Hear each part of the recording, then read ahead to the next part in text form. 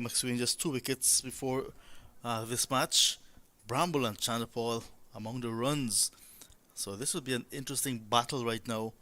The Harpy Eagles batting first on a very good track, mind you. I was there taking a close look at it. It's very hard, you can see, and looks like it's tailor-made for runs. So the Harpy Eagles want to bat first, and with this weather conditions, batting first may also put the opposition on the back foot in terms of them having to preserve their energies. It's very hot out there. Conventional field here for Preston McSween. Just one slip and a third man and a fine leg. There's two fielders outside the circle. Again back of a length, and this one just outside the off stump. Chanderpaul playing it down, and Point comes around and cleans up there. No run. But how do you rate the Guyana Harpy Eagles batting so far? Because of course their bowling has done well as a team, and their batting. What do you think their batting is lacking at this point? Well, in terms of what they're lacking, maybe extremely big score, because they bat from 1 right down to 11. In that first game when the Volcanoes got 296, they got to 268. That's what John Ramsing is looking forward to here. This one in a little bit outside the off stump, checks back of a length again, and Chanderpaul plays that out into the cover. And there's no run once again. So good start here from Preston McSween, keeping it quiet, keeping them honest. Yeah, then in the second match, they got 269 against the Red Force and defended it slimly by just 3 runs. But the win is a win, you would want to say. And then for the first time, they had to chase against CCC. CCC got 206 all out and they chased down the Harpy Eagles. So the batting is very strong. But we just want to have maybe a big score. McSween comes in again, and this one again back of a length, again outside off stump, and again pushed into the cover. And that's the end of the first over. A very sedate first over on both sides, you'd have to say. Windward Islands Volcanoes, Preston McSween bowling that very good first over. Guyana end that first over on 2 without loss. A quiet start, you'd say. McSween now finding his feet. This is a hard pitch, so he would want to be very good, bowling some good line and lengths. Don't want to give too many room outside the off stump, especially to these batters. Bramble is very strong, so you may not want to go into his pad as well and too full to him. So cautious start from all sides so far. Yeah, certainly, and we can't forget that Guyana, that should be, have the X factor of Mr. Romario Shepherd, who is hitting some batting and bowling form as all these all-rounders are quite capable of doing. Hasn't been much from Shimron Hetmeyer, so we'll be hoping to see a good innings from him today as well when he comes out to bat. And once again, he's in the spotlight, Hetmeyer. Not getting the starts that he's looking for. Giving it away in the last game. Had a perfect opportunity against CCC. Hit 2 boundaries right in the V. And then the very next ball, straight to the field, also in the V. So you want to work on that, Hetmeyer. Ryan John will take up proceedings from the southern end of the ground now, as Bramble will settle down to face him. Very good, bustling fast bowler is Ryan John. Seam up. We're hoping to hit his straps immediately, and here's his first delivery. Bit of a wide one there. Bramble reaching for that one, could only carve it to point. Didn't quite get the full face of the bat there. But there is a deep cover out there for Ryan John, and then the other fielder outside the circle is at third man. He still has a slip in place as well. Andrew Fletcher, the Spice Man, giving his bowlers something to work with here.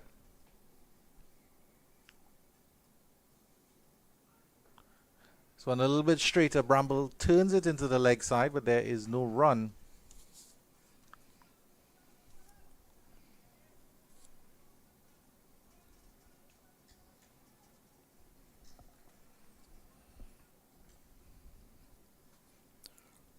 Want to say good afternoon to everyone in the Windward Islands.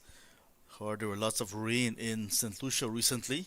So good afternoon. Hope that things are better with the weather.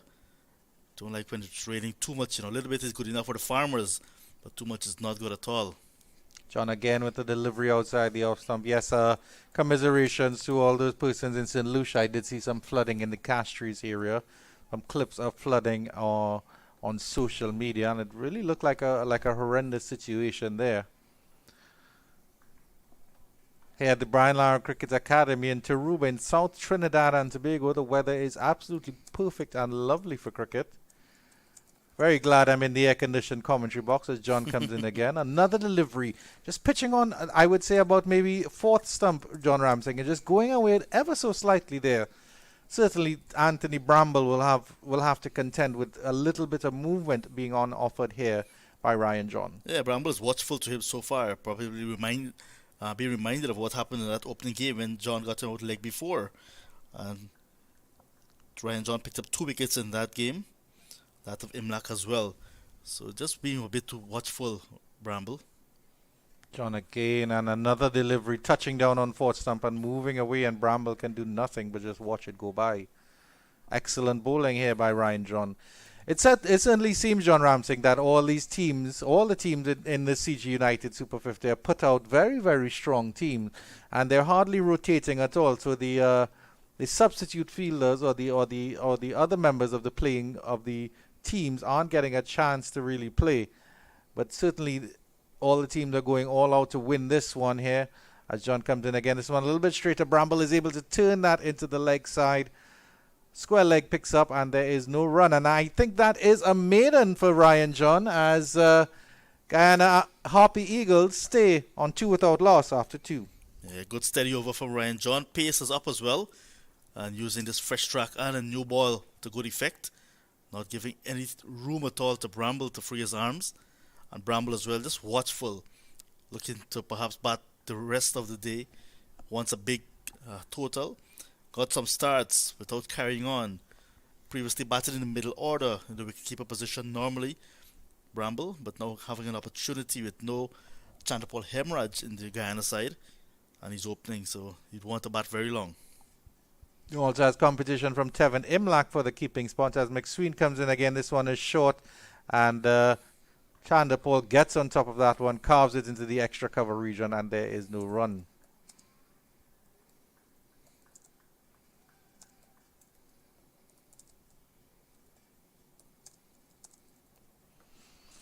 But certainly a very, very interesting contest loading up here, Mr. Ramsing. And I would say honours even at this stage. You'd have to say maybe the Windward Islands Volcanoes boys a little bit on top at the moment because the run rate from the Guyana Harpy Eagles is very, very slow. As McSween comes in again and this one he gets through cover, and that's a brilliant shot off the back foot for 4 from Tajanarayan Chanderpaul. Yeah, that's the first boundary of the day. Chanderpaul got it just outside his off stump. Slight inward movement after pitching from McSween, but Chanderpaul equal to the task, standing tall and punching it nicely at this outfield. Very quick. Certainly his batting stance not as awkward or as well known as his famous fathers. But if you can match him in 50% of effectiveness, John Ramsing, I'd say that you're not doing a bad job at all. Here's McSween again. Let's see a response being cracked through the covers for 4. A little bit straighter there. A little bit towards the chest as well, but Chanderpaul able to ride that one into the square leg region. There's no run.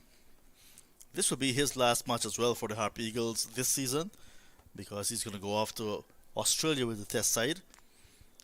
So we mentioned a set Guyana Harpy Eagles team playing the tournament so far. After this game, they'll have that enforced change because that position will become vacant in the top order and Chanderpaul leaves. So they want to make sure that they have the best possible partner for Bramble. And certainly all the teams will have to face a little drain as Sween comes in again. McSween, that is. And no run again from Tajanarayan Chanderpaul. But I have to ask you, John Ramsing, what's the inside information on Shimron Hetmeyer? Because he seems very disinterested in West Indies cricket, as it were. I actually thought that maybe it had to do something with him being a new father and he maybe not wanting to leave his newborn child for very long. Because, of course, you know, you get a little bit of an insight into what is happening on these players' lives on social media. We'll pick up that discussion after this delivery from Preston McSween.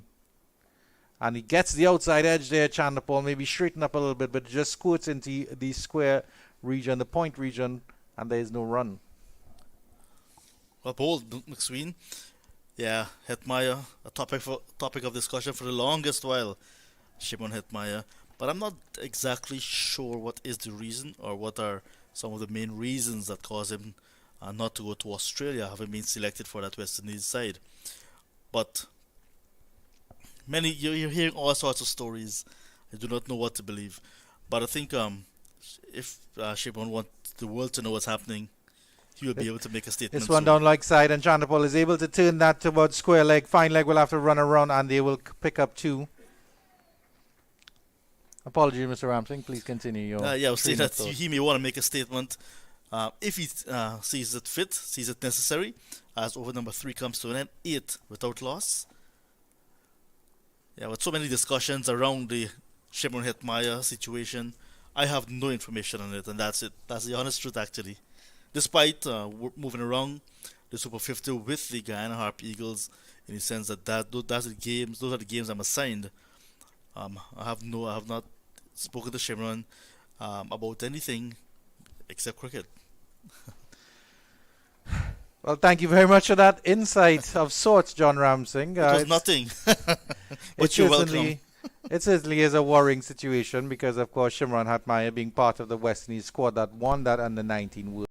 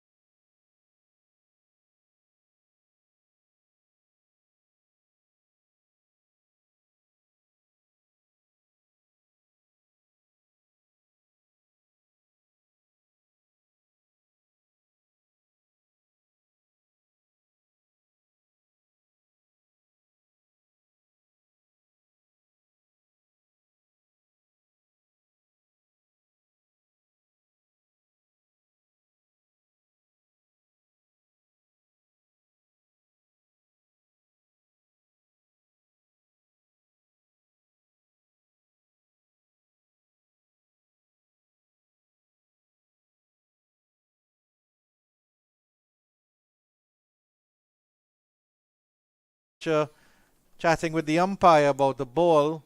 Ryan John probably getting some advice here from Preston McSween up at the other end, on the southern end of the ground. So certainly, I think that was a bit of a commentator's curse here, because I said Windward Islands Volcanoes had the bit of advantage because Guyana Harpy Eagles haven't settled into their work yet, and Anthony Bramble seemed to have heard me and took offense to that, John Ramsey. It was just taking some time to get a measure of this track. They played right here a few days ago when they beat this combined campuses and colleges, and that occasion it was good for batting as well. And here, Bramble just had a few sighters, and now he's into his work. The final delivery of the leg side of the over is down the leg side. It may have clipped Bramble's thigh pad, and he's very unhappy with that, despite having collected 16 runs in that over. At the end of 4, Guyana Harpy Eagles 24 without loss. Yeah, he may feel that he missed out there, Anthony Bramble, and it was down the leg side. He wanted to get bat onto it. Had it beaten the wicket keeper, would have gone into the boundary for 4. So he's definitely feeling that he missed out, and he's annoyed with himself for doing so. Because once you have a bowler on the back foot, you must be able as a batsman to take advantage. Because I tell you what, as a bowler, they're not going to give you any second chance. Preston McSween will continue the action here. Be interesting to see when some spin comes into play here. I'm suspecting by maybe about the 8th over or so. Denver picked up 2 for 46.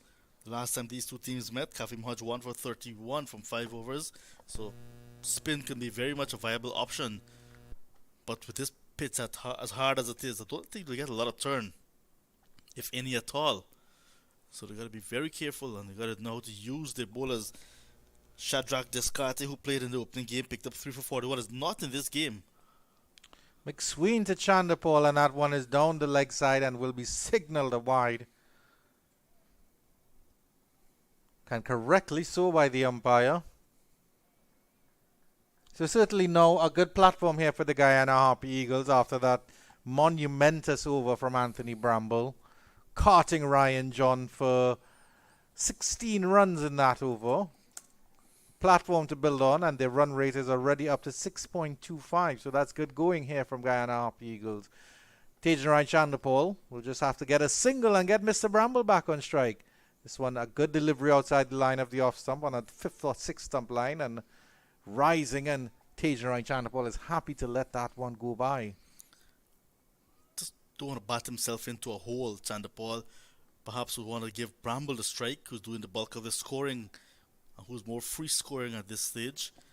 But Chanderpaul can also pick up the gaps like we saw so far in this season. The slip has been removed, and there are 2 fielders in the cover positions as well. Well, 3 fielders, I should say. Short extra cover, and a deep cover as well. This one down the leg side, a little bit straighter from Chanderpaul. He's able to turn that one down to fine leg for a single. Let's see if Mr. Bramble can provide some fireworks against the McSween. Yeah, McSween actually bowling with a bit more bounce and carry, so a little bit more pace than Ryan John. So maybe Bramble may want to be a bit watchful at the first, see what he has to offer, pick up a measure of the track, batting from the southern end as well, and then may want to have a go. McSween will not allow him to settle. And there's always the danger, of course, of the left-handed pacer that can bring it back into the right-hander. And we've seen that McSween can move the ball both ways. Certainly a very, very good bowler to look out for in the future.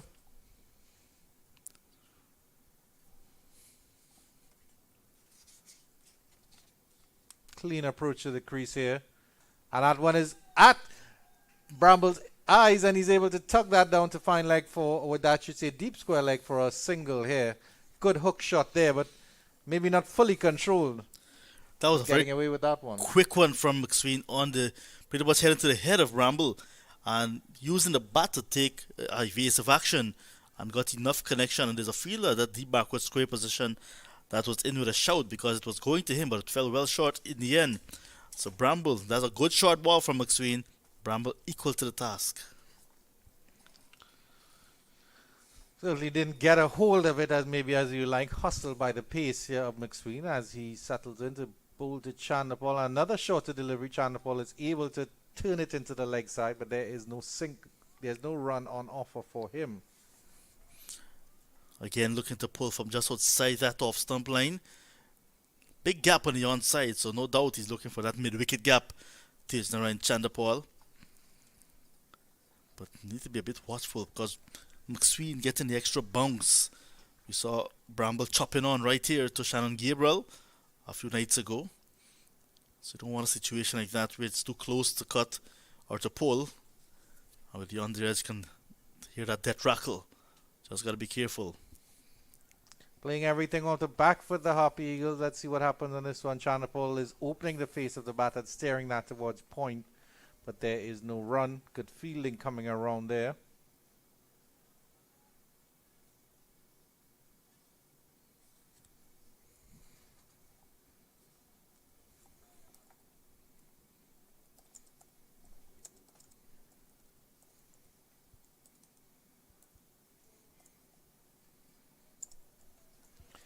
McSween settling into his work now. 2.5 overs, none for 11. Want to finish strongly here. We'll have to see if Ryan John has been hit out of the attack after his last over going for 16. This one, back of a length and tucking Taj Narayan Chanderpaul up, and he plays that off to mid-off.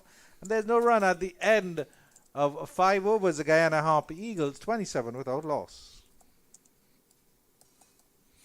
Nice competitive passage of play in this match. First 5 overs, the Guyana Harpy Eagles getting 27 runs, but it's not been easy going. That big over that Bramble got a few overs ago against Ryan John really helped them, but it's not a bad effort from the Volcanoes so far. Hot conditions now. We had some drizzles earlier, but now it's steaming hot at the Brian Lara Cricket Academy. This is the return clash between these two sides. The Windward Islands took first blood by some 28 runs when they met at the start of the tournament at the Queen's Park Oval. The 4 teams in Zone A, they play each other twice. One day match, one day-night match. The day match at the Queen's Park Oval, the day-night match here at the Brian Lara Cricket Academy. It's a nice format. The top 2 teams will go on to Antigua to play the top 2 teams in Zone B in the semi-finals. Ryan John comes in for his third over, back of a length, and Bramble is tucked up and just plays that into the extra covered region. So 2 overs from Ryan John, and they've been very contrasting because the first one was a maiden, and then the second one went for 16. So certainly he'll be hoping to go back to revert back to his first over, maybe get a wicket maiden. I'm sure he would love nothing more than that. Certainly after Anthony Bramble carted him for 16 in that last over. Second delivery to Bramble, and let's see what Bramble does. And it's a bouncer, well-directed bouncer. Didn't get any of that at all, Bramble. And the keeper comes around to square leg and picks up. Yeah, a little bit of protection this time for Ryan John. With Bramble on strike, the 2 deep fielders are on the onside. Deep mid-wicket and the fine leg. So still in this batting power play, 2 fielders are allowed outside the 30-yard circle. So they're in that defensive yet attacking positions for Bramble because that's the areas he's scoring. So they're trying to plug the gaps and also try to pick up his wicket. Hard hitter Anthony Bramble. And as John comes in again on this delivery, he's giving himself some room and it's tugging that down to mid-on. But there's no run on offer there. He's probably hoping for that gap between mid-wicket and mid-on there.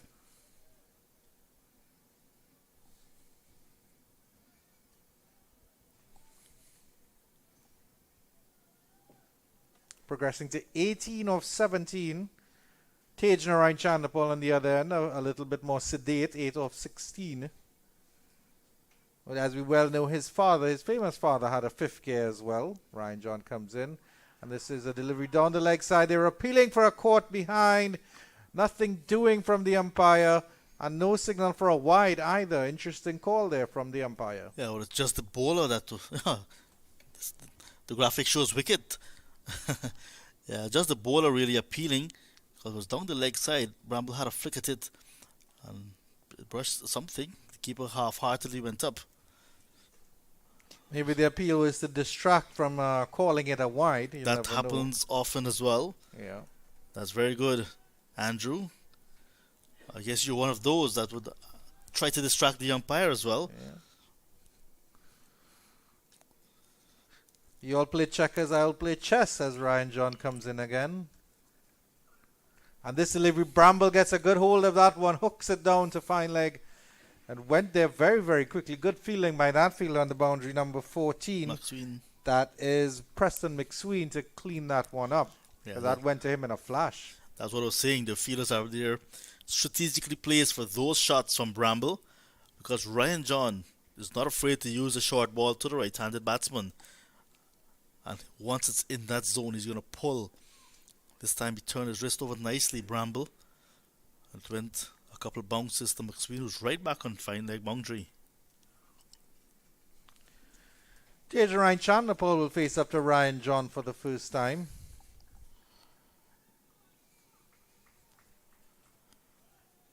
Certainly much more of a back foot player is Deja Ryan Chandlerpole, not comfortable coming on the front foot. Certainly something that the Windward Islands Volcanoes will try to encourage him to do on the back foot again, and turns this one into the leg side, and he'll get a single there. And that should end the 6th over. After 6 overs, Guyana Harpy Eagles progressing nicely, 29 without loss. Another good over for the Harpy Eagles. Managed to keep out Ryan John. So Bramble and Chandlerpole, another good start for them, laying a foundation for the Harpy Eagles. 6 overs, just under 5 runs and over. So it's not too bad going at all. They got starts all tournament. 44 in the first match, 69 in the second. So they know how to bat well, and they're batting well together. 18 in the last game against CCC. They've gone better than that already.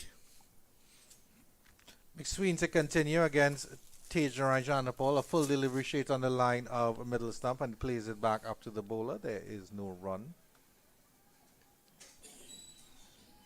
McSween into his 4th over, and in hot conditions like this, you do not want to bowl your fast bowlers for too long spells. But he's not doing a bad job containing the batters so far, McSween. So now he's giving his captain something else to think about. Should we bring on someone else new? Should we give him an extra over? We're looking for that breakthrough. It's a tough one for the captain at the moment.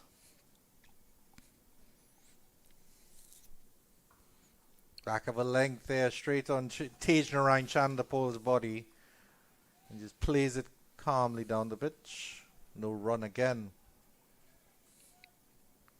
So certainly it would seem that they contrast each other well, these two opening batters. Anthony Bramble, pugnacious right-handed. Tej Narayan Chandapole, a little bit of a crabby technique as per his father, but a nudger and noodler definitely can get you singles. And a very good timer of the ball as well. So don't give him any width, don't give him anything he can work off, because he will certainly get runs off you. This one tucked up again, and it almost dribbles down onto the stumps there. Has to be a little bit careful, Tej Narayan Chandapole. Not necessarily going with hard hands at that one. And the ball almost rolled back onto stump.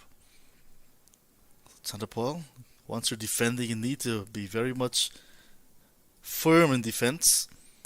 You cannot be tentative at all. So with a tentative push, the ball rolled back and almost got onto his stumps. Going on to 9 of 20, soaking up a lot of deliveries here, Tej. And this one, he cuts that one down to the point region, and there is no run. Got good connection on that one, but unfortunately straight to the fielder. So Preston McSween doing an excellent job here. Nunfield 11 of 3.4 overs. But as you mentioned, John Ramsing, it is very warm and the sapping heat out there. Well associated with the Caribbean. Yep. There is a little bit of breeze here, as we can see the Guyana and Windward Islands flags fluttering in the wind. It's not completely still. Oh, and he got to the edge on this one. Has Chandapole playing all the way around that one, and it runs on to third man for a lucky single there. As Tej moves up to 10 and Guyana 30 without loss. Cheeky single off McSween there. Chandapole just pushing on that one tentatively again. And the faint edge found, but there's no slip. Well, there were no slips in place at that time for Chanderpaul. Lucky to get away. But there's a tight ring of fielders on the offside when he's on strike, Chanderpaul. To his credit, though, he did play it with soft hands, didn't push at it too hard.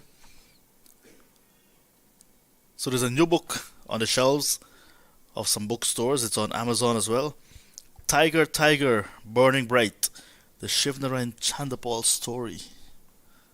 McSween comes in for the last delivery. Is over, and that's helped around to fine leg for 4. Wonderful shot there by Anthony Bramble. McSween not adjusting his line for the right-hander, and Bramble swings that around for 4. At the end of 7, Guyana Harpy Eagles 34 without loss. McSween, why did you stray on the leg of Anthony Bramble? You're seeing how strong he is in that area. And there was the field at deep backward square and the field at fine leg, but in the circle, they had no chance. The third man was on the boundary. So those are the 2 deep fielders. And Anthony Bramble there got it into that gap and got the boundary. So he's motoring along nicely with 23 already. Better than a run of ball. Chanderpaul, sedate. Yes, Andrew, so you can pick up that book actually.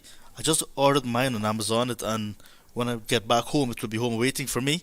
Tiger, Tiger, Burning Bright. The Shivnarine Chanderpaul story. And he tells everything in that book about his career, especially towards the back end when he was asked to retire.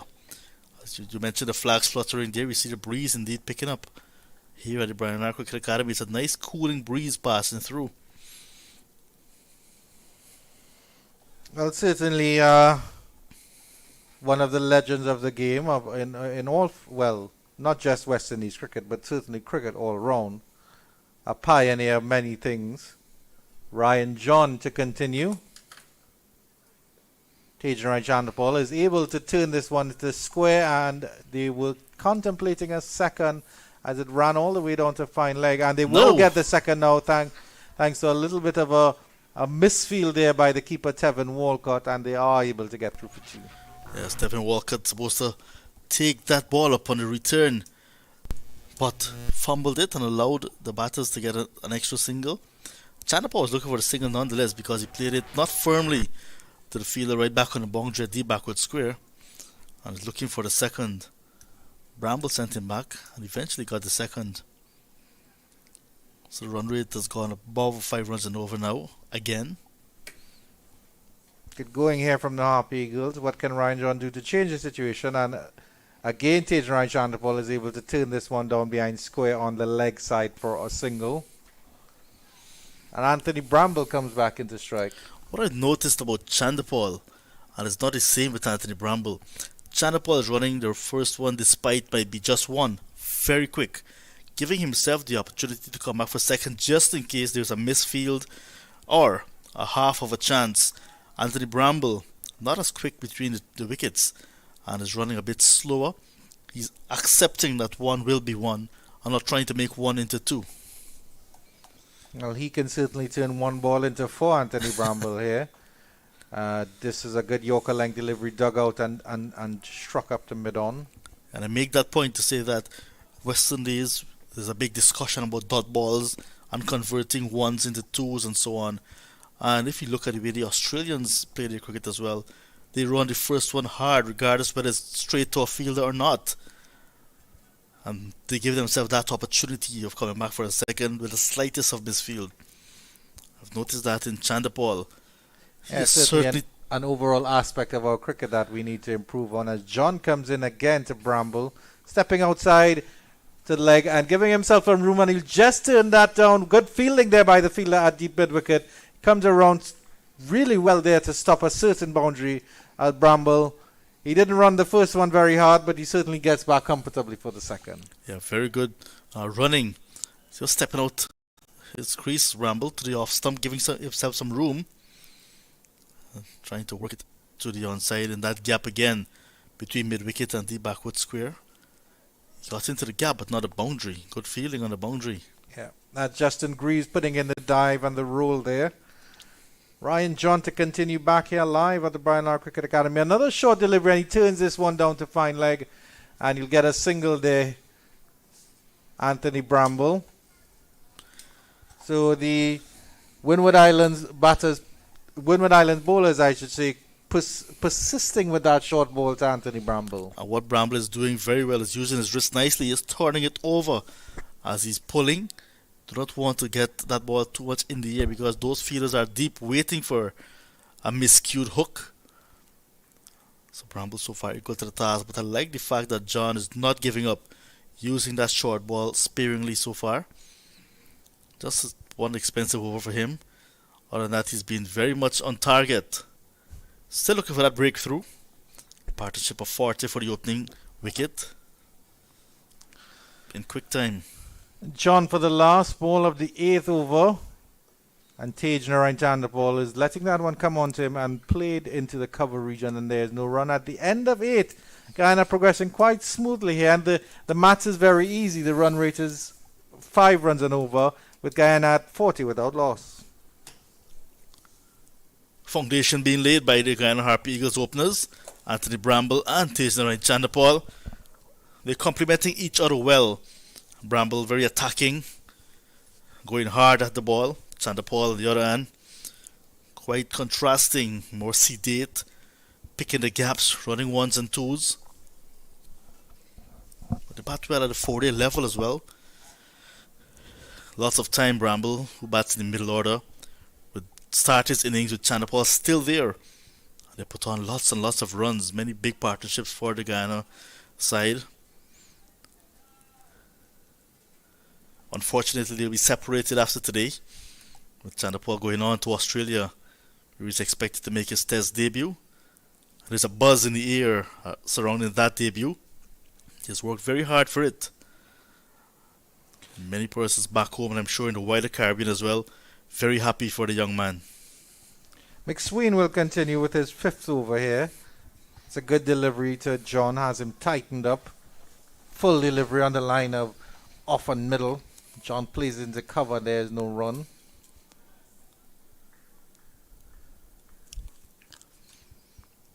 But certainly it is nice to see that a sort of legacy continuing here with another Chanderpaul. I think at one point that there might have been a possibility of Shiv and Tage playing together in Test cricket for the West Indies a couple of years ago.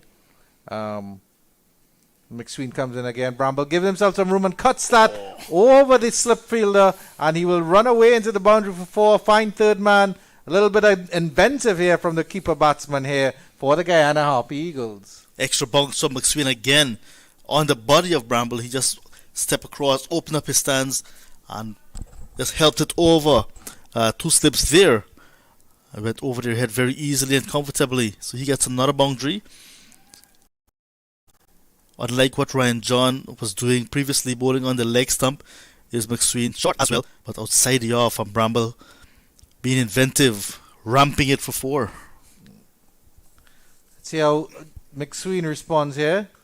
And this one he's cut through behind square for 4. That's a beautiful shot by Bramble. Fast hands and just a flash of the bat. And McSween has no answer for that one. That's 4 beautiful runs. Pushing it too wide this time, McSween. And you can hear the sound of the bat as that ball came off. And no one was going to stop that one, I can tell you that. The fielder had to go to retrieve, and I'm sure he's happy that he did not get a hand to that. That was powerfully hit by Bramble. And he is raced on to 34 of 26 as the Guyana Harpy Eagles have progressed quite nicely on to 48 without loss. And that run rate just starting to creep up a little bit. Anthony Bramble starting to enjoy his work, you'll have to say here, John Ramsing. Yeah, he got 42 when he played against the Red Force, his best innings to date. He'd want to come better than that. He has to start here again, Bramble. Let's see how McSween responds. It's a short delivery down the line of the leg stump, and it will be called a wide by the umpire. Definitely a wide on that one. Yeah, that was very high. Could not reach there, even if he was twice his height. But it's good bowling again from McSween. Good use of the short ball. Just a bit too short, but his pace is up. I like the attacking nature of both of the bowlers. Not trying to bowl pretty much anything else but to their plan. They're sticking to a plan. Just not able to get the breakthrough so far. Certainly McSween maybe not bowling to the plan as well as he would have liked, because there is a slip in place here. Yeah, we're looking to come round the wicket now. McSween changing his line of attack. And it was his captain who went up to him and perhaps made that suggestion to him.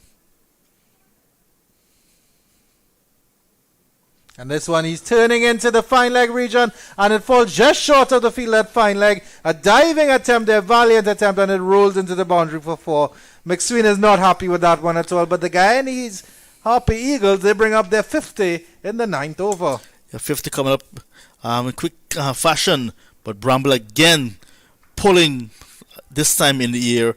So McSween using the short ball, trap set, but Larry Edward right back on the boundary. Could not hold on to that one. There's fine leg and there's deep backward square, so they're giving him that short ball so that he can pull, and that trap is set. This time Larry Edwards a bit too late to react, and that's why we see the Volcanoes, the rest of the fielders, very animated. They felt they had his man. When it fell short of the fielder, they all got disgusted. Could have easily been the first wicket. Certainly McSween looking slightly despondent there that he hasn't seen the back of Anthony Bramble, who seems to be blowing quite hot and cold. It seems like one over he's tearing everybody apart. And next over, let's see what he does here. It's a good delivery back of a length outside the line of the off stump and just plays that into the point region, and there is no run. But that run rate jumping up to 6 runs and over now. With one delivery left in the 9th. Cage around Chanderpaul, certainly the perfect foil here for Anthony Bramble. Bramble got to realize he has a lot of time as well. This is only the 9th over of a 50 overs a side game. Usually in a T20, and recently we've seen 60 and T10s, you don't have a lot of time really. But now you have 50 overs, you can really take your time. McSween again, and this one delivery of a good delivery to end the over. Pitching, touching down and then straightening up a little bit on Bramble. He plays it quite nicely up the pitch at the end of 9 overs. 53 without loss, the Guyana Harpy Eagles.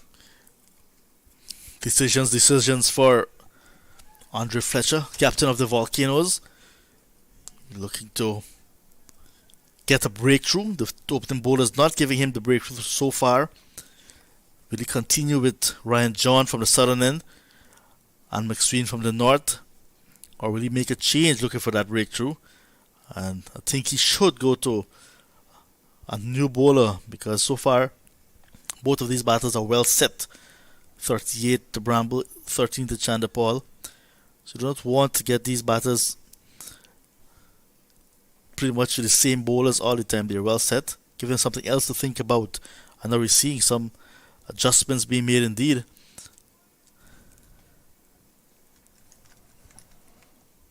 And it seems we are going to see a change in bowling here. It looks like Kavem Hodge will be taking up for Ryan John from the southern looks end like of the ground. Kenneth Demba.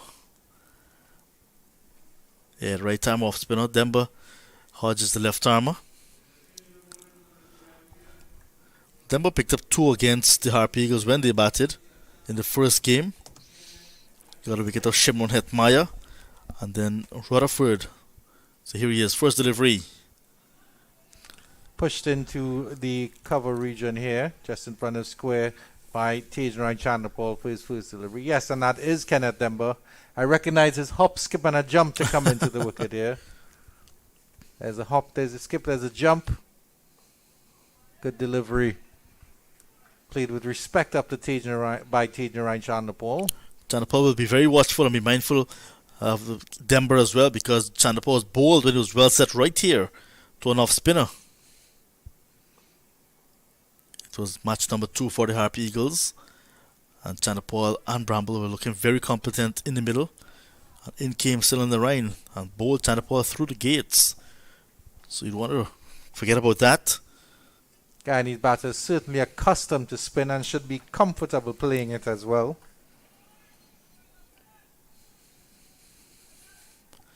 And that's another aspect of West Indies cricket that they're worried about, the fact that they're not playing spin as well as they would want on the international scene.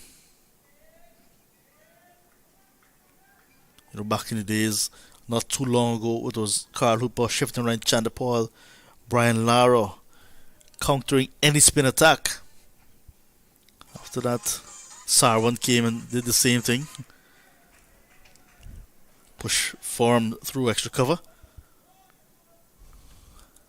Yeah, man, at the end of 10 overs after the power play, the Guyana Harpy Eagles are progressed to 54 without loss. Chandapal on 14 of 31. Bramble 38 of 29. Yeah, Denver first over. A nice testing one. Just a single, however. So Chandapal weathering that storm, but a nice partnership. The second 50-plus stand in this competition. There's umpire Chris Taylor signaling that it's the end of the batting power play. So in this middle phase of the game now, from overs 11 to 40, an additional 2 fielders are allowed out of the middle, the 30-yard circle. Just to give you an update as to what is going on at the Queen's Park Oval, the combined campuses and colleges having posted 200 in their 50 overs. Trinidad and Tobago Red Force, after 15 overs, 74 for 1. Joshua De Silva, the man, going for 22. Keon Otley not out on 37. And Justin Greaves will be taking up the attack here at the Brian Lara Cricket Academy from the northern end. So pace replacing pace here.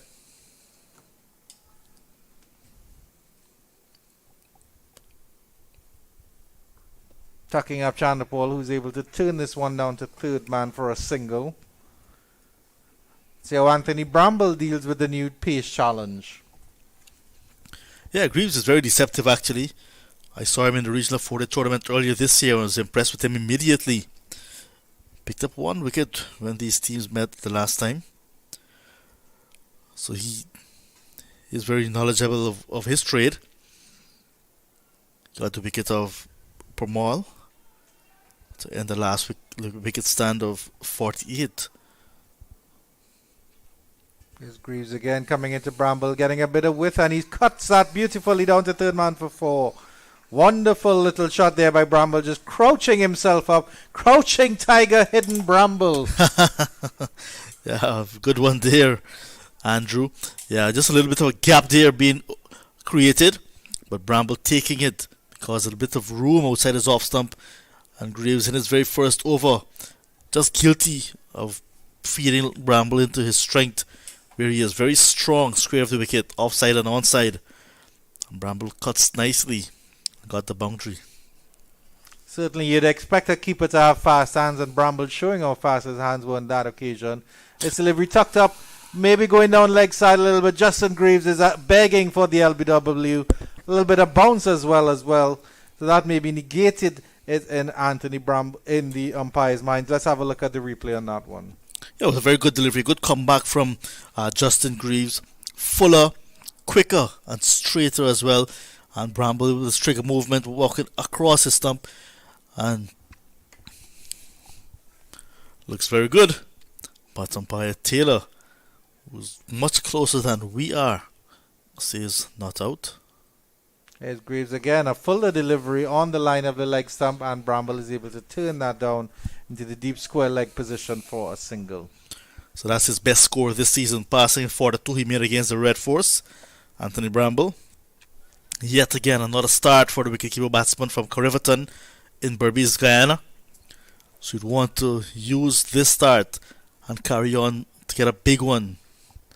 Tevin Imlach, who is yet to come, is in the 11, is also a wicketkeeper batsman, but just playing purely as a batsman as Bramble takes the gloves this season. There's Greaves to the left-handed Tajanarayan Chandapal, and this one he's tentatively on the front foot and pushing that into cover, and there is no run. But yes, as I mentioned earlier, Guyana Harpy Eagles seem to be peaking at the right time. The Windward Islands Volcanoes starting very strongly with Alec Athanaze and Kavim Hodge finding some good form, but sort of tailing off just a little bit. Yeah.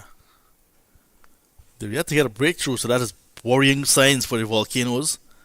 But the Harpy Eagles, like I mentioned, is also Kemal Savory, who's a wicketkeeper batsman in the squad as well. Yes, Greaves and Chandapal gets this one, and he is able to turn that one down to third man. Not as convincingly or as wonderfully as Bramble did to get 4, but certainly a single there. And after 11 overs, Guyana Harpy Eagles 61 without loss. Greaves replacing McSween from the northern end of the ground and conceding 7 in his first over, including that boundary. So not quite there just yet, Justin Greaves, in terms of keeping things quiet. But he's searching for that opening wicket for his captain. Wants to get a wicket. None coming so far. And Demba will continue from the southern end of the ground. And the rain we had earlier seems to be a distant memory now. Weather's cleared up nicely. The sun is out. We could perhaps continue for the rest of the match without any rain. Kenneth Demba will resume action here, and he has a long on and a long off in place, as well as a deep extra cover for Chanderpaul, and this one is driven out of that deep extra cover position. We'll get a single and put Mr. Bramble, who is going on quite well, 43 off 32, back in strike.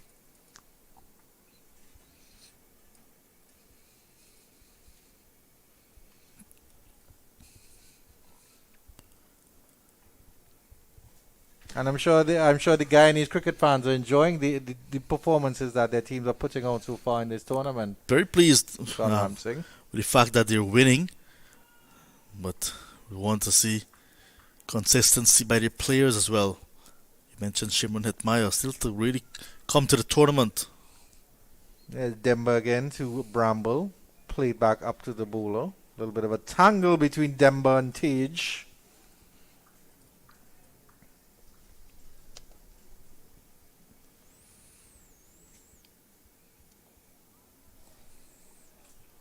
He certainly does resemble his father in build and stature, Tejaran Chanderpaul. A little bit of the oddities of Shivnarayan Chanderpaul coming to the fore in the batter. The downcast shoulders as well. Bramble is up, attacking Demba, and he's hit him over long off a high, hard and handsome 6. That's 49 for Anthony Bramble, and he's on the charge. That is a massive hit. He went down to Demba, and as the ball pitched, there was Anthony Bramble with a bat through the line, and that went sailing into the VIP stand here at the Brian Lara Cricket Academy, almost into the upper tier. What a hit from Bramble. This is a strong lad. Certainly a clean swing of the bat there and clean connection. That one sailed over the extra side screens on the long off side there. And one of the Windward Islands Volcanoes fielders has to go into the stands and retrieve that one for Kenneth Demba. Yeah, these fielders need tickets to get into those stands because Bramble is sending them all to have a look from the stands. He's now approaching his third list day half century. Highest score at this level, 69 for the right-hand wicketkeeper. Trinidad and Tobago cricket board in the corporate boxes were in danger there just now from Anthony Bramble. This one is a good delivery. Pulled back a little bit there by Demba and just played off into the onside there. Or the offside, I should say, and there's no run.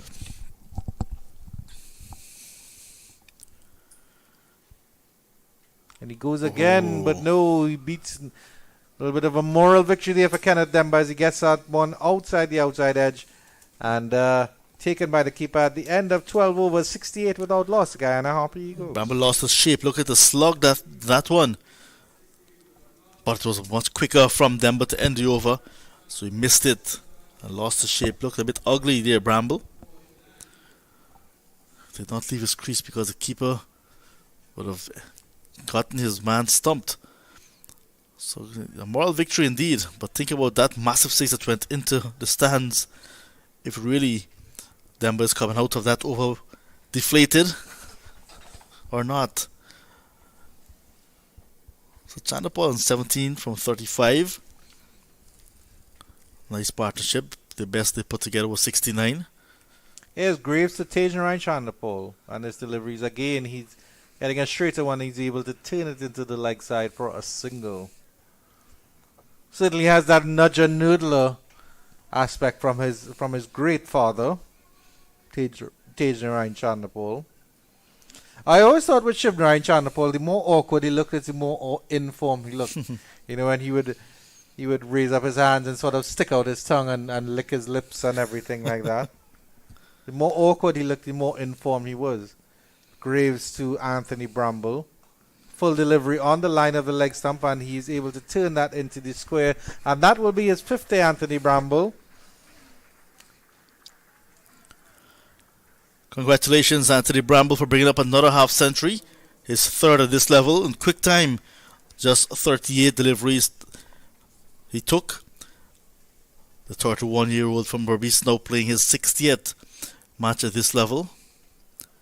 It's a good effort from him so far, but you can see his work is not yet done, because this is only over number 13. With an offered here, and Tajan Chandapal is able to cut that one, and third man will come around and cut that one across. That was very close to Athanaze, who's at backward point. Could have easily gone to hand. Chandapal cutting it in the air. I feel that third man has to go to his left to clean up. So Chandapal as well getting a bit anxious. Haven't seen him play any shots in the air. That occasion was wide from Greaves, and he went after it.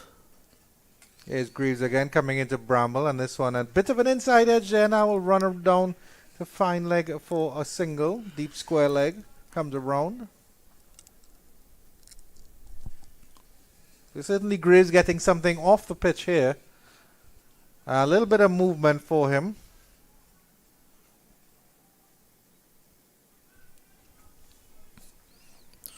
Yes, he Greaves. I know in Guyana there's a Shivnarine Chandapal drive, John Ramsing, but it should not be a Shivnarine Chandapal cut, because he's not normally known for the drive. Greaves comes in a little bit of a wide delivery here, and Tej Narayan Chandapal lets that one go by. Yeah, so the Shiv Chandapal drive is at the old border, where he made his test debut back in 1993, and that road connects as well to the office, the highest office of the land, office of the president. So yeah, it's a really nice area in Georgetown, the government area, Ministry of Agriculture, Ministry of Foreign Affairs, Office of the President, and the border. Another delivery here by Chandapal, and he's contemplating a single. He was running up the pitch blindly, and thankfully sent back by Anthony Bramble.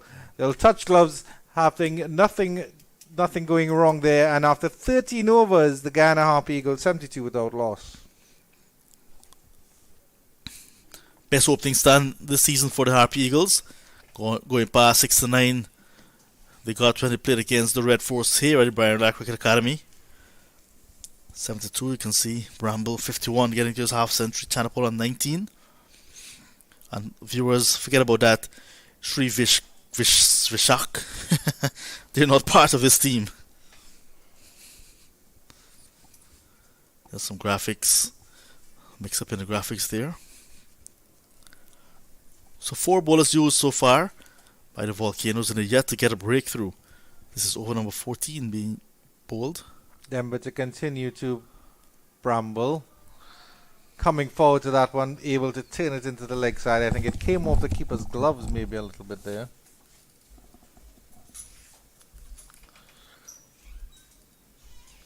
Certainly a good platform being built here by the Guyana Harpy Eagles. 72 without loss after 13 overs. Bramble doing most of the heavy lifting here, 51 or 40. Denver comes forward again. Has Bramble coming forward again, that should be. And no run there for Anthony Bramble.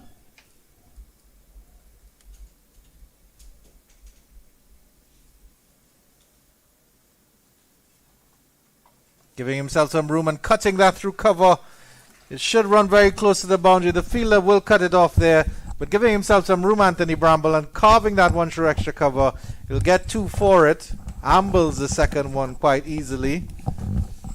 And he keeps the scoreboard ticking over, Anthony Bramble. Yeah. Not taking a lot of risks at all there, Bramble. Not hitting it too hard, but the timing is not there as well. So did not get to the boundary.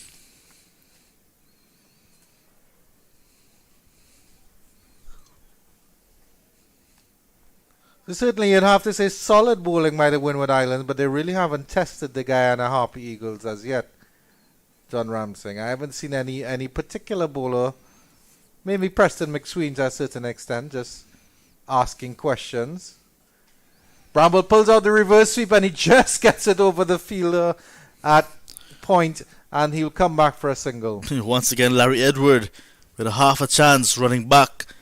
That was difficult, more difficult than the one when he was running in, when Bramble was hooking and pulling. But a single to Anthony Bramble.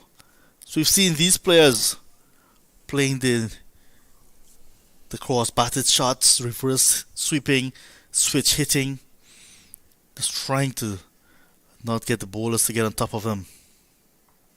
Tajan Ryan pushes this one into the cover region and gets a single.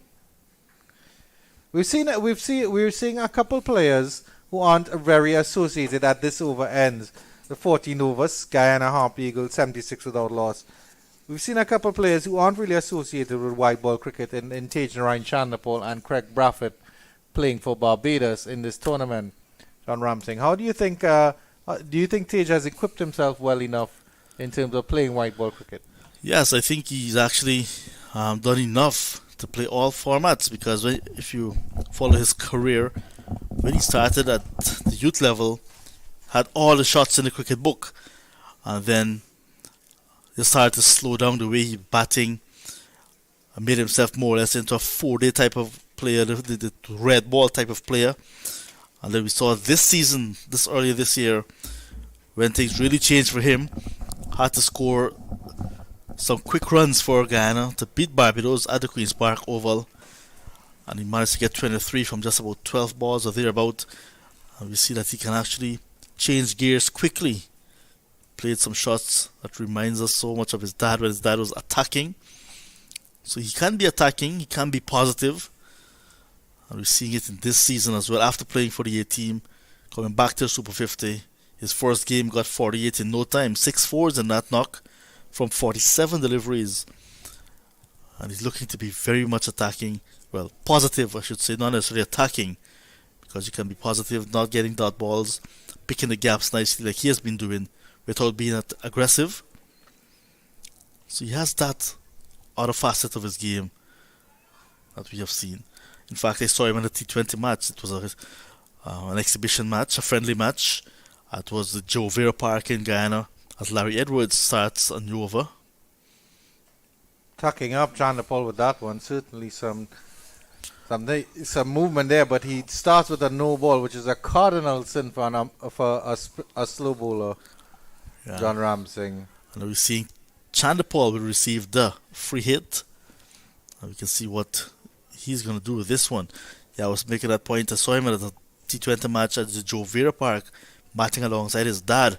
And he outscored his dad, scored 124 in no time. And together they put on 174 for the opening stand. And his father was just a spectator at the other end. Yeah. He is capable of stepping up that fifth gear as necessary.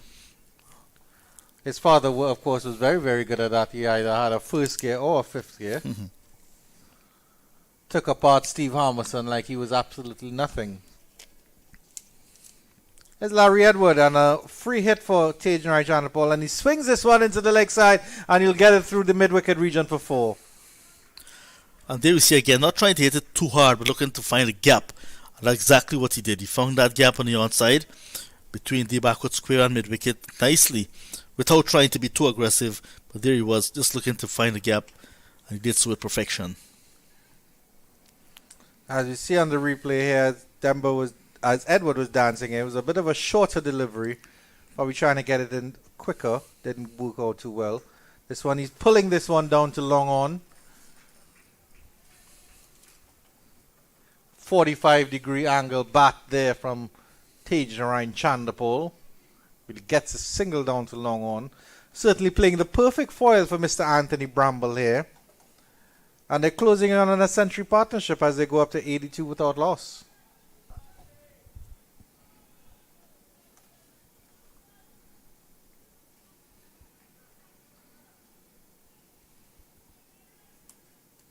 Larry Edward looking to take a first wicket for the Windward Island. And this one is another short delivery, and he pulled that down to cow corner, and he gets that into the gap. Does he know? Yes, a bit of poor fielding there by the fielder running around there from long on, and it goes into the boundary, trickles into the boundary for 4. Anthony Bramble is on the charge and he moves up to 58. A very quick 58 Yeah. indeed. Kavim Hutt did all the hard work of getting to that ball and then missed as he was putting his hand down to stop it from going into the boundary, and it went into the boundary behind him, and he did not even look to his captain after that. Naughty piece of feeling from Kavim Hodge. Certainly half-hearted attempt there. This one tucked up is Bramble by Larry Edward. It's like he saw $1 on the ground as opposed to $100 bill, John Ramsing, and decided, well, I'm not going to make much of an effort there. And this one is tucked down short again, and he will pull that behind square for down to square leg. That should be for just another single there for Anthony Bramble. Keeps the scoreboard ticking over, and they progress to 87 without loss after 14.5 overs. Johnson Charles picking up this time, and Bramble looking to really keep on top of these bowlers. This one pushed down to long off by Tage to end an excellent over here for the Guyana Harpy Eagles. They'll end the 15th at 88 without loss, and John Ramsing, who's maybe a little bit tense at the start of the game, is definitely sitting a little bit more comfortable now. Not a bad effort at all in the first 15 overs by the Harpy Eagles, but the Windward Islands Volcanoes not necessarily helping themselves either. Had Kavim Hutt stopped that ball from going into the boundary, the over would look much better than it did. And then Edwards starting the over with a no ball, so they're not helping themselves, the the Volcanoes, and because of that, the Guyana Harpy Eagles are in charge. A very relaxed looking bunch of players under that tent for the Harpy Eagles. Also Angelica Holder, the physiotherapist there. Certainly, they need to stand up and be counted here as we see an adjustment in the bowling here. Justin Graves will be trying his luck from the southern end of the ground, replacing Kenneth Demba. Yeah, switched around. Chandapol is opening the face of this and gliding this down to third man. A full delivery outside the line of the off stump. Again, manipulating the strike quite well, Tage Narayan Chandapol. 27-45. After picking up all 10 wickets against the Harpy Eagles in their first game, the Volcanoes, they were only able to pick up 4 against the Red Force and 4 against CCC. So as a bowling unit, they're not necessarily having their way so far, the Windward Islands Volcanoes. Yeah, just lacking that little bit of an X factor maybe here. Obed McCoy is in the squad but not playing because he still has some Graves again troubles with as his knee. delivery turned down to fine leg again by Anthony Bramble for a single on the line of the leg stump. Those quick whippy wrists you were talking about that probably are very good at whipping the bails off when a spin is in operation. Yeah. A Kevin Sinclair of sorts, and Anthony Bramble using those wrists for his batting prowess quite right now.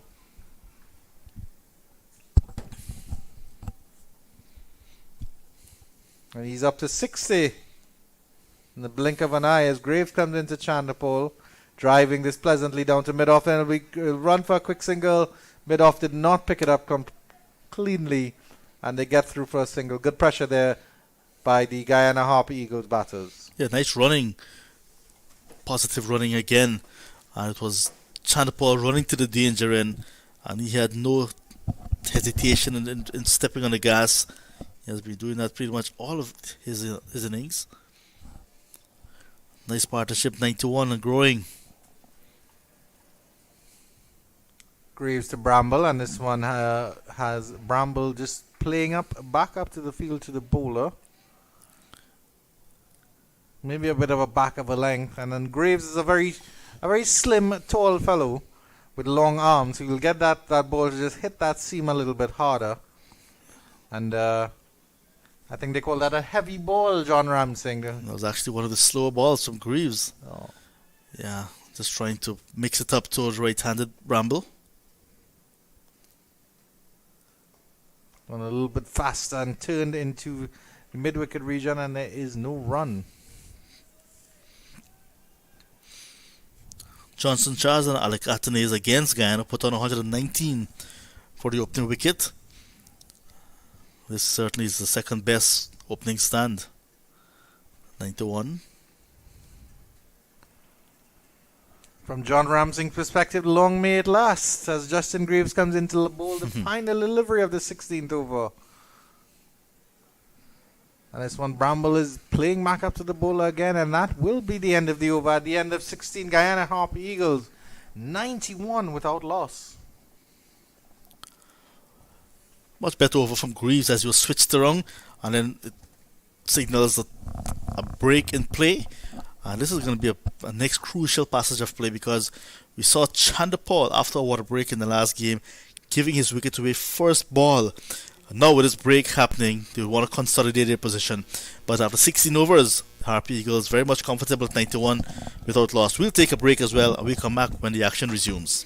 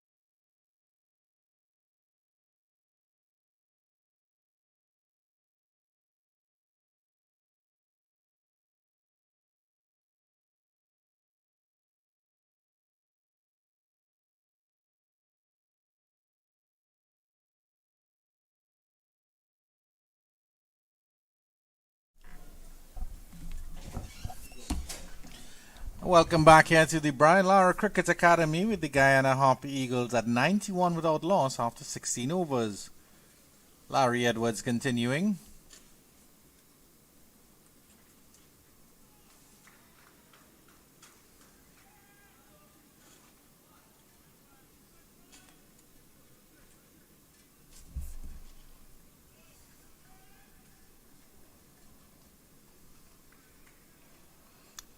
That single from Tej Chandapol brings Anthony Bramble on strike, 60 or 51.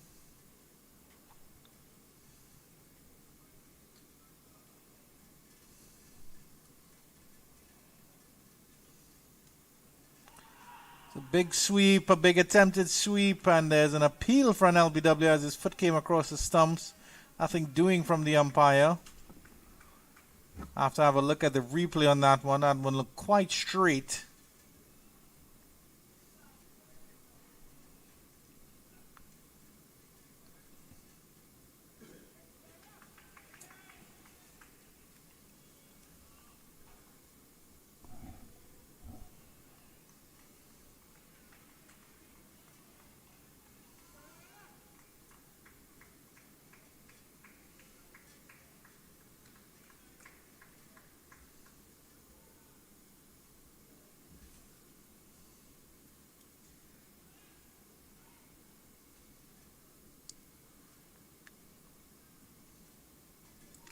Cutting there is Bramble, and he punches his bat in anger.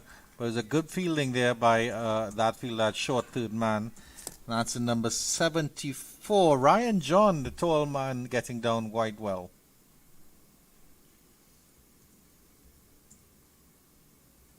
He's beaten all ends up by that one getting through bat and pad there. Good delivery there by Larry Edward. Tevin Walcott didn't take it cleanly behind the stump. Let's have a look at the replay on that one. Won't have time for it as we're back live here. This one a little bit straighter here.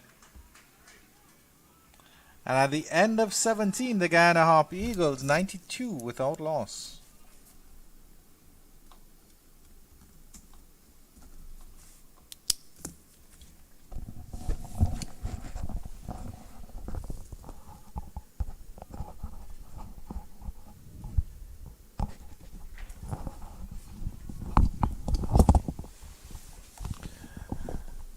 Justin Graves will resume action from the southern end of the ground here.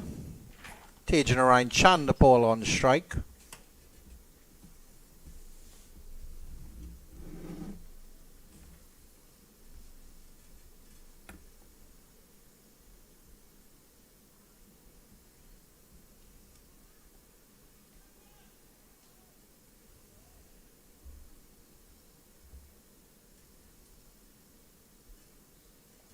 And he attempts the scoop and he gets it over fine leg, short fine leg. They'll come back for two. And Tejanarayan is running for the third. He's screamed down the pitch, but he's able to run back into the non-striker's end as Bramble held his end at the striker's end. A little bit of a miscommunication there, but luckily Tejanarayan Chandapol was able to get away with that one. Real miscommunication there after an inventive shot going down on one knee and scooping over fine leg.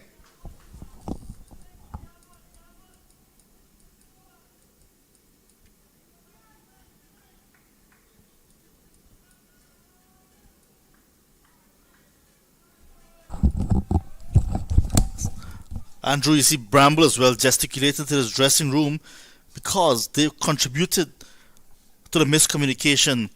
Whether they asked Bramble to stay, so he listened to them, did not listen to his partner, did not look up to see his partner running in for the second. Graves continues here, and Bramble is trying to drive this one down to long corner, and there is no run.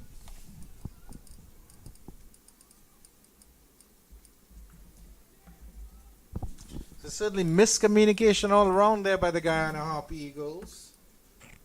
Maybe operating on dial-up when they should have been in 5G.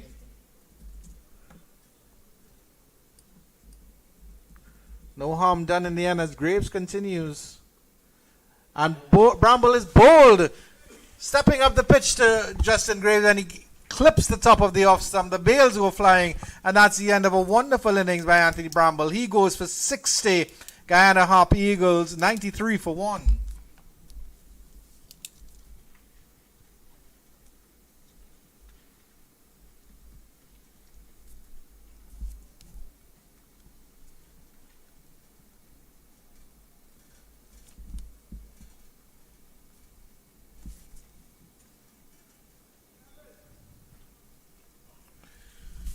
A good little innings there from the wicketkeeper batsman for Guyana Harpy Eagles. Maybe slightly rattled by that miscommunication earlier on. The Windward Islands Volcanoes have finally made some headway into the batting lineup as Tevin Imlak, who's coming off a score in the last game, replaces Anthony Bramble.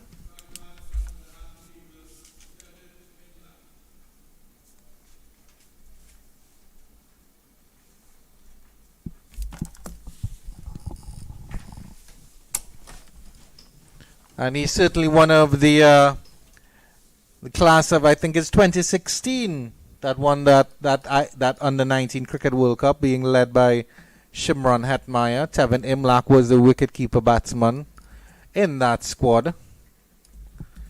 So wicketkeeper batsman replacing a wicketkeeper batsman. And John Ramsing will tell you he's a player with some potential with the bat. Certainly a very tidy gloveman as well.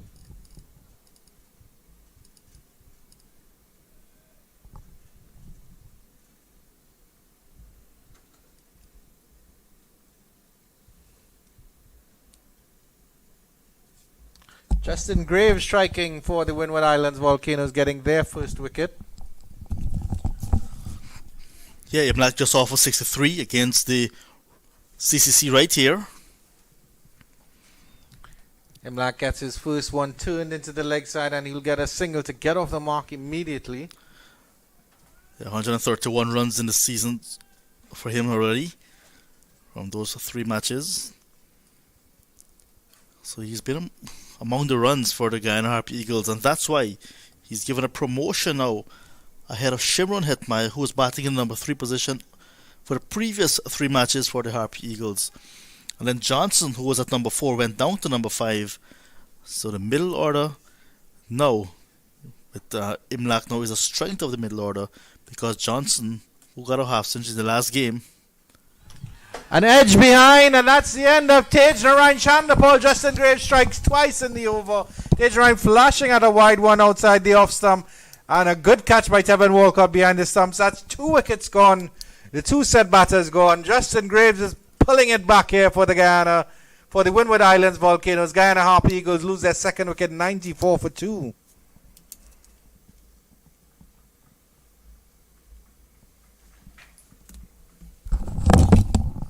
Yeah, that run out chance that was gonna beg in this over really saw a lapse in concentration by the 2 openers, Bramble, and then he went and played a naughty shot, missed it, and was bowled by Graves. Now see Chandapal playing an uncharacteristic drive as well, a loose drive, missed it, and nicked a healthy edge to the wicketkeeper. Walcott held on nicely. So that little bit of error that we saw when Chandapal scooped that ball and was looking for the second. Since then, they had a break in concentration, and it resulted in 2 wickets, consecutive wickets. In fact, there's a dot ball. No, actually, Imlak got off the mark. So 2 wickets in 3 balls for Justin Graves, and the openers are back in the pavilion. And now instead of Shimron Hetmeyer, we're seeing Leon Johnson, who got a half century in the last game against the CCC. So he's back to the familiar number 4 position. It means Shimron Hetmeyer further down the pecking order. Certainly Shimron Hetmeyer will be waiting in the wings here, but consolidation needed here by the Guyana Harpy Eagles captain. Probably why he's brought himself out. Along with Tevin Imlak, who just faced 1 delivery for just 1 run. Justin Greaves with his tail up. 2 wickets in this over. And the 2 set batters as well. So, once again, that drinks break proving very, very difficult for the Guyana Harpy Eagles to contend with. Last delivery left in an eventful 18th over, and Johnson is happy to let this one go outside the off stump. And that will end the 18th over, 94 for 2 Guyana Harpy Eagles.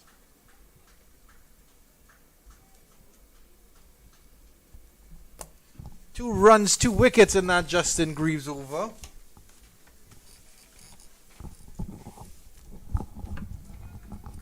And all of a sudden the Windward Islands Volcanoes have their tail up a little bit. 2 fresh new batters to work with. No changing the bowling as Larry Edwards will continue.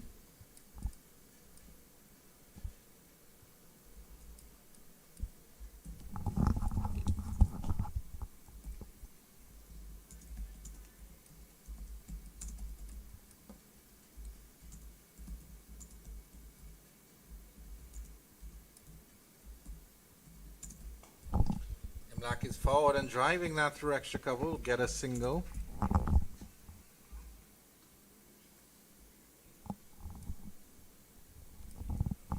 Certainly looks very, very assured there, Imlak. Just 2 deliveries faced and he's gotten runs off of both of them.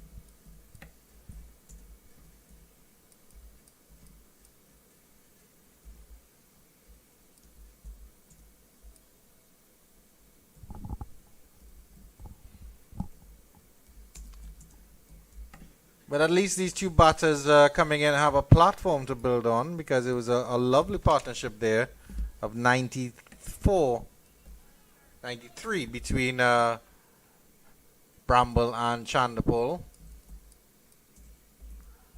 Big spin there from Edward. Sharp turn indeed. Johnson just managing to get some bat on that one and turn it into the leg side.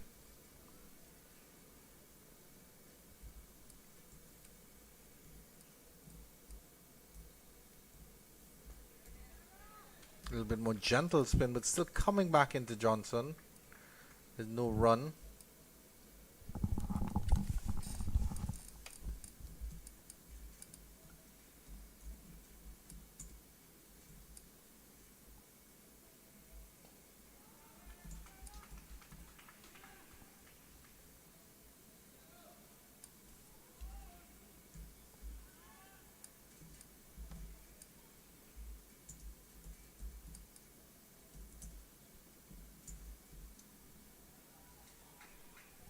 Quick run here to short fine leg, and Johnson gets away with it. It wasn't picked up cleanly by Sunil Ambrose there. As Imlak might have been in trouble, but Johnson gets off the mark. 1 delivery left in the 19th.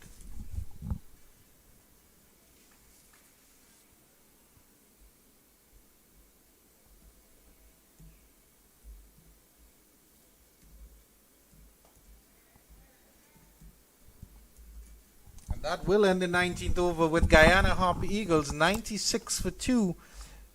The run rate has definitely slowed down since the loss of those 2 wickets, the 2 opening batters, the 2 set batters. And so it's a rebuilding process here for Tevin Imlak and the captain Leon Johnson, pushed down to number 4. Look at the batting card here. Tejarai Chandapur caught Tevin Walcott behind the stumps for a well played 30. And Anthony Bambrell bowled by Justin Greaves for 60 or 58 deliveries. All of that happening in the 18th over. And Greaves will continue here. Certainly his tail is up.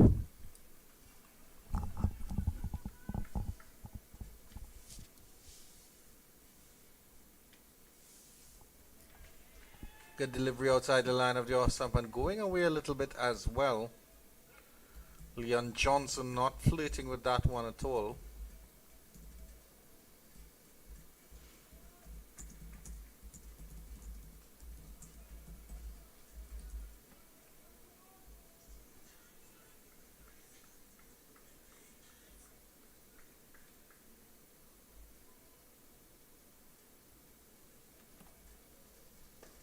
This one he gets and he drives through the cover, but wide mid-off will pick up, and he'll just get a single there.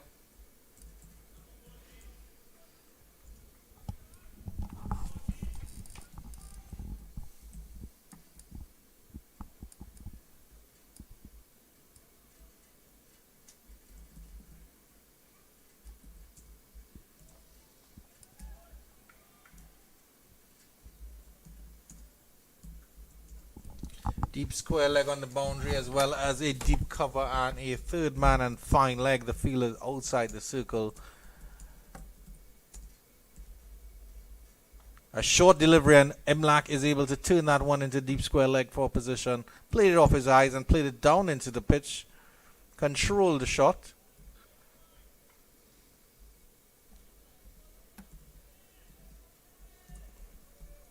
The fielders switch around now for the left-handed Leon Johnson.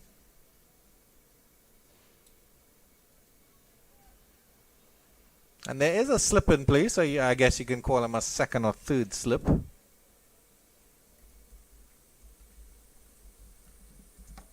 Encouraging Graves to pitch that ball up. Back of a length, played into the cover region, and there's no run. Guyana limping on here, 98 for 2. Really good platform laid by the two openers, but unfortunately they fell in quick succession in the same over.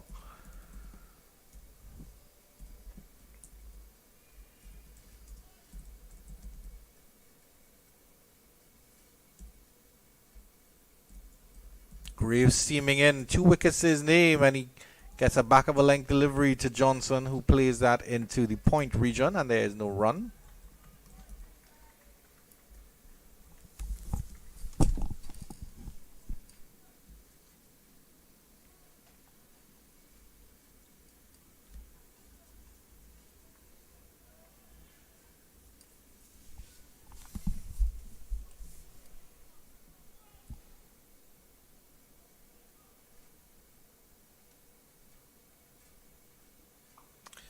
Beautifully hooked there by Leon Johnson. Gets that behind deep back and square for 4 runs.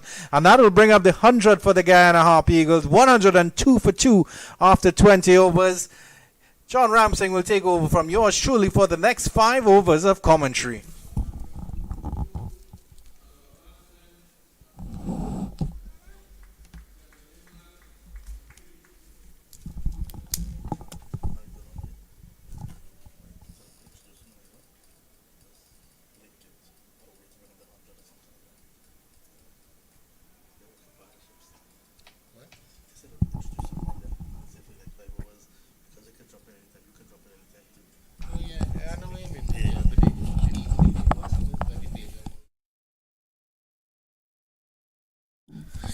So the 100 coming up in fine style indeed.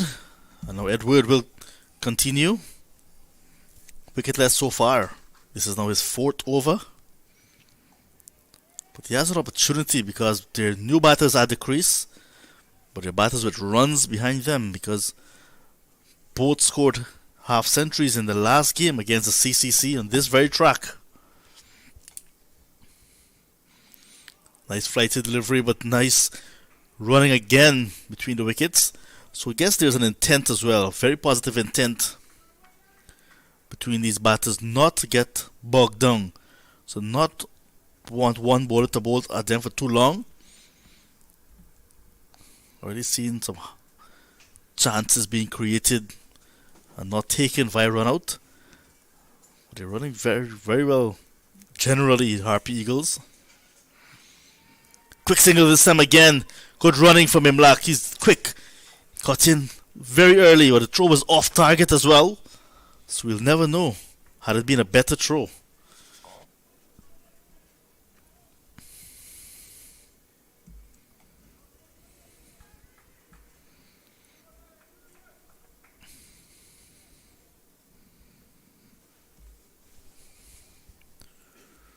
Spinner certainly finishing his over very quickly. This time will be just a single. There were thoughts of being entertained about a second run, but Demba is very quick moving to his left.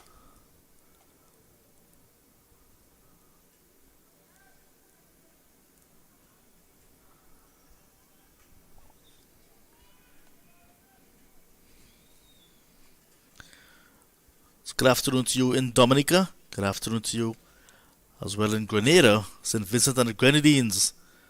And I hope things are much better now in St. Lucia. Nice timing shown by Johnson. Good firm push to a point. And he's going to be kept on 7. Imlach is on 5. 21 overs gone. 105 for 2.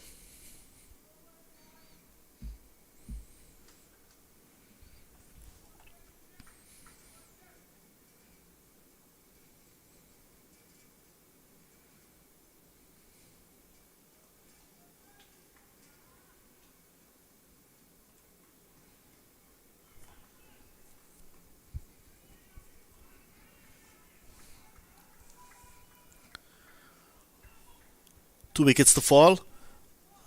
Justin Greaves has both of those wickets, 2 for 22. Now into his 6th over.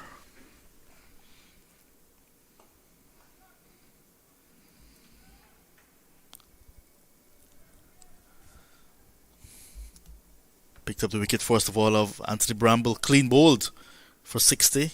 2 balls later, got Chanderpaul to nick behind for Walcott to come up with a very good clean catch for 30.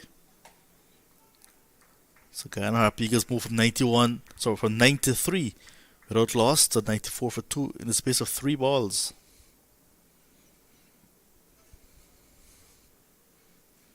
Too close to cut.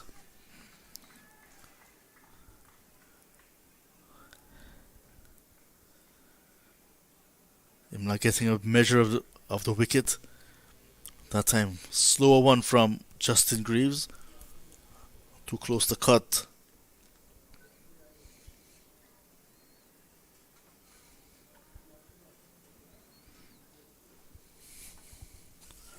This is match number 14 of the CG United Super 50 Cup. What a beauty of a delivery, well bowled. Slight movement away from the right-handed batsman, beating him outside his off stump. Good bounce, good carry. Was straight on target from Greaves.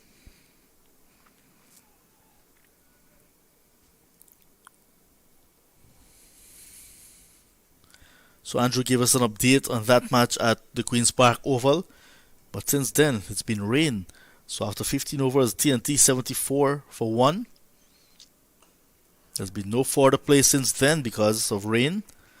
They replying to 200 made by the combined campuses and colleges in their turn at the crease. So rain at the Queen's Park Oval. Play stay that way.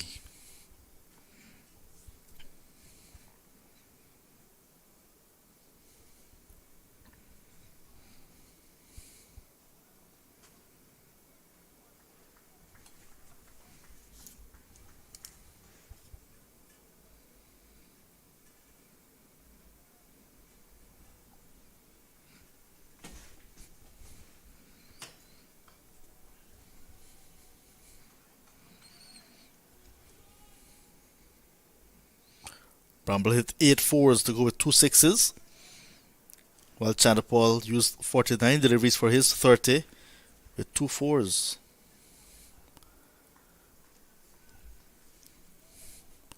So Bramble's very aggressive. He got to 60 from 58 balls. This first half century this season. Oh, swing and a miss, and this time edge found indeed. Wicket number 3 going down. Justin Greaves take a bow. Now into his 6th over, and accounting for the captain of the Guyana Harpy Eagles, Leon Johnson, fanning at a very wide ball. Edge found once again. Tevin Walcott, the wicketkeeper, making no mistake. Healthy edge, well taken. Johnson gone for 7. 106 now for a loss of 3. 22 overs gone.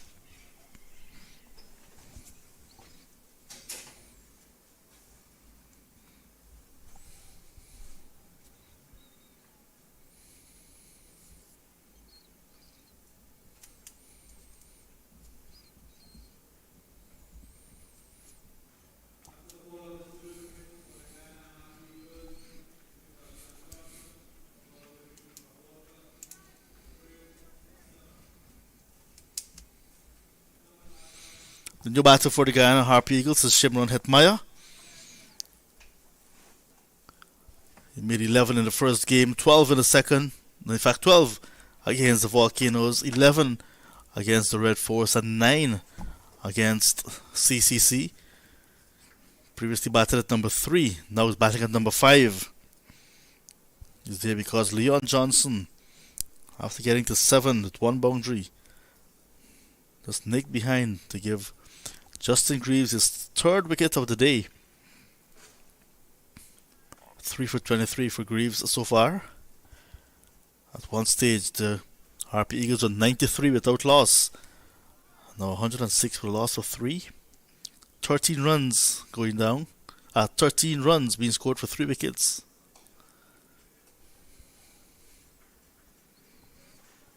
Edward continues.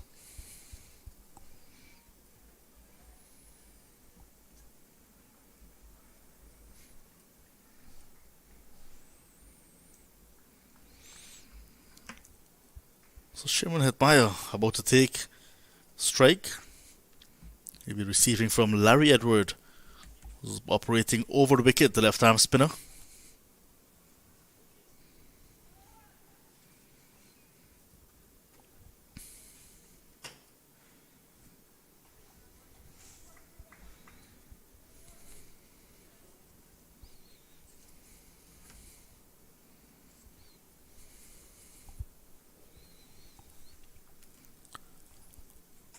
No slip.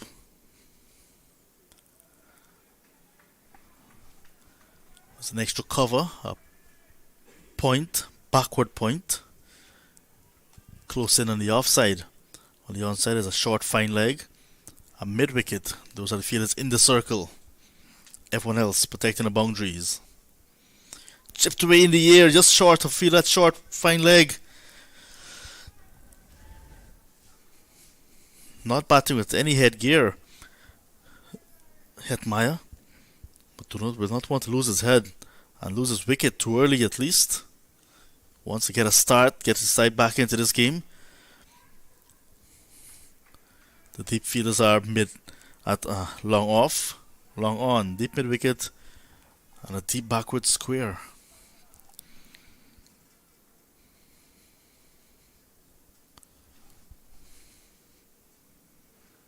Off the mark.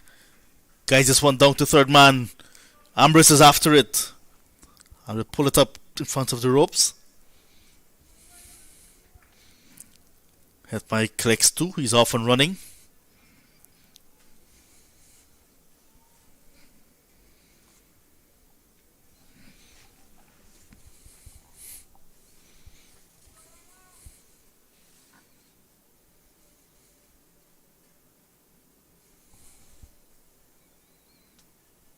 So just 3 runs in the over so far. Not a bad over. Very economical from Edward.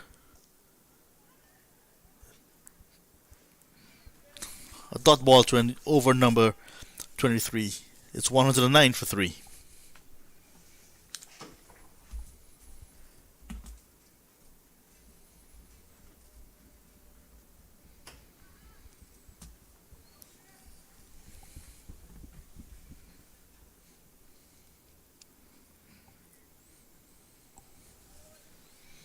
Just Greaves of the bowlers used so far in the wickets column.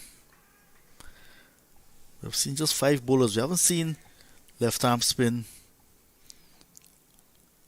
of Hodge as yet. Larry Edward, 5 overs, none for 21. Demba with his off breaks, 3 overs, none for 12.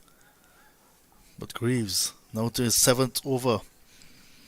No wonder he has bowled the most so far. Causing the most trouble. Quick single. Taken in the end.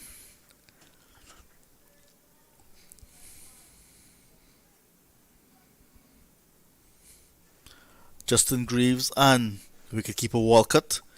Devin Walcott. Barbadian born, but because of the franchise system at this level, they're playing for the Windward Islands Volcanoes. Head coach as well from Barbados of the Volcanoes unit, Shirley Clark.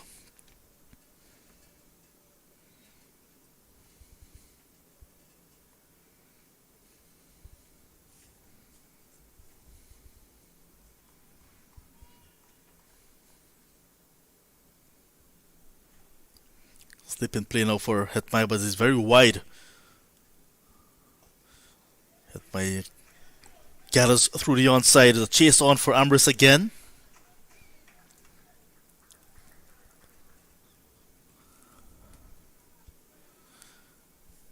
I like Atenes. This feel that slip is very wide and in close as well. Because bowling not express pace, Justin Greaves, but bowling well enough to bite that edge. Or if Shimon Hetmai may want to steer down to third man, can perhaps steer it straight into the lap of Atenes, the leading run scorer this season. Consecutive hundreds at the start of the tournament, and then just got 2 in the last game. Alec Atenes.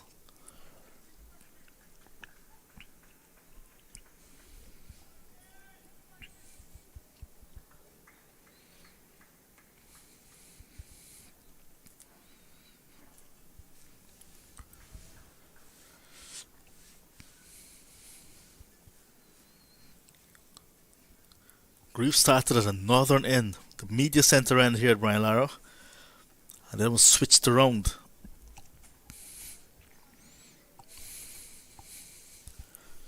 Over number 18, the magic started when he got 2 wickets in 3 balls. Pulled away nicely by Hetmaya, 4 runs. That's his area. Mid-wicket is where Hetmaya will do the bulk of his scoring.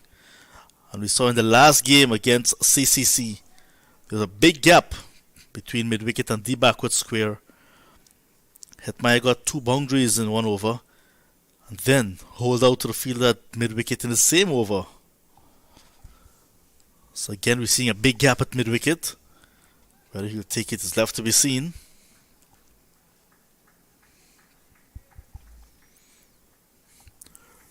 Mikhail Powell was the bowler who got him out in the last game. The slingy action.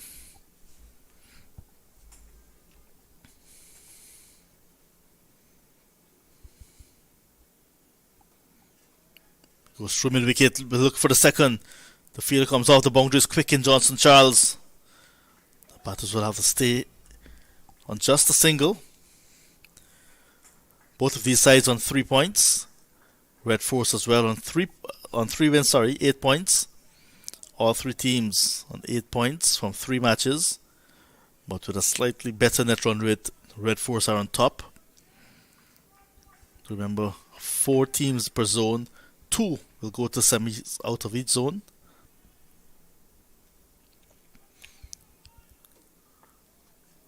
This is a very crucial match of Zone A.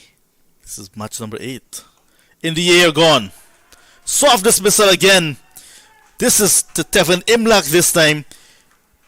Pushing it straight to cover. And Greaves gets his 4th wicket. He's on a high. In over number 24, the Harpy Eagles 170 now for 4.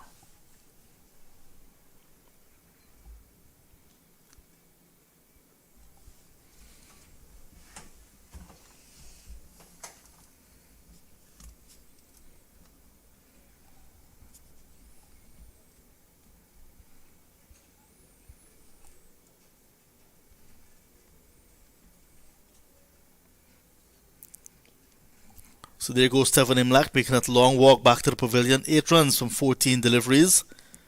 For a score that you say not of anything significant in this year's tournament. May get an opportunity to open the batting in the next game when Tejaran Chanapal departs. Not sure if they will continue to play him in the middle order, but he's gone. And Shefflin Rutherford has joined Shimon Hetmaya in the middle. And Greaves, how well he has bowled so far. Picked up 2 wickets in over number 18. Followed up nicely with the wicket of Leon Johnson in over number 22. And now, in the 24th over of the innings, has gotten Tevin Imlach. Technically correct batsman for the Guyana Harpy Eagles.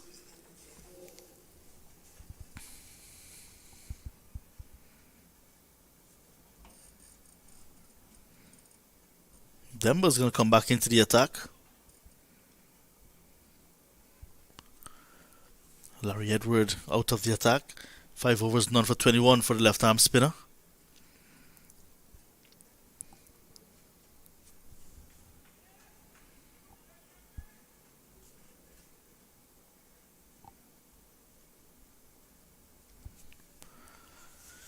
Hetmeyer will be on strike at the start of the over, however. Cuts it down past the field at backward point, and it's going to go into the boundary for 4. Big gap on the offside. And lots of room given by Denver. Hetmeyer takes it and gets a boundary. He's now on to 13 into double figures. It was quick and used the pace as well. Cut it nicely. Rutherford got to 37 from 26 in the last game. Got it very quickly with 4 sixes, and I think it was in 1 over. He managed to get 3 sixes, but did not carry on to win the game. With 5 runs needed, I think he held out. Or thereabout. 5, 7. Yet to face the ball, Rutherford in this game has the ability to hit sixes at will. Has lots of time. 25 overs to go after this one. Got in too close to his stump, Hetmeyer. Chance for run out, and he had to run around his partner, Rutherford. Eventually got home. Throw was a bit high to Tevin Walcott. And eventually the single was taken, was completed. It was Hetmeyer cutting, but from his off stump. The ball did not go too far, and Athanaze sends the return but sent it back high. That allowed Rutherford to get back into his crease. Well, get back for the single. Rutherford about to receive from Denver.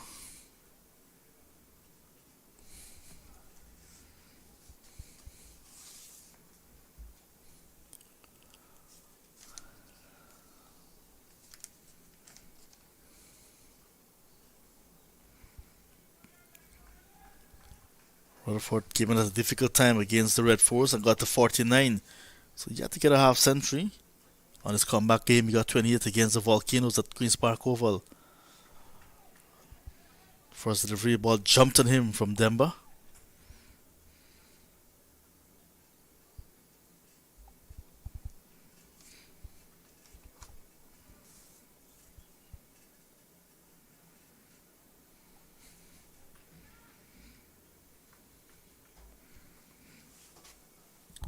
Good gripping cricket here at the Brian Lara Cricket Academy.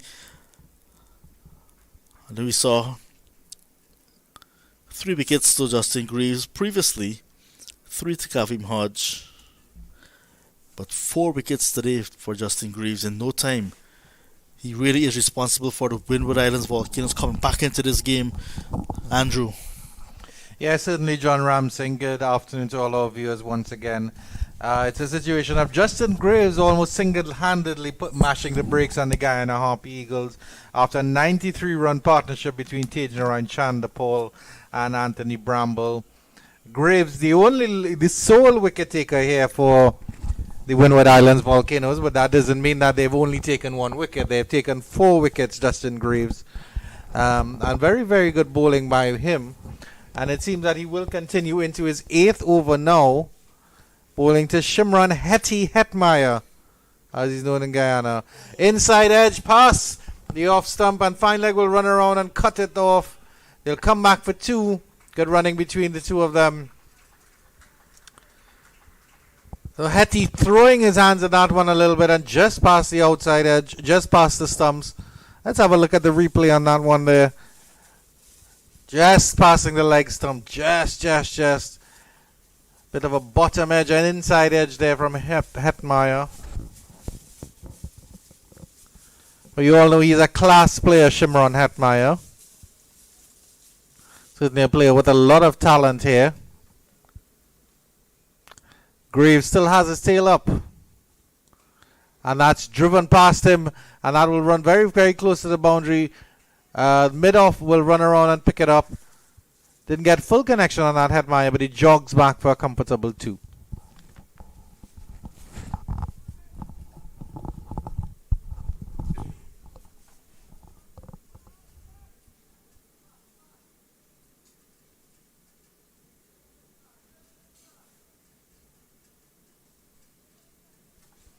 Dusk is starting to stretch over here at the Brian Lara Cricket Academy.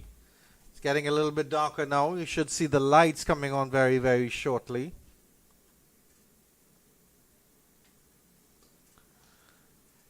Rutherford gets off the mark with this one. A push down to mid-on.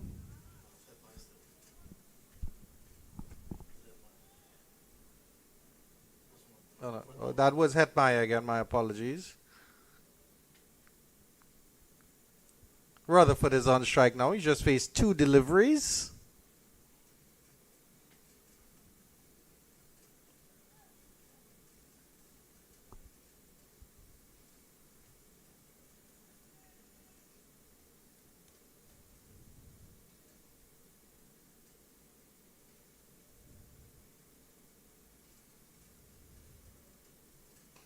And he drives this one beautifully to extra cover.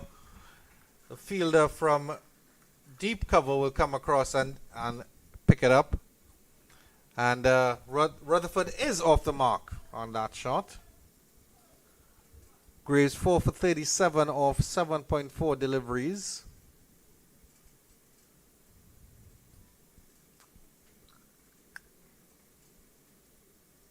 Certainly bending his back and marshalling the troops now. But when you've taken 4 wickets in just under 8 overs, your captain will let you dictate the field that you want, providing it gets the Spiceman's approval. Pushed again down by Hetmeyer. Mid-off will come around and they will collect a single.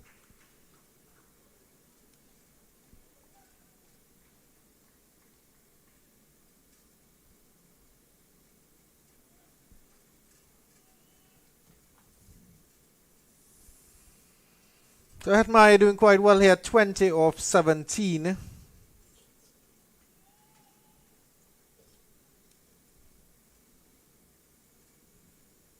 Coming in at number 5 today. Came in at the loss of his captain, Leon Johnson.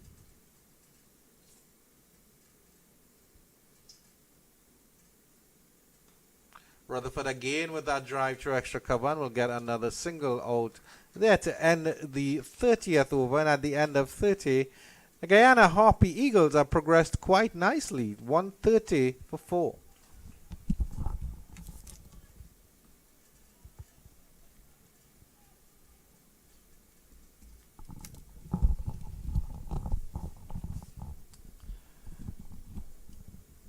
It's the job of Hetty now and Shufin Rutherford to get Guyana Harpy Eagles close to that 50 over mark.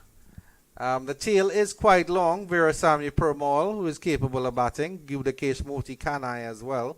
Kevin Sinclair not too bad with the bat. And then Romario Shepherd is all the way down at number 11. Although I suspect he might come in a little bit earlier depending on the state of the game. Demba to continue here to Rutherford.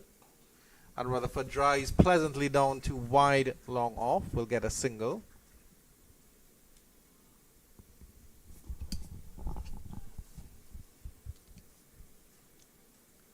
Shimron Hetmeyer, no helmet on. You can see his blonde middle part there, quite prominently on your screen. Backs away and cuts this down to third man. He should get 4 for it. Ball is slowing up, but the ball will win the race. And Hetmeyer giving himself some room against Demba and getting that cut down to third man for 4.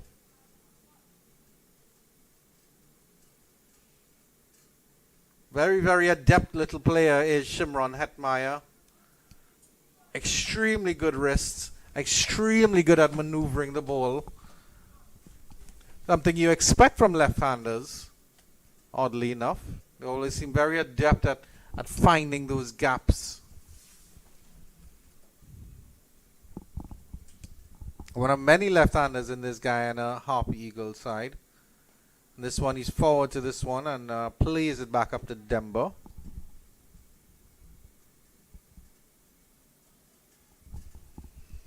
And they're putting an extra fielder in the cover region here for Shimron Hetmeyer.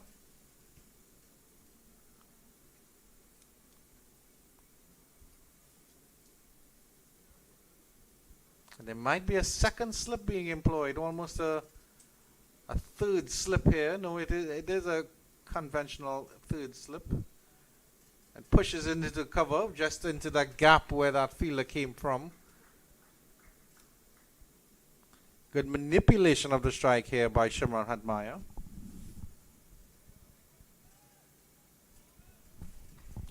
He certainly hasn't set this tournament alight, Shimron Hetmeyer, in a way that we know he all can.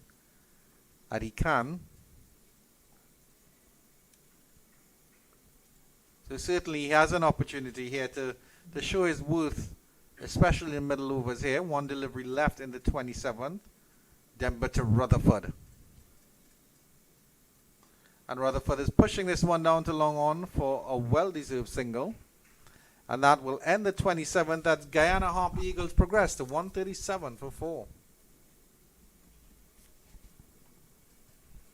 Good over that for the Guyana Harpy Eagles. They got 7 runs off that over. And it's good to see, of course, that conventional cricket is playing its role. Wasn't too much of a challenge for them to get that 7 runs and over. Shimron Hetmeyer gets the helmet as Justin Graves continues from the southern end of the ground.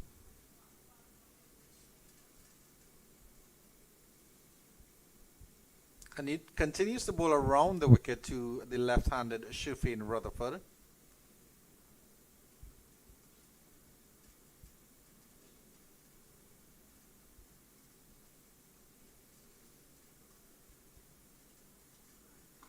That's high up in the air. Rutherford going for the hook. Mid-off is settling. And that's 5 for Justin Graves. That's the end of Shufin Rutherford.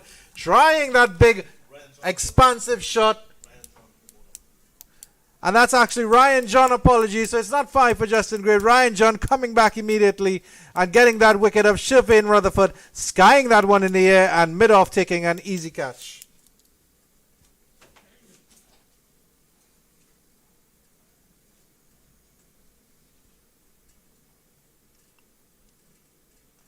Didn't get a hold of that one at all, Shufin Rutherford. It just went high. Graves actually did take the catch at mid-off. So Graves had a hand in the 5th wicket to fall. So he's had a hand in all 4 wickets to fall. Don Ramsing quietly telling me behind that it was his namesake Ryan John who took that wicket.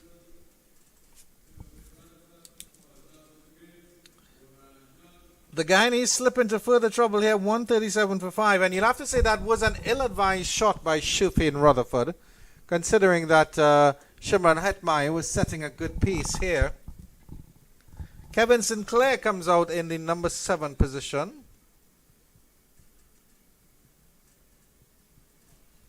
Much better known for his spin bowling. But John Ramsing tells me that he does have some capabilities with the bat. Yeah. In Mr. Ramsing's expert opinion, he's a batsman who can bowl a little bit. Sort of like a Cavem Hodge for the Windward Islands Volcanoes. Yeah. Kevin Sinclair also very fit and able to perform a flip when he takes a wicket. I'm not sure if I've ever seen him flip if he scored a 50. But certainly his job here now is just to provide support for Shimron Hetmeyer. And the Harpy Eagles looking so comfortable before the drinks break. They were 91 without loss after 16. They've since slipped to 137 for 5.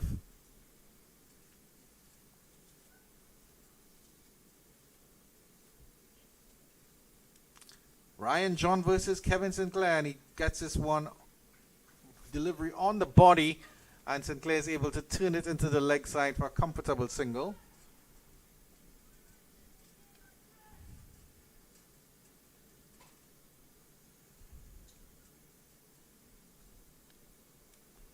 Certainly a wonderful opportunity here for Shimron Hetmai to show his worth. We all know of his class and his destructive abilities with the bat. Was certainly an opportunity for him here to shepherd the lower Guyana Harpy Eagles batting. Gets a wide delivery and he cuts it straight to point, and there's no run. Excellent fielding by Larry Edwards, shying at the stumps. And Hetmyer quickly back in his crease. I think he'll feel like he missed out on an opportunity there. Get it past Larry Edwards. There's a lot of space.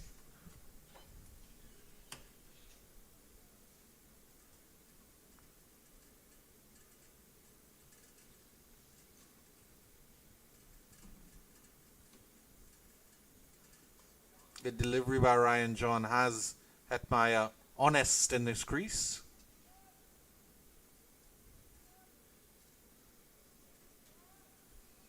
Certainly very, very cool conditions here at the Brian Lara Cricket Academy. The sun has gone behind some cloud cover.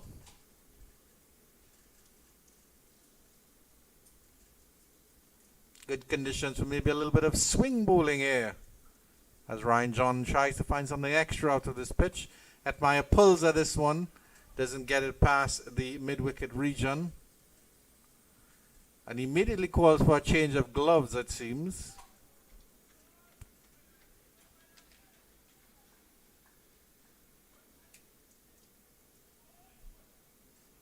One delivery left in the 28th over.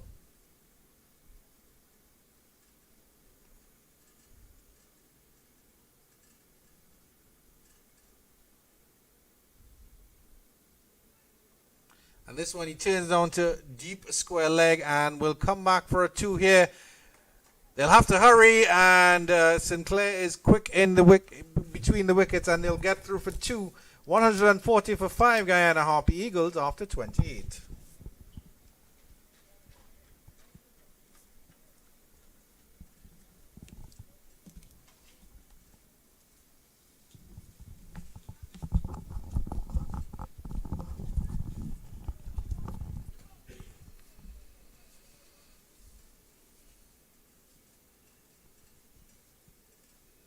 So Shimron Hetmyer getting that change of gloves.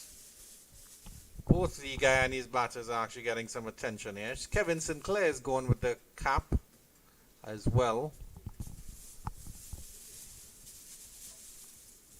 I certainly understand that the batters don't want to wear their helmets while they're facing up against the spinners. But if every over they have to change if a pace bowler comes on, well, at least the 12th and 13th man get a little bit of exercise in.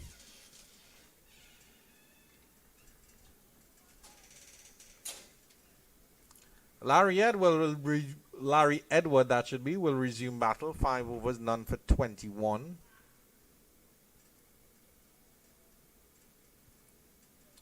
Going with the broad brim cap is Kevin Sinclair, resplendent in white.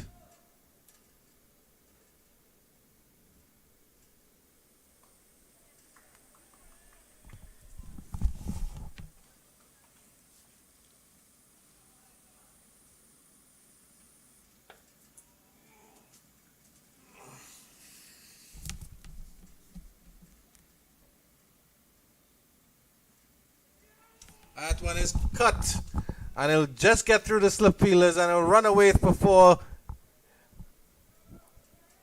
Good attempt there at the slips, but getting through that first and second slip there, living a little bit dangerously there is Kevin Sinclair. It went fast enough.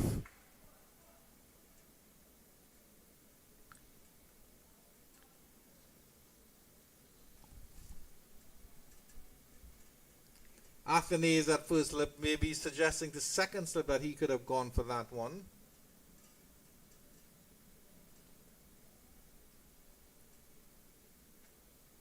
Gets 4 for it, does Sinclair.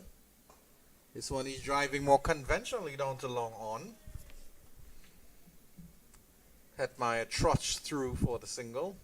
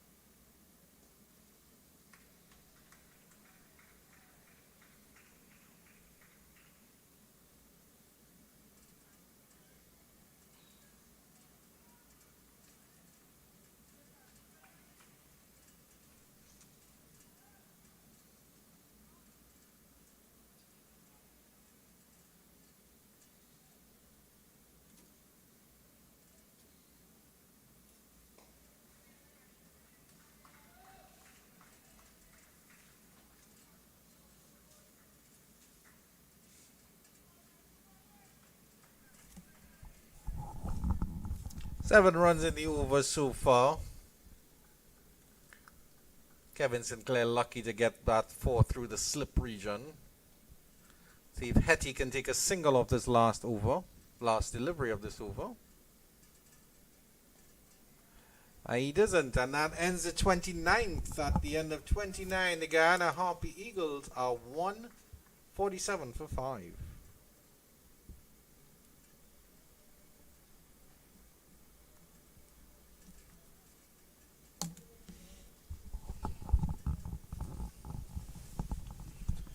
Justin Graves leading the attack here for the Windward Islands Volcanoes. 4 for 39 of his 8 overs.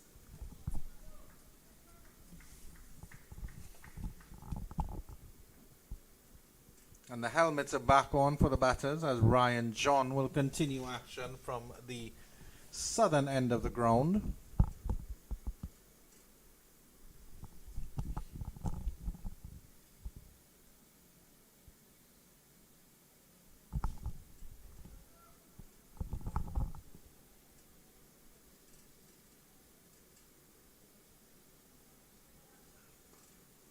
The delivery by John tucking up Kevin Sinclair.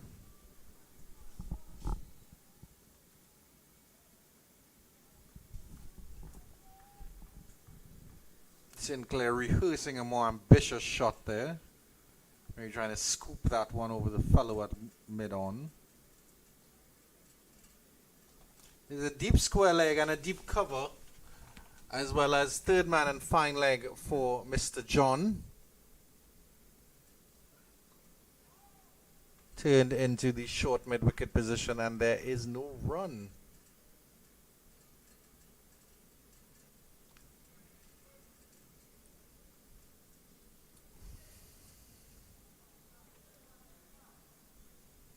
So the Harpy Eagles should have a very healthy score on building. They probably lost maybe 2 or 3 wickets more than they would have liked, but 147 after in the 30th over is something I'm sure that they would take. At any rate, this is a short delivery, and Sinclair is able to turn that down to deep square leg for a single. Fine leg comes across, does the fielding. Gets a run for his troubles.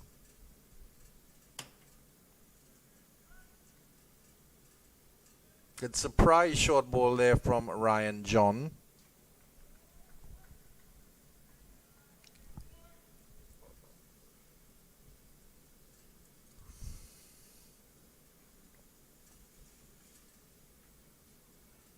Hetmeyer gets a delivery that he pushes into the extra cover region and will get a single. It makes batting look very, very simple, does Shimron Hetmeyer. Very uncomplicated character. In terms of his batting, I should say. I'm sure he's a quite more complicated character off the cricket field.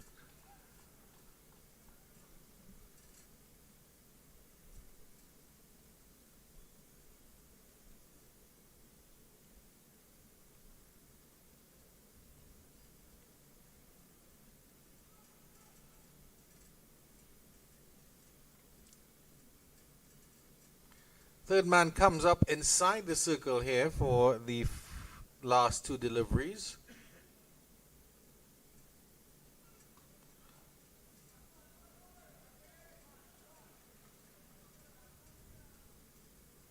Spiceman Andrew Fletcher leading the Windward Islands Volcanoes from short mid-wicket. Certainly hasn't scored a lot of runs in this tournament so far, Andrew Fletcher, and that's something I'm sure he will look to amend later on today when he gets a chance with the willow in his hand. Ryan John with the last delivery of the 30th, and Kevin Sinclair tries to turn it down to third man for a single shot. Third man is inside the circle at the end of 30. Guyana Harpy Eagles 149 for 5.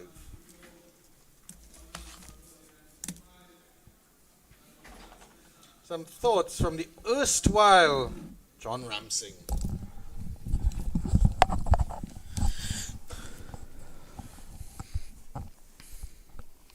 Andrew, despite 5 wickets going down quickly, not a bad run rate that they've maintained, the Guyana Harpy Eagles, just around that 5 runs per over mark.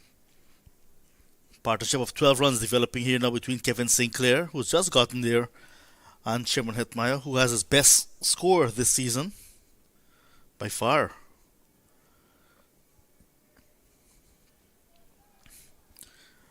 Lots of responsibilities in this batsman. He gets his 30th run, and 150 is on the board for the Harpy Eagles at the start of over number 31.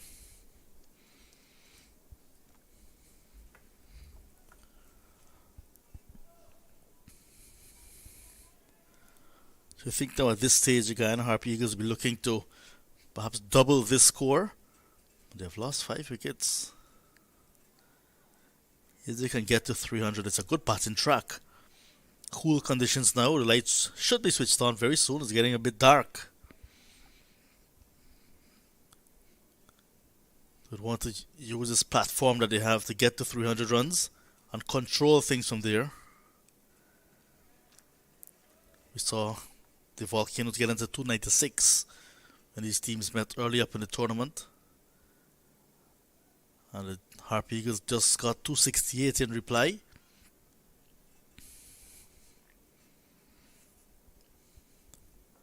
Good over so far from Larry Edward. Keeping things tight. Just a single in the over so far.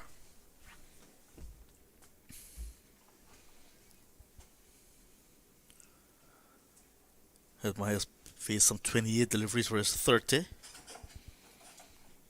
Sinclair a bit more watchful. Appeal for leg before, turned down by umpire Taylor. It's a Barbados and Jamaica combination here in terms of umpiring. Jonathan Blades of Barbados standing at the southern end, and then Christopher Taylor of Jamaica at the northern end. Fly tail outside the off stump and driven confidently down towards extra cover. Must come back for 2. Could get a boundary. Good feeling in the end by Demba. And look for the third, it's not on. Good commitment in the outfield. 3 runs in the over. 31 gone, 152 for the loss of 5.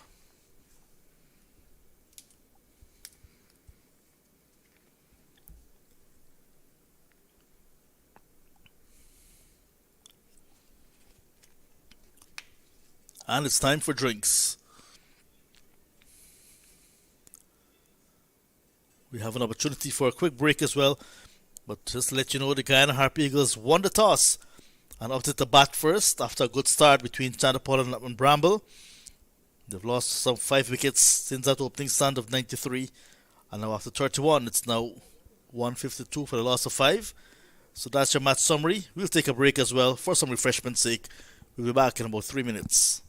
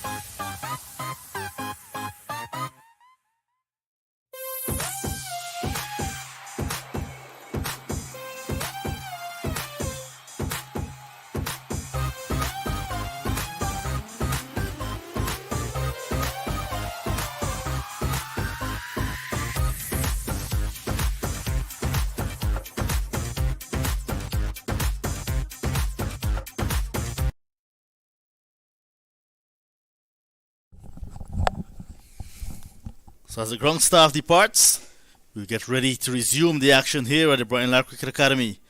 Harpy Eagles batting first, 152 for the loss of 5, 31 overs gone. Last 19 overs of this encounter awaits us. Ryan John speeds into Hetmeyer.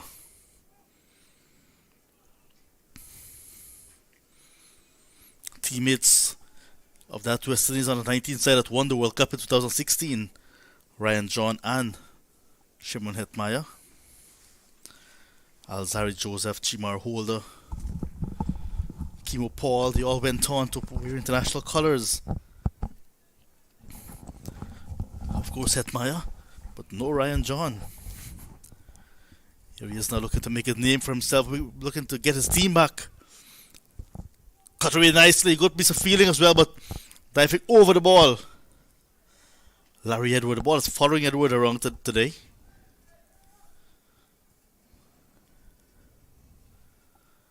Those 4 wickets from Justin Greaves really bring the Windward Islands Volcanoes back into this game nicely.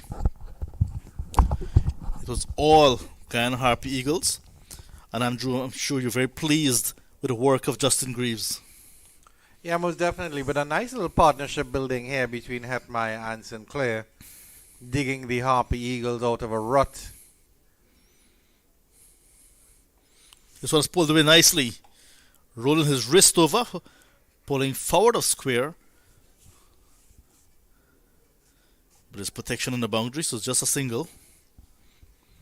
As you can see, it's a bit dark here now at the Brian Lara Cricket Academy. Some heavy clouds, some ugly clouds blocking the sun from coming through. But they have disappeared from the venue. Certainly, despite the pressure Shimron Hetmeyer has been under and the Harpy Eagles under, he's still going at better than run a ball, which is always good as John comes in. Turns this one into the mid-wicket region, and there's the run.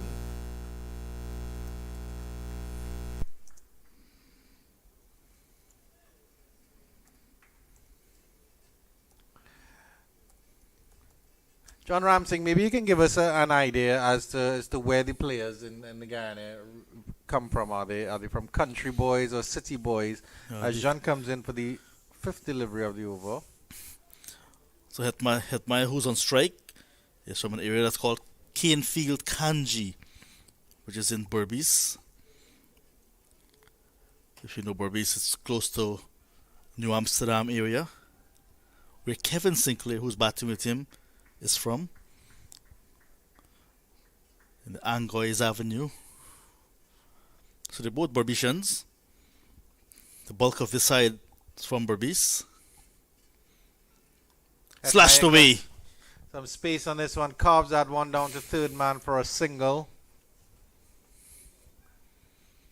And they will end the 32nd over with a little bit of a Nelson there. 155 for 5 after 32. Not a pure Nelson by any means. Seems as if you're inventing that one there. A little bit of a Nelson. Want to see what you're getting at. 555. I call that literary freedom, John Ramsing. Yeah. The 2 substitute fielders that you've seen on the field so far, Quinton Sampson and Kemal Savory. They're from Essequibo. Savory, born on the Essequibo coast. Sampson lives in the Essequibo River, a village called Carrier. Essequibo is that where Ramnir Sawan is from, in Wackenham Island. So Ramnir Sawan is from Wackenham in the Essequibo River as well. This one's played nicely off his toes. Shimon Hetmeyer down to long on for a single. So the 2 subs, like I said, from Essequibo. Johnson, born in Kamuni Creek, which is a riverine area up the Demerara River near the Jerry Jagan International Airport, but lives in Georgetown now, Leon Johnson. Nice cut here by Sinclair. Deep cover will come around and pick that one up. Sheriff in Rutherford and more on the east coast of Demerara, close to the city. Tejanai Chandapal lives at Unity. I've never had the opportunity to come to your lovely country, John Really? Ramsing, but I certainly would love It's to. Tourism Awareness Month, So many things happening in Guyana. You are welcome. Hetmeyer turns this one to leg. Just in front of square and will pick up a single. Bramble is from Corriverton in Berbice as well. Here's Sammy Pamal, Albion, Berbice, Gulikesh Moti, Albion, Berbice, Niall Smith, New Amsterdam, Berbice, Pestano in Rosal Town. That is also in Berbice. Mario Shepherd as well. New Amsterdam boy in Berbice. Devon Imlak is from the city. So most of the players are from Berbice. Still didn't answer my question of country or city, but So in the city itself, you may just have Leon Johnson. This one is in the air, but not carrying to the fielder. Larry Edward again with a half of a chance there, was heading his way. lucky he got that one in the gap a little bit there as well, Sinclair. Probably trying to slap it over extra cover, didn't quite get the purchase on it that he wanted. Yeah, maybe just Leon Johnson and Imlak. Imlak, who's not necessarily in the heart of the city, but on the outskirts. 159 for 5, 33 gone.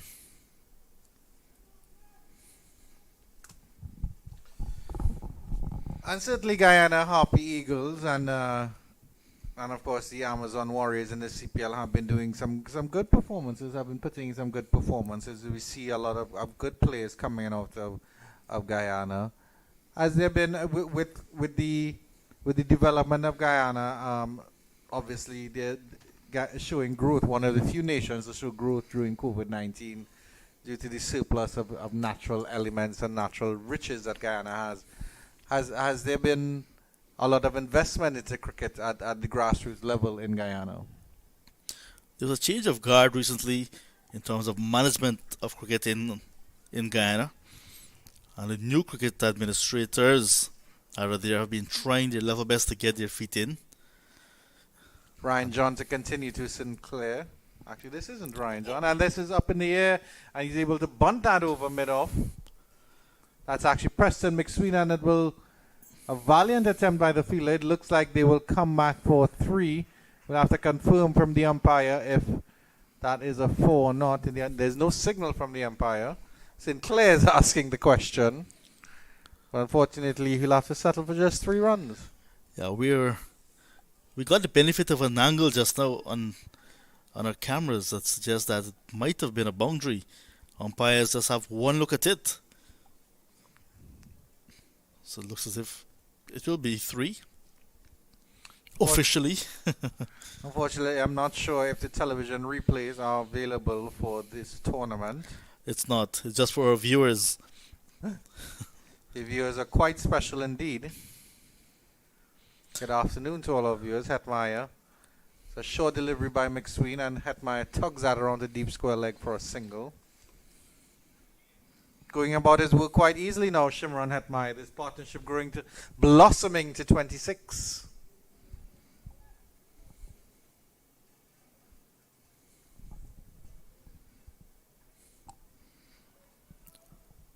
By some distance, the second highest partnership between the Guyana Harpy Eagles. Of course, the first one was 93.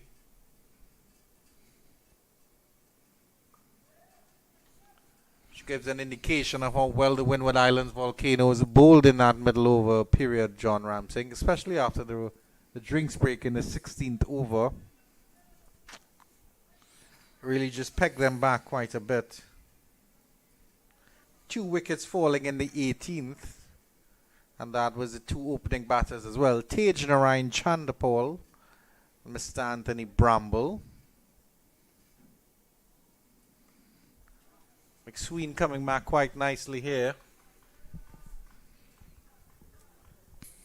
I just received a video clip from a friend of mine. Shows St. Lucia underwater in many parts. And that's lots and lots of water. Seeing the fences, the front fences of some of those properties underwater, cars underwater. So our hearts go out to you in St. Lucia. Yeah, certainly some hard times for our friends up the islands. And I believe I did see some reports that Bahamas is under hurricane watch as well. So difficult times there, indeed. Sinclair coming up the pitch of that one, and he's able to open the face of the bat and guide it past deep cover. Deep cover will come around and they will jog a comfortable 2 to end the 34th, and that will put them up to 167 for 5 at the end of 34. No, still a ball to go in the over. There's still a ball to go in the over. Yeah, good work from Johnston Charles, running very hard and preventing that boundary.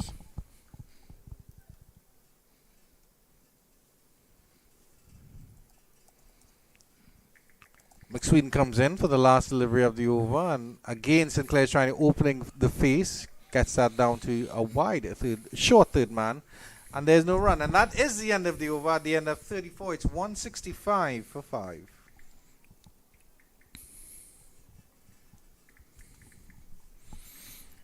During the recently concluded Caribbean Premier League, matches were played in St. Lucia. We saw a welcome return to spectators at the Darren Sammy Cricket Ground. Johnston Charles really brought the crowd to life back then, and it was really nice reception we got in St. Lucia.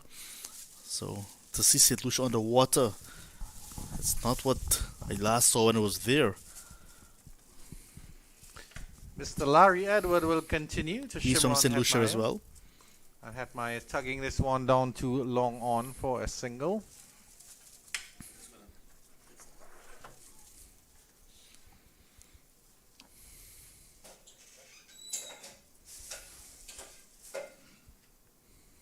I still feel like Shimron Hetmeyer is playing within himself, obviously, John. But that might be, of course, because of the state of the game and the state that his team is at. My team tried to loosen up by the 40th over come around. Sinclair, no run there into the cover region. It was the semi-final of the 2021 edition of the Super 50. These same two teams were battling in Antigua. Shimron Hetmeyer got a magnificent 100. Could turn. Beaten outside the off stump. There's Sinclair with that wide flash. Yeah, so since then he hasn't, in the few matches he has played, got out some very poor shots. Seems as if he's making a big effort. Square here for Sinclair. Good fielding there by that fielder at the wide third man region. Wide short third man, you'd have to say. And cutting off definitely a second run. Could have stopped a boundary as well. Yeah, McSween doing very well.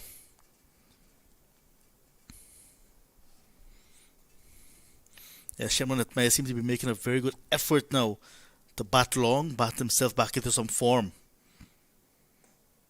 Again, that lovely little push down to long on for an easy single there to Hetmeyer. And he trots his way up to 37 or 39. And as you mentioned, Sinclair is quite a capable batsman, and he's providing very, very capable support here. 19 off 27. Some of the other batters in Guyana will have to look at themselves if they say, well, hey, if Kevin Sinclair can do it, why couldn't I?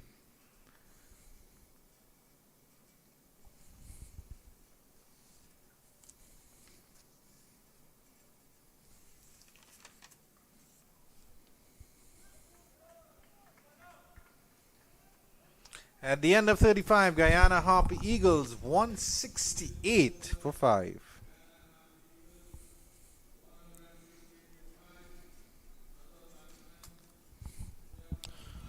Well, these teams played a few days ago at the Queen's Park Oval. The Guyana Harpy Eagles are not allowed to get a lot of partnerships. At one time they were 66 for a loss of 280 for 3. Then 182 for 8. Recovered nicely to get to 268 in a losing cause, chasing 296 that the Volcanoes made. So the batting is right down to number 11 for the Harpy Eagles. So despite the top order, the middle order stuttering, they can still back themselves to get 300. In the air, taken. Just as we were saying, Hetmeyer looking to bat himself back into some form. He chipped this one straight to the fielder at mid-off. He had to run in a little bit and put in the dive. And that is the end of Shimron Hetmeyer. Caught at mid-off of the bowling of Preston McSween, he's gone for 37. It's now 168 for the loss of 6. Unfortunate loss there for the Guyana Harpy Eagles. Shimon Hetmeyer, very, very unhappy with himself, and he'll be trudging on very, very slowly at the loss of his own wicket, because he knows that he was the man that was supposed to take Guyana deep into this 50 over innings. Certainly very unhappy there. He can look skyward all he wants.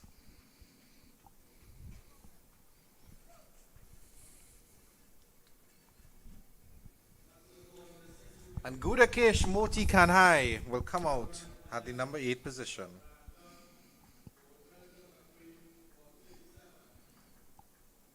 When Moti was playing at the under 15 level, there was a little bit of a mix-up and so on. It was all sorted. The mix-up came with his name having that Kanhai at the end. But now, there's no Kanhai anymore. So some persons and some places will still have Kanhai attached to his name, but it doesn't have a compounded last name. It's just Moti. Okay. Thank you very much, Mr. Ramsing. Always a well of information here.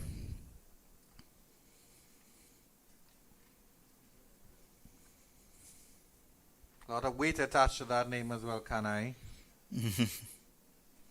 And is he a distant relation of the great Rohan Kanhai? Well, he's from Berbice as well, and it was said that yes, he is a relative of Rohan Kanhai. McSween with his tail up.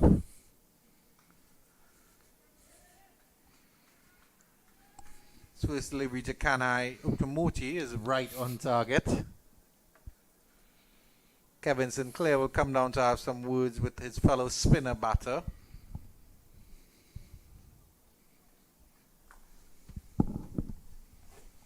And we can see that our director Ronnie Bikramdas still is referring to him as Moti Kanhai. I'll let you know that John Ramsing says he's just Gudakesh Moti. McSween again. And Moti is able to turn this one down to a wide third man for a single, get off the mark. And he gets off the mark with that single.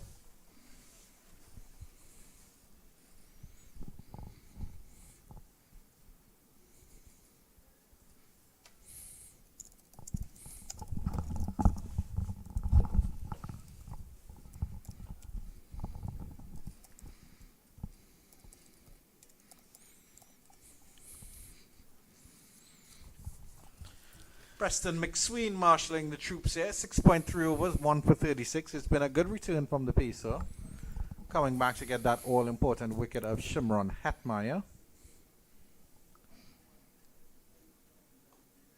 Sinclair firmly behind that one.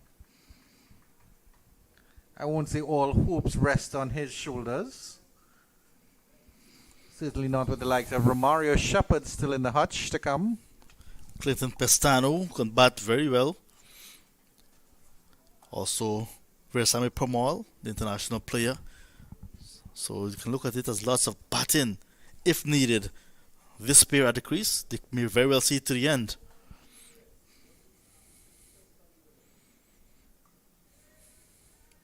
Solidly behind that one is Kevin Sinclair.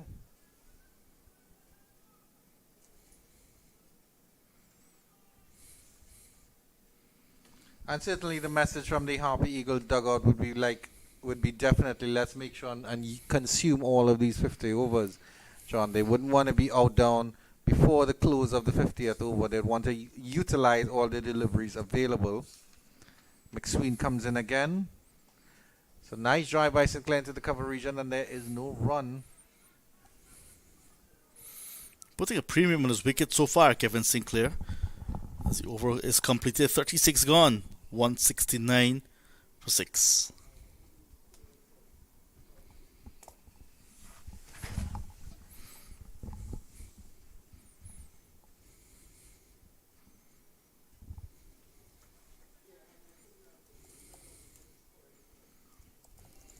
Larry Edward will continue from the northern end, it looks like. 9 overs, none for 38, just 1 over left in his spell.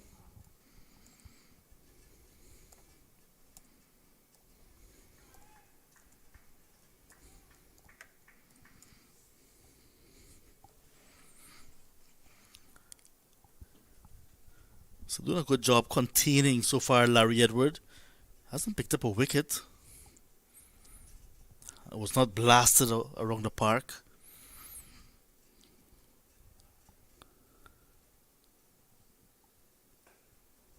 Nice try by Gudakesh Moti. Half stopped by the bowler. But he still trudged through for a single. He'd love to end with a wicket or two. Larry Edward. Playing just his second game this season. Picked up a wicket already in the season. None here today. A slip in place to Larry Edward to encourage him. We to get that ball to touchdown and then just turn away from Kevin Sinclair, the right-hander. But Sinclair is up to the task. All the teams in this in this zone having to play matches at both venues, day matches and day night matches. Back is Sinclair to this one, cuts it to point. There's no run. A bit of a faster delivery there, maybe from Edward. Coming onto the bat a little quicker. So we saw the Windward Islands beating Guyana Harpy Eagles in a day match. Sinclair going for the extravagant pull. Ball delivery, that delivery looking to be heading down leg side. Didn't get a hold of that one at all. So the Volcanoes played all three of their matches already at the Queen's Park Oval, so now they have to finish off their campaign here at the Brian Lara Cricket Academy with their remaining matches. So they won against Guyana Harpy Eagles, against CCC, but lost to the Red Force. Nice drive down to wide, long off there by Kevin Sinclair. He will come through for the single. Conventional cricket bringing him a run. He's still rehearsing that pull shot there. Getting a bit impetuous, as you would expect from not quite a tail-ender. John Ramsing is quick to correct me on that. Edward not giving him the opportunity to free his arms, bowling it right up. No room either side of the wicket. Just a not nagging short of a good length area. One delivery left and Edwards is over, and you want to finish strongly here, and he does indeed, and he will finish with 10 overs for 40 runs. Excellent bowling by Larry Edwards, and the Guyana Harpy Eagles will end the 37th at 171 for 6.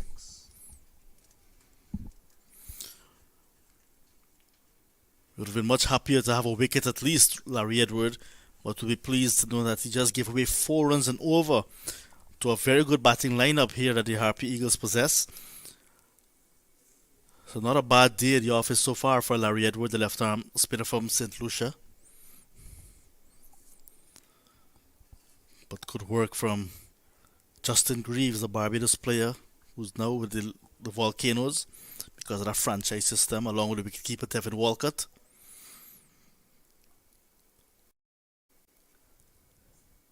Bhaskar Yadram from Guyana played with the Volcanoes a few seasons back under that same franchise system.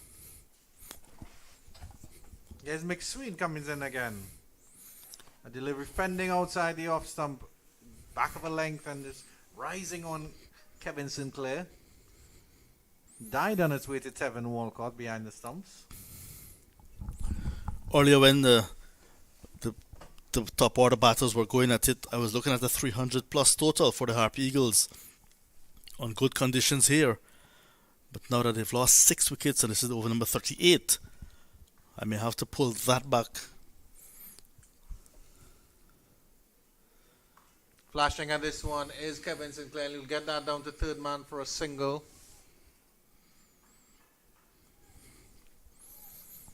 These players are very capable of scoring very quickly too. So they may want to prove me wrong if I retract to maybe a 260, 265. And then there's still, if needed, Romario Shepherd. He can be the X factor. And certainly Romario Shepherd can turn a mediocre score into a very competitive one very quickly indeed. Moti flinging at his bat at one outside the off stump. He had every right to fling his bat at that one, but he would have certainly needed to move his feet to get anywhere close to that one. And that he did not do.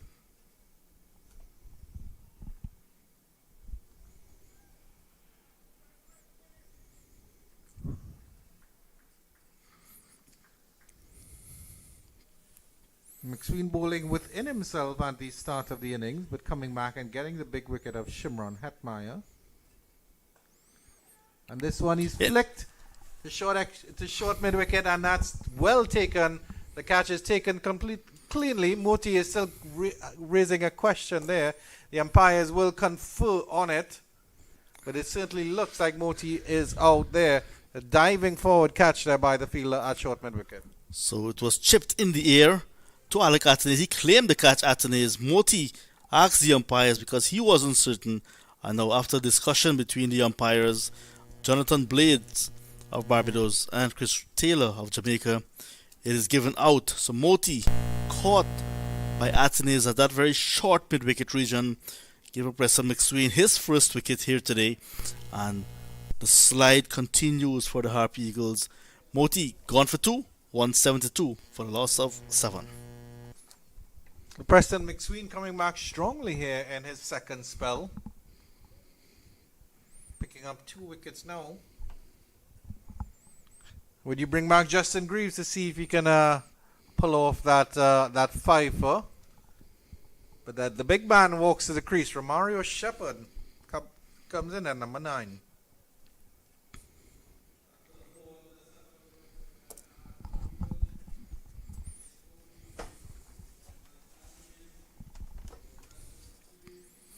But now that Larry Edward has finished his work for the day, maybe they'll be tempted to bring back Justin Greaves, but he got all 4 of his wickets bowling from the same end that McSween is operating from right now. So maybe there's that option as well of allowing another bowler to replace Edwards at the northern end. And when McSween is finished with his spell, then maybe Justin Greaves can come back from that end, because it could be a little bit of comfort that got Greaves those wickets, because he started at the northern end, got no success. But when he was switched around, he got 4 wickets very quickly. Romario Shepherd, the swashbuckling 74 against the Red Force a few nights ago, right here, is on strike now. There's no run for his first delivery.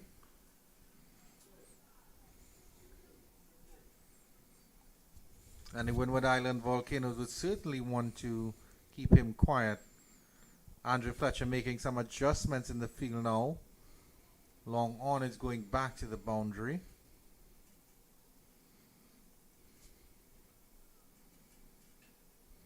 Certainly a very capable all-rounder, Romario Shepherd.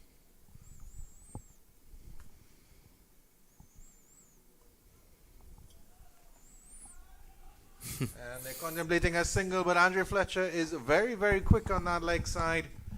Bit of hesitancy by both batters. And at the end of 38, it's another wicket taking over for Preston McSween. He has 2 for 37 off 8, and the Guyana Harpy Eagles are 172 for 7.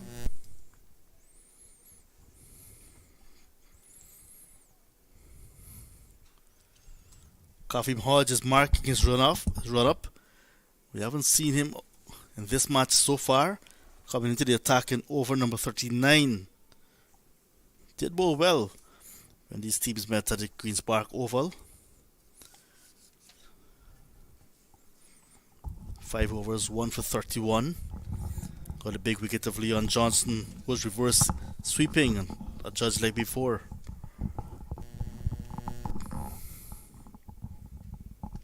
Yeah, and certainly it's strange to see Hodge being brought in so late in the attack. He's normally brought in quite early. But of course the other bowlers have done the job for the Windward Islands Volcanoes.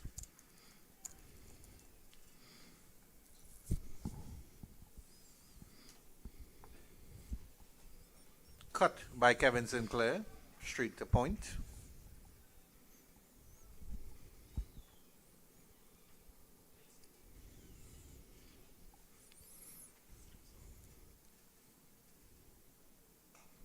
Driven by Kevin Sinclair, straight to short extra cover. Just going a bit too hard now, Sinclair. We just need to be a good partner to Shepherd. That's a gain and straight to point. A little bit of a bubble there. A good recovery by McSween.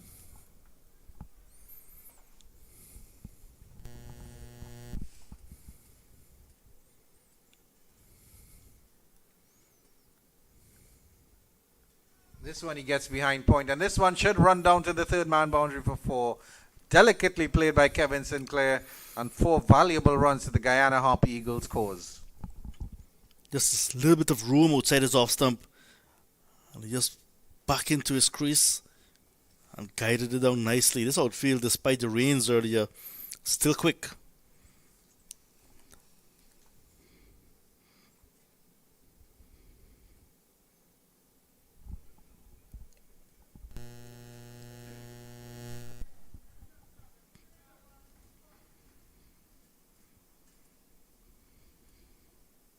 Trying the shot again, and a little bit too close to his stumps this time. Kevin Hodge gets a little bit of a moral victory after that 4.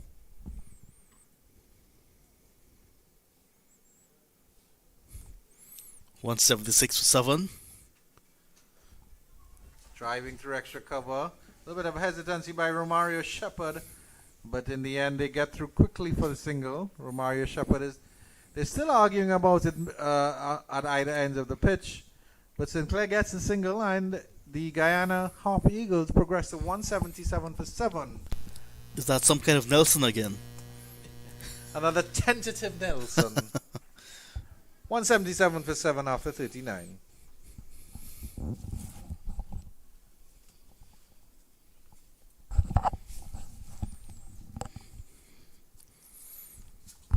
Semi-finals of this tournament will be played 16th and 17th. That's next Wednesday and Thursday. The grand final is set for the 19th, all at the Sir Vivian Richards Cricket Ground in Antigua.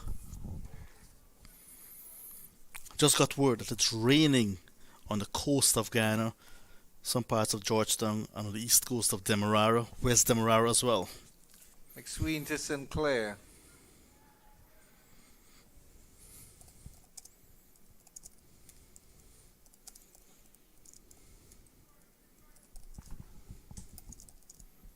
But again, John, this isn't a bad score to be going into the 40th over, because you expect with 10 overs left, a team should put on at least 70 or 80, close to 70 or 80.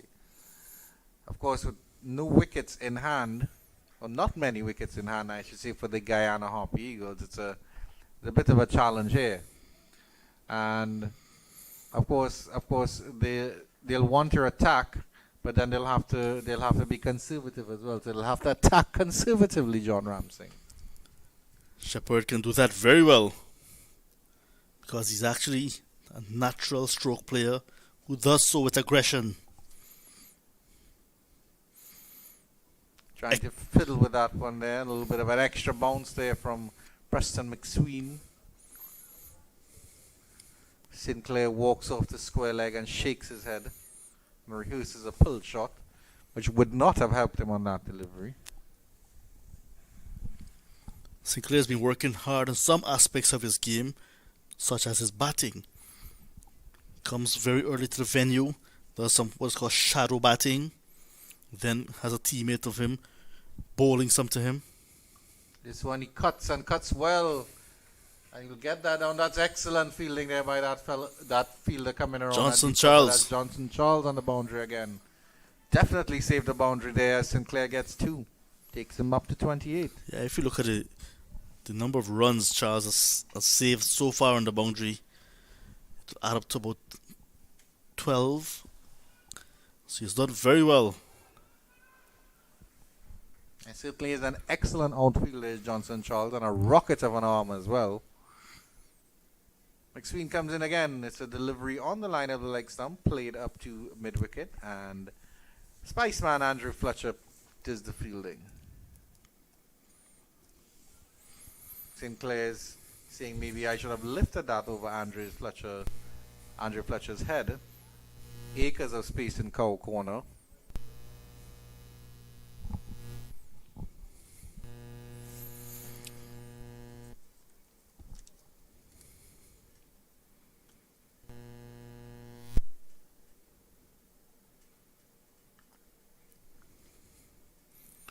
One delivery left in the 40th here as McSween and drives this one nicely down to long on, and Sinclair will pinch the strike yet again from Romario Shepard. Poor Romario Shepard has only had 2 deliveries, to face. And Sinclair pinches the strike again after 40 overs, 180 for 7, the Guyana Harpy Eagles. Yeah, Sinclair not doing too bad as well, so you don't mind him getting the strike if he's scoring. But with the final 10 overs now about to begin, as umpire Chris Taylor waiting to signal the final power play. That's the bowling power play now. The last 10 overs. Sinclair will want to give some of the strike to Shepherd for him to get some of the big shots in, get some boundaries. So they want to really get at least a run a ball in the last 10, considering they have 3 wickets in hand. At least a run a ball will get them up to the 240, 250 mark, which should be a very competitive score here for the Guyana Harpy Eagles, and would represent a nice recovery as well.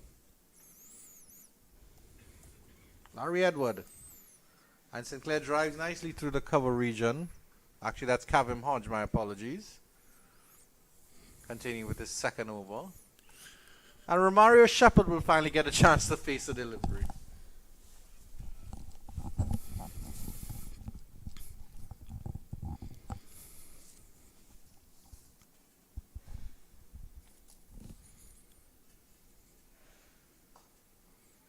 Good push there by Shepherd, with good fielding as well by Kavim Hodge, and there's no run.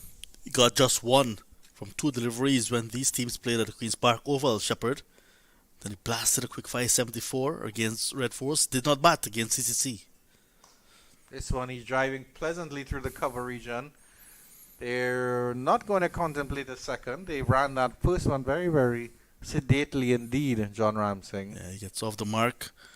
Shepherd. You want to conserve his energy for the big hitting. Did hit that one quite well. Then Claire again cutting through.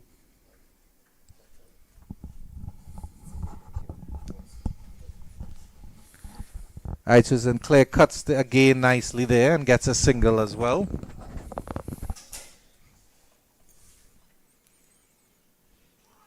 Beaten outside the line of the off stump, and there's an appeal. I'm not sure what they're celebrating. I think he has been bowled, Romario Shepherd. There's no signal from the umpire. And I think he has been bowled, trying to cut one too close to him. Yeah, umpire will not have to signal that, because if you look at that, you see the bail is dislodged. Just the bail being clipped. As Shepherd trying to cut the ball that was too close to him. And once again, against this opposition, just going for a single. And now, 183 for the loss of 8 wickets, with just Pestano and Pramal to come. Harpy Eagles need to be very careful of not being bowled out before their 50 overs. Unfortunate loss there for the Harpy Eagles, as Veerasamy Pramal comes out at the number 10 position. And I think you mentioned Shepherd only scored 1 of the Windward Islands Volcanoes in the previous match, and he maintains that with another 1 here.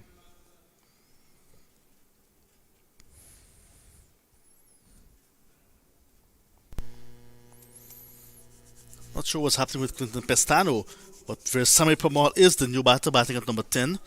You know, Pestano, they all have pretty much the same ability, but Pestano has the ability to hit the ball a bit further. So he's not at the crease. So it's going to be Veerasamy Pramal who joins Sinclair. Sinclair is going good on 31, but need some assistance to get the Harpy Eagles past that 250. Notice I went to 300, then 265, now looking at 250. And certainly these two will be hoping to last out the balance of the 10 overs left. And that's the end of a wicket taking over for Kavim Hodge. Big wicket there of Romario Shepherd. At the end of 41, Guyana Harpy Eagles won 83 for 8.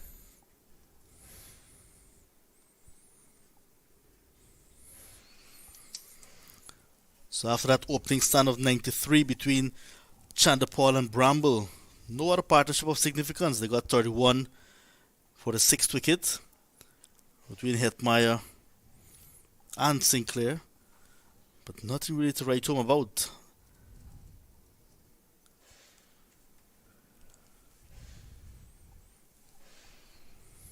Preston McSween will bowl his 10th and final over. Kevin Sinclair with a really good knock here lower down in the order, 31 or 51.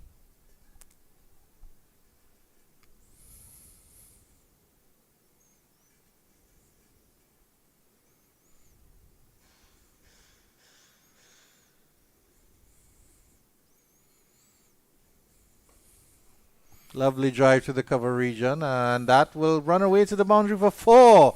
Wonderful shot all along the turf there by Kevin Sinclair. Stroked that beautifully through the extra cover region, and he is certainly fighting a lone hand here for the Guyana Harpy Eagles. We were just praising Johnson Charles for saving lots of runs, sweeping. This time that was well hit. He had no chance in cutting that one off. 4 runs. Lovely sound off the bat for that one, a lovely thunk. And this one, Sinclair is playing this one sedately up to cover region. There's no run. So like I was saying, we will not mind the Harpy Eagles if Sinclair bats the way he's batting, because he's getting runs. But at the other end, we'd want to have a partner as well who's going to support him and also contribute. Sinclair certainly 35 or 53. After Marshall, the little bit of the low order he has, this one he gets a delivery that he's able to get into the leg side and get a single there. Backward square leg comes around and does the fielding. Sinclair rehearsing maybe a violent swoop shot that he should have pulled off there. Yeah, Sammy Permal with 3 deliveries to face against Preston McSween. Yeah, Sinclair very animated. That's his style.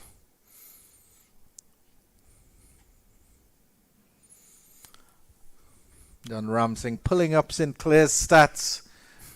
He'll give you all the figures after this delivery. A wide delivery that Permal was flirting with there. I was also looking at the number of extras given away by the Volcanoes. Just 3 on the board. So that is commendable as well. Yeah, Sinclair did know this 23rd List A match. He started with the emerging players and won a title in 2019. With the emerging players, just 22 years of age, so lots of time on his hand, already playing white ball cricket for the West Indies.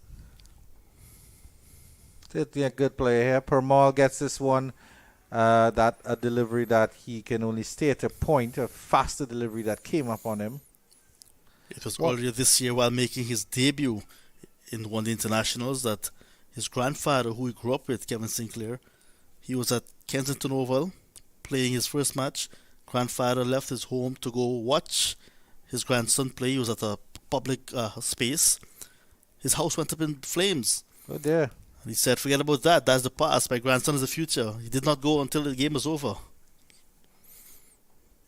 That's when you love your cricket. And Permal will get off the mark with this one. Turned into the leg side, forward of square. And McSween will end with 2 for 46 off 10 overs. Permal has 1. Sinclair 36. And the Guyana Harpy Eagles 189 for 8 after 42. Not a bad day at the office for McSween. Started bowling very well and had to really be contented with the flash and blade of Chanderpaul and Bramble when they're in full flight. To finish with 2 for 46 from 10 is a good return. So that's the end of 42, like you said, 189 for 8. A lovely shot of a Windward Islands Volcanoes 12th or 12th man there off the boundary's edge. As John Ramsing vacates his position, and we welcome Mr. Vinod Mamchan to the commentary position. Kavem Hodge to Sinclair, to Permal actually, and that one is pushed into the cover region, and there is no run. Salutations, Mr. Mamchan. Well, good afternoon, Andrew. Good afternoon to John as well, and you two have really been working very hard.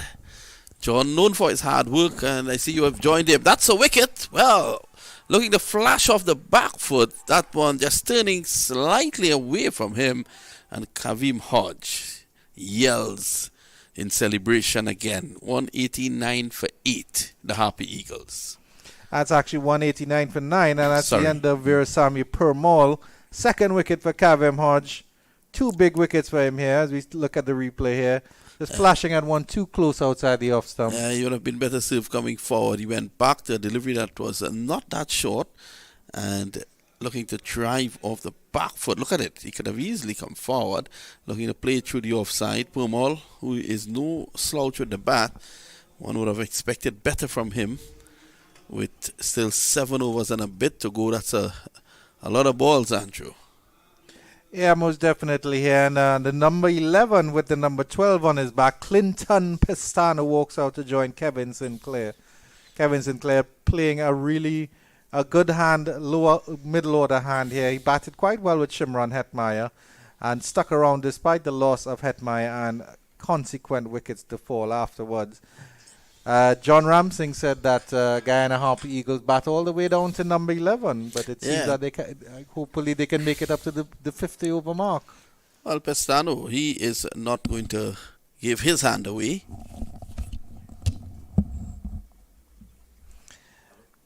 And Kavem Hodge will settle in now after having taken 2 wickets, 2 for 8 in 2.2 deliveries.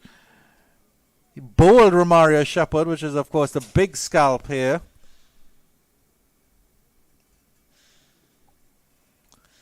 Let's see what he can do against Clinton Pestano. And Pestano is forward to this one and just playing it off to the short extra cover region. There is no run.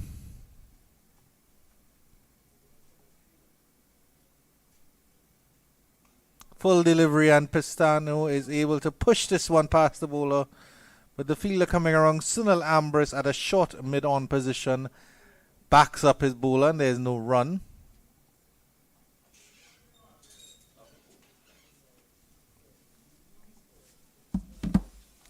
So Kavem Hodge doing the damage here for the Windward Islands Volcanoes late on in the game, taking 2 wickets, including the big scalp of Romario Shepherd.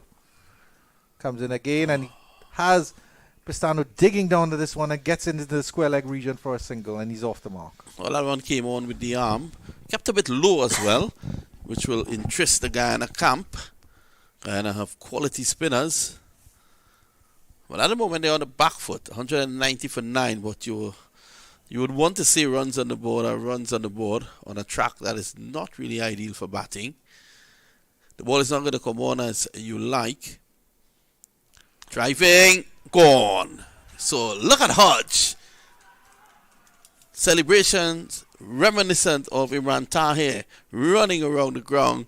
And that's the end of the Harpy Eagles innings at 190. And Kavem Hodge, 3 for 9.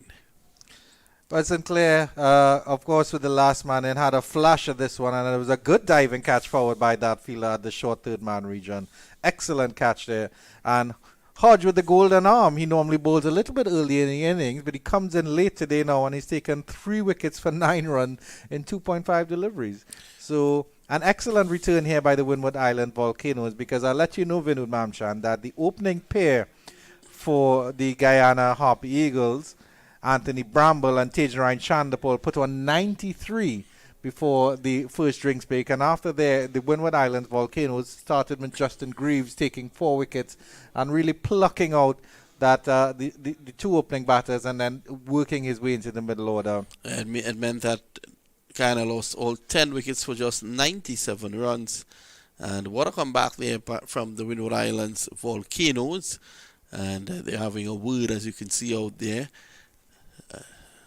We're going in. I think they will enjoy their dinner this afternoon and look to come back and see if they can overhaul that target. 190 though. Guyana is still in this game. From what I've seen of this track, I tell you, and given the Guyana spin bowling resources, I think they're still in this game. You look at the scorecard. Chandapol 30 of 49. Bramble, he was in a hurry. He got 60 of 58, but as you said earlier on, Graves removing both of them that opened up the middle order. Imlak got only 8 today, Johnson 7, Hetmeyer, he played well, close to a run ball 37. Shufian Rutherford, he got 4. Kevin Sinclair towards the end, 36 of 56. Moti Kanhai, he got 2. I think he just goes by Moti these days. Mario Shepard won, Permaul won 190 after 43 overs. So, a good comeback. Again, the Harpy Eagles getting a good start at the top, but the middle order failing. Preston McSween, 2 for 46 in his 10 over quota. Ryan John had 1 for 32. Gidemba, 5 overs, none for 24. Graves, 8 overs, 4 for 39. Larry Edwards bowled his 10 for 40. He was economical. And Kavim Hodge take nothing away from the left-arm orthodox spinner, coming in and bowling really well in his 3 overs, taking 3 for 9. So 190 all out. That's the situation here at the Brown Cricket Academy. We break for a well-deserved dinner, as Andrew and John will have a chance to take a break. We take a short break. We'll be right back.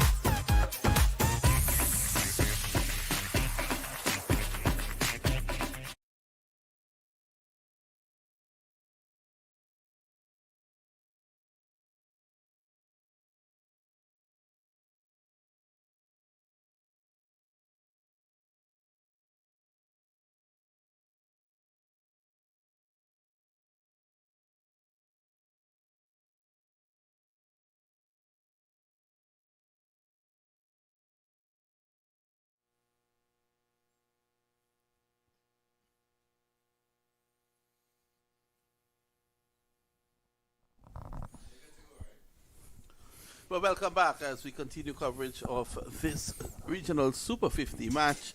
And at the moment, Guyana Harpy Eagles will be looking to defend 190 against the Windward Islands Volcanoes. And at the top of the order will be Johnson Charles, who would have been with the West Indies team in Australia. Back a bit early, and he's in the Volcanoes lineup. Graves taking 4 wickets to put Guyana under pressure. As I say, good evening to a very good friend of mine, a man who is always in Trinidad. I'm questioning whether he has moved across, but these days everyone seems to be moving towards Guyana. Good afternoon, John. How are you? Hello, good evening, Vinod. I'm very good. We have a chase on our hands here. You may very well see the Windwards with this batting lineup they possess, trying to get here very quickly. And if they go too hard too early, may lose some wickets early, bring the Guyana Harpy Eagles back into this game. It's not yet over. Well, Guyana will, knowing these guys, they never give up. The Guyanese are known for that. They will fight. And of course, they have, in my estimation, a very good captain in Leon Johnson.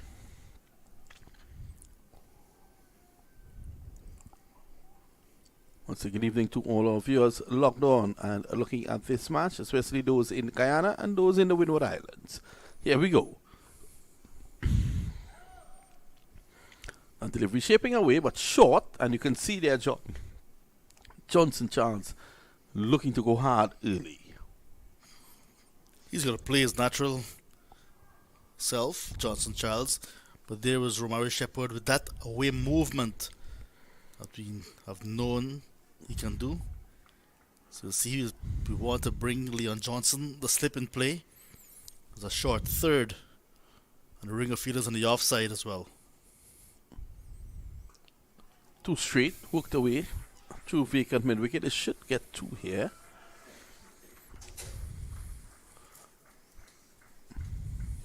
So Guyana, as John was alluding to, will need to get early breakthroughs. It's not a big ask. 3.82 runs per over at the start of the innings. But if they lose wickets early, they can set them back. Oh, beautiful delivery. It's gone, is it? Caught behind. Yes, it is. A beautiful delivery there by Shepherd. Just what the doctor ordered. It pitched and moved away. And there was Johnson Charles in no man's land. Caught behind. Great breakthrough for Guyana. Yeah, wonderful bowling from Romari Shepherd. Extra pace. And that resulted in an extra bounce. There was Johnson Charles half committed to the front foot. And then Edge found had no way Bramble was going to drop that. Yeah, he was caught in no man's land. Neither forward nor back. Just pushing at it. And a good wicket to get there for the Harpy Eagles. Now this is going to be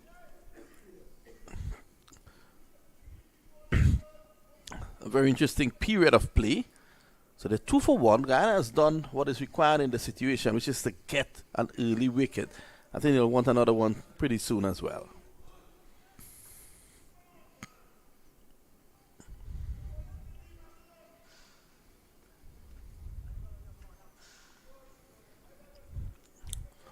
Kareem Hodge, who grabbed 3 for 9, now comes in at that pivotal number 3 position. And he joins the informed Athenaeus.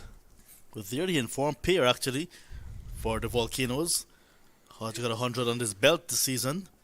Athenaeus has consecutive hundreds, 133 against his very attack.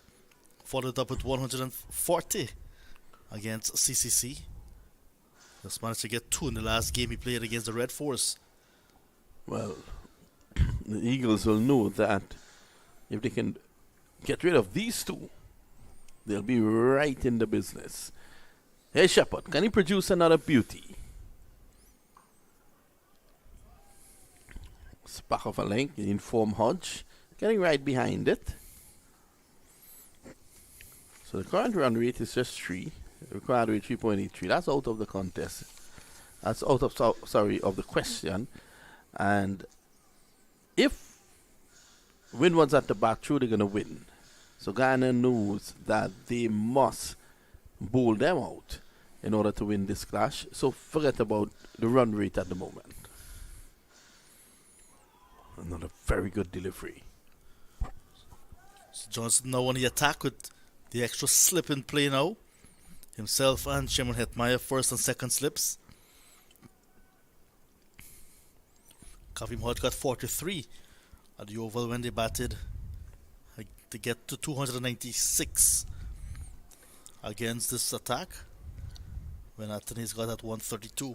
It was Charles as well at the start of the innings with 64 that held it together initially.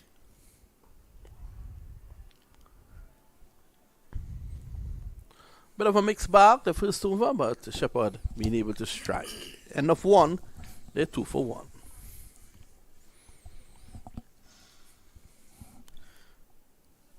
Look out to our right, Vinod. We've seen a beautiful sunset here tonight, here at the Brian Lara Cricket Academy. It's a lovely, lovely evening. It is. Very picturesque. I think I should look for my phone, John, and take a photo of that. We must capture the moment. We're not seeing it on your monitors because we have the better view at the moment. It's really nice looking out that way towards the San Fernando area. Yes, that's across where the San Fernando Hill is located. Are you familiar with San Fernando, John? Familiar might be a harsh word. I know of it. Man from Kitty Carville. Hey. So it's going to be Pestano to take up the attack now from the Gasparilla end.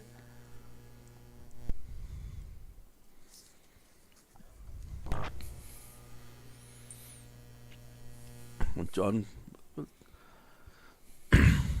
tell us a bit about Pestano.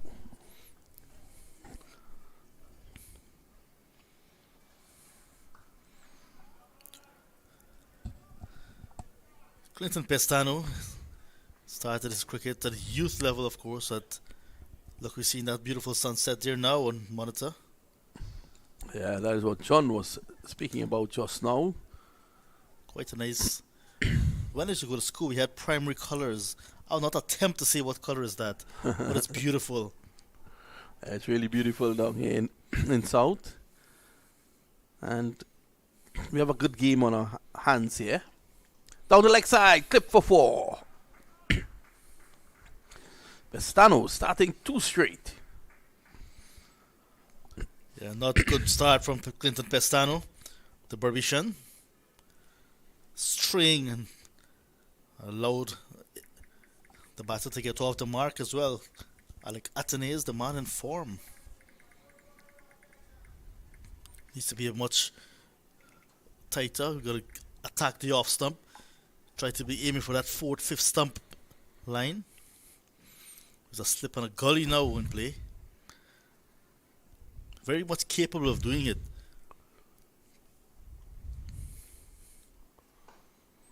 You can see Pestano looking to pitch the ball up, looking to get it to swing. He knows that Guyana needs to take wickets. Yeah, I was saying Pestano from Berbice. Played his cricket at the Rose Town Youth and Sports Club. Mm-hmm. Yeah. A little bit of a late bloomer, you may want to say, because at the age of 30 years now, started playing at this level 2018.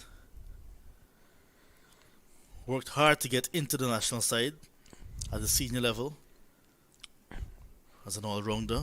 Very much known for his batting as well.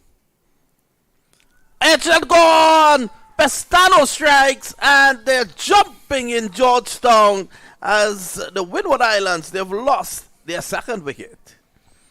That's a big wicket. Alec Atenay is the man in form, and he got off the mark with a boundary as well. So he could have been taking his team home to victory, but Pestano, short ball, moving away from the left-hander, trying to bring the slip and gully in play, and there's Atenay following it and guiding it into the gloves of Bramble, who took it nice and comfortable. Atenay is gone for 4, 6 for 2. Well, a bit of a nothing shot there from Atenay because the ball did not seem away from it. It was basically one of those deliveries that was angled across the left-hander. Two slips in position, yet he was trying to get the ball down to third man. And I think he would have been better served with no pressure in terms of required run rate. He would have been better served leaving that one alone. So 6 for 2. Bramble, the man who top scored for the Harpy Eagles, clutching that catch. Sunil Ambris, the former West Indies, or should I say, I shouldn't say former, he did play for the West Indies though, at the 2019 World Cup. In England, Sunil Ambris. And a Vincentian with a lot of experience, Ambris. Coming to the middle. So Guyana getting a wicket from both openers in their opening overs.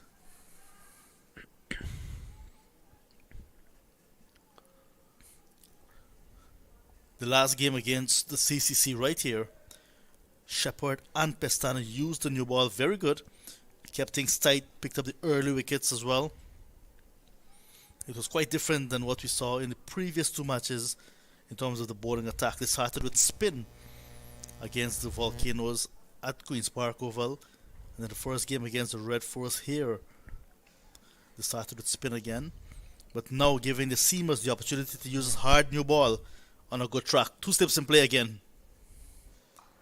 Back cutting and cutting well for 4. Short and wide there by Pestano. That one sat up nicely. Ambris, you mentioned, played for the West Indies. He has that international experience under his belt. Will be very much thankful that he get that delivery to get off the mark. It was too wide, too short. And with a ring of fielders in the offside, all in the ring, saving one, no one protecting the boundary. It had 4 written all over it.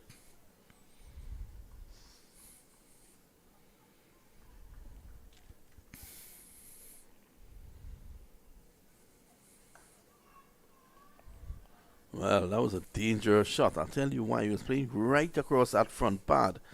Pestano threw his hands in the air because he knew that had he missed that, he would have been a corner. End of 2. The Windward Islands at 10 for 2. Another successful over coming to an end. Pestano can be very deceptive with his pace. That one, like you mentioned, playing around his front pad. Had he missed that, Ambris could have been given leg before, or might have even beaten through the gates. So the run chase has begun. 10 for 2. This is over number 3 now. Good defensive technique being shown by Kavim Hodge. Hodge will have to take over the responsibility of shepherding his side to victory. If they do, it will be their 3rd victory in 4 matches. If they don't, and they give the Guyana Harpy Eagles a victory, it will be their 3rd in 4 matches.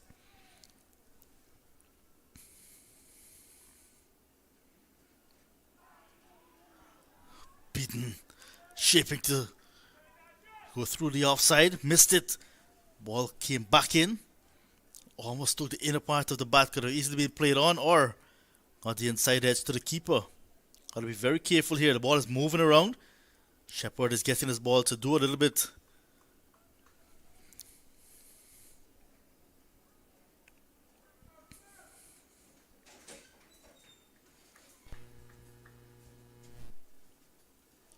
On the attack is Johnson. He's at first slip. Hetmeyer next to him at second. They go down along with Bramble. Forcing the batsman to play. That's good bowling from Romario Shepherd.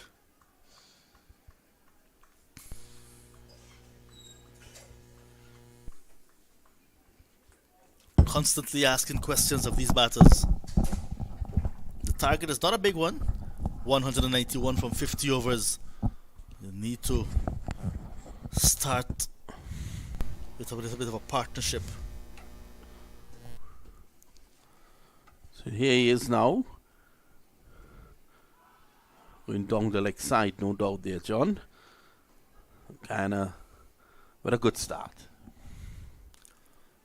Defending a small total need early wickets, and they've done that. So they've given themselves the opportunity of coming back into the game. The Harpy Eagles by picking up 2 quick wickets. And it's 2 dangerous batters they have gotten as well. Johnson, Charles, and Alec Atenays. They put on 119 for the first wicket in the opening game. And then along with Atenays, Hodge, who's still at the crease, put on 127 for the second wicket. Andre Fletcher, the captain, still to come.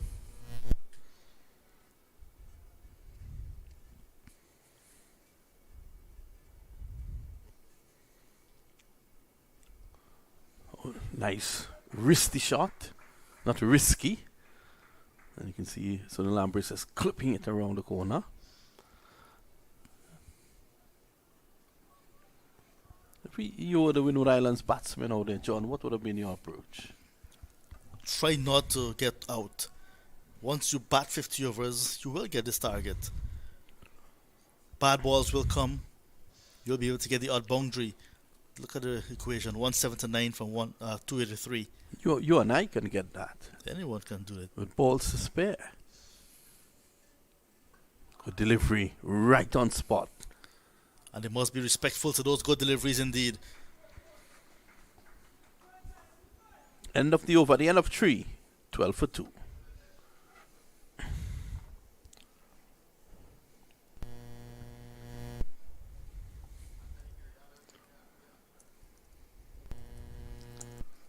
So a lovely evening here at the Brown Isle Cricket Academy. And these evenings are pretty cool as we approach the Christmas period. It's San Fernando week as well. Yes, it is. And it was launched recently with a concert with David Rudder. Well, that concert was broadcast live by 360 TV. Yeah, I was following. I didn't see you though, John. I was following on the link. Well, this Saturday I'll take you to Pan. San Panorama. Fernando Pan. Panorama was launched as well. We had a cancer event a few days ago right here. I'd love to go to a parang as well. It's parang season, you know, Vinod. Yeah, it is. But this Saturday at 9 p.m. you have in San Fernando Pan on the Coffee.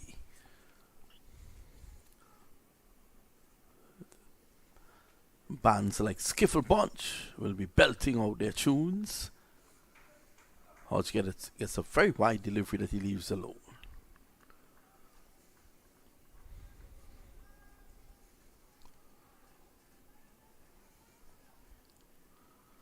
This is not too many people coming out to the matches that Trinidad and Tobago is not involved in.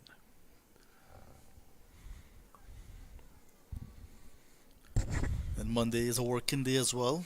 It should be. Should be. Pestano. Guiding it down to short third man. Pumal. How big of a role Pumal has here in this defense? The seamers will try to pick up as many as possible, trying to get the ball to get a bit wear and tear before handing it over to the spinners, Pumal, Sinclair and Moti. So once the ball goes into their hands, they'll be very much trying to do the same thing, containing, building pressure and picking up wickets, and Pumal is known for that as well. So once he gets that ball, that will be the modus operandi. Try to keep it tight to create the pressure to get wickets.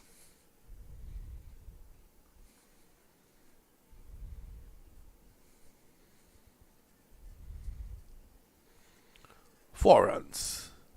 Well, the fielder running across, he might get it. Yes, he does. Initially, I thought that would have sped away. So it's going down the leg side. Is there a signal from the umpire? None forthcoming. So runs there to Hodge. 2 runs to Hodge, and he's off the mark. Took some 9 balls before getting off the mark, but he got a gift. Ball that was down the leg side. It's got a little bit of bat onto it. But good work from Shepherd at fine leg. That had 4 written all over it. Shepherd had other ideas, and that can lift the bowling side as well. You can see Pestano, that was a bit too straight, but he's looking to pitch the ball up, looking to get it to swing away from the little right-hander, with Hetmeyer and Johnson waiting to take anything that comes their way. Is it Hetmeyer or Hetmeyer? Hetmeyer. Well, I've heard some people call him Hetmeyer, so I said that, I'll have to ask the mayor of Georgetown to explain that and give me the right answer. So we go with Hetmeyer. John Ramsing says so. So we saw the other game of the zone being ended in a no result today. Well, I'm a bit puzzled because normally after 15 overs you do get a result. 20. It's 20. Oh. So, I was told that it took all of 35 minutes for 3 overs to be bowled. Yeah, we were here and we were told that the game has resumed. I checked the score, didn't get an impression because things were moving such at a slow pace. 4 gone, 15 for the loss of 2.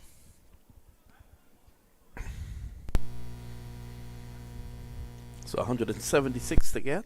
It's all about occupying the crease, building partnerships now. Yeah, the bowling is on top, so Hodge and Ambrose will just have to weather the storm. You'll get some gifts like down the leg side. You want to take advantage of that. But this no result has certainly opened this zone wider. Because at the start of round 4 of this zone, so to speak, 3 teams were tied on 8. With just net run rate separating Red Force, Volcanoes and the Harpy Eagles. Cutting very close to the off stump. Ambrose has to be careful here. So one of these teams could definitely go ahead of the Red Force. And remember, only 2 will be coming out of the zone to go to the semi-finals next week, Wednesday and Thursday. It's important that these teams look at that other game's result. Go for a win.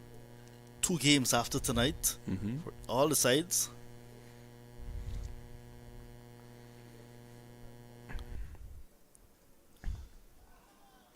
I want to think that the next game between Guyana and Trinidad will be a big one. No, it's always a big one, but I think it's going to be bigger. Yeah, that's going to be a day match Wednesday coming at the Queen's Park Oval. 9 a.m. start. But weather permitting as well. Because the weather is certainly around. You saw what happened in St. Lucia recently.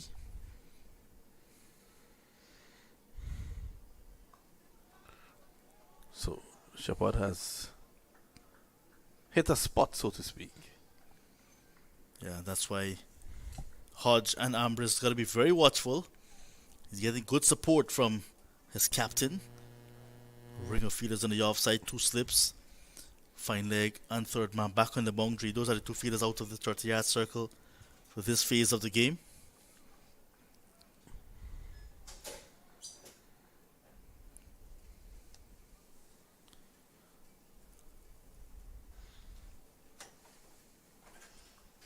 Got away.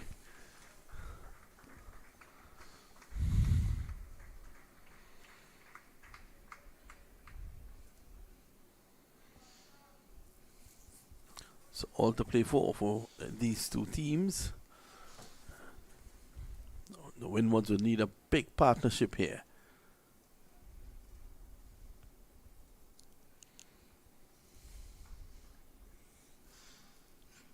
The partnership of the match was that opening stand between Chandapal and Bramble, 93.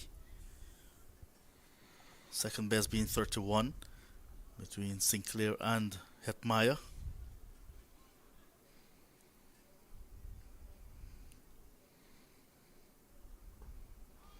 Quick single. Well, that's one way to do it. Ambrose is pretty quick between the sticks. And in the absence of boundaries, they're looking to just rotate the strike, keep the scoreboard ticking. Yeah, Pomor was on his heels as that ball was being played down towards mid-on. So it took a little while getting to it.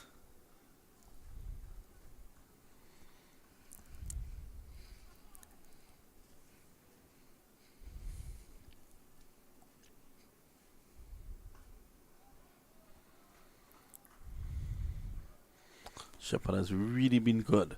His 3 overs, 1 for 6. It's the end of 5. And Guyana fighting back nicely here. The Windwards are 18 for 2.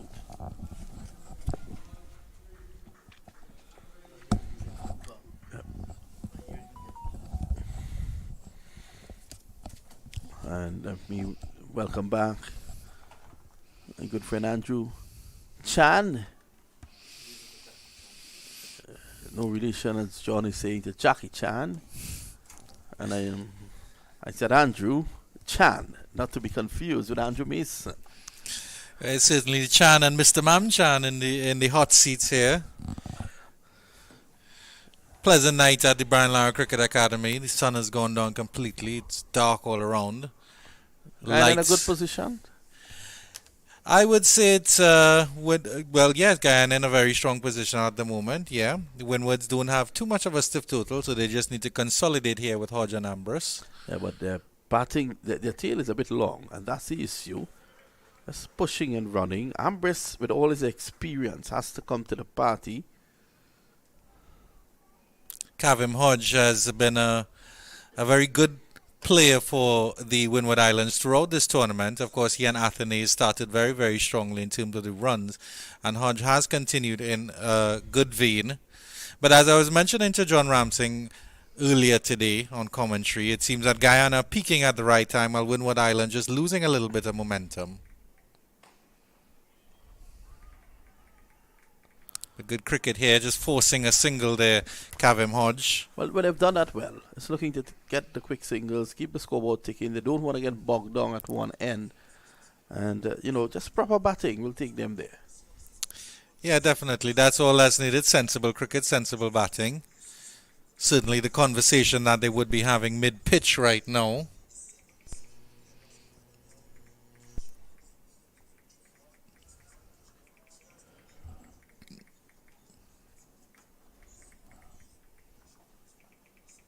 Again, another single here down to square on the onside, on the offside that should be.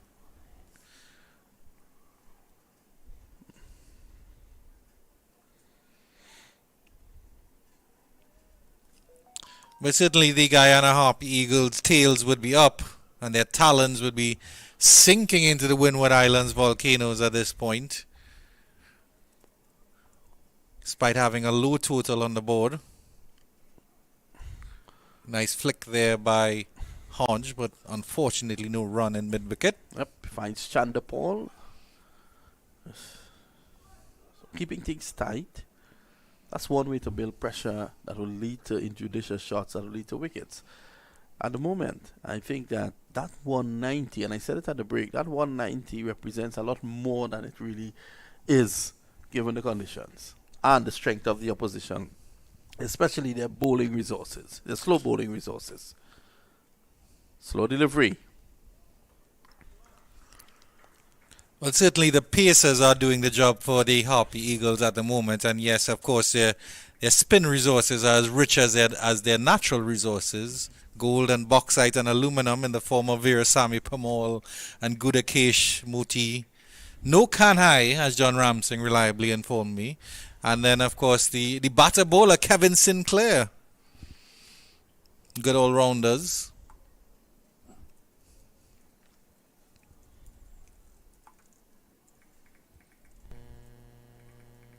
Pestano with his cane rose will run in again. Good full delivery outside the line of the off stump. Not bad at all. One thing that he has done well here, he has pitched the ball up. He's looking to attack. Hasn't really bowled the short stuff. He knows that there's no future in really bowling short stuff on this track. and he has really done well. His 3 overs 15, he's gotten a breakthrough, and after 6 it's 22 for 2. Yes, certainly. And again, you're quite right in terms of the pace bowlers pitching the ball up, because I think the Windward Islands Volcanoes bowlers, they bowled a little bit too short towards Bramble and Tajanara and Chanderpaul, which is why they were able to get a 93-run partnership at the top of the order. So certainly the Guyana Harpies Eagles bowling, starting on the right line, starting on the right length, and asking the right question as Romario Shepherd continues.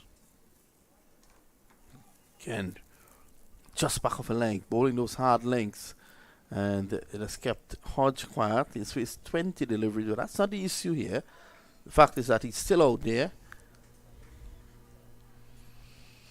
Well, I mean, the Windward Islands Volcanoes were certainly pegged back in the first 2 overs, because there was 2 wickets in those first 2 overs. So the consolidation effort by Hodge is really admired here, and he's showing his maturity and all-round skill. Right, again, right on spot. And of course, at this early stage of the game, Binod, run rate isn't too much of an issue. The current run rate is 3.5. The required run rate 3.9. Of course, they won't want to get it up to 4.5, 5, or even above 5. But it's okay for now for the Windward for the Volcanoes. Yeah, they've given themselves the luxury of, they soaking up a few balls. Cut away. Well set field. White man gets that. So they could afford to soak up a few deliveries, respect the good ones, because as you were saying before, it's not really, the required rate is not one that is a big ask. And Ramsing was saying early on, once you bat the 50 overs out, you're going to win. Yeah, most definitely. Yeah, there's no imminent threat of rain. And I think also as well to consider, Hodge and Ambrose are very good at working the ball around. So when the field spreads a little bit more, and they will get opportunities for the singles with acreages everywhere. Short and wide, not really timing it. Probably going a little bit too hard at that one, Hodge. A little bit of short and wide, and his eyes lit up, and he was hoping to spank that through the cover region. Playing too early. The ball jamming into the turf, so to speak. Certainly Romario Shepherd with those broad shoulders and his action would definitely slam into the turf a little bit more. Deceptive in that sense, Romario Shepherd. Cutting just past Hetmeyer. Dangerous shot indeed from Ambrose. I don't know if you heard that ooh from John Ramsing, but it certainly added an element of excitement to that shot there. Well, I did hear that. As you can see, it was too close to cut. Gets away and lives to fight another day. Yes, I did hear that. Ooh, and coming from Ramsing. I actually saw him in the motion looking to take the catch. All the way up here in the press box. Slow delivery, but too straight. Unlucky. The one fielder at mid-wicket he finds. And it's the end of the over. At the end of 7. The Volcanoes are 24 for 2. So certainly the Guyana Harpy Eagles doing a good job in starting to defend that total of 190. But of course the equation is still in favour of the Windward Islands Volcanoes, despite having lost 2 early wickets. Johnson Charles really hasn't set this tournament alight, despite the fact that we know he's very capable of it. And Alec Athanaze, who started off with 2 centuries back-to-back and then has fallen very cheaply in his last 2 games, just 2 and 4 from the 2 Windward Islands Volcanoes openers. Kavem Hodge 6 of 23 and Sunil Ambrose 11 of 12, starting the consolidation job here for the Windward Islands Volcanoes. And Pistano will continue from the northern end. The 2 slips settling and waiting. As Pistano. Again, Ambrose playing around that front pad. That's a dangerous shot. He gets two into that vacant mid-wicket area. Certainly a dangerous shot, and it was also a bit uppishly as well. So unfortunately, the fielder at mid-on didn't come into play. Well, But then, gonna plug that gap. Maya himself comes out.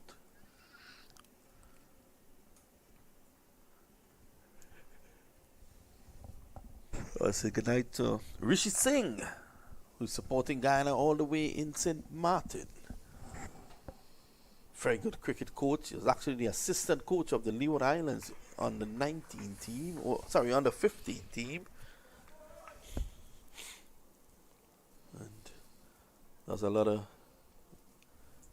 good work in St. Martin, helping to build cricket there with his good friend Maksud from Najiko's fame.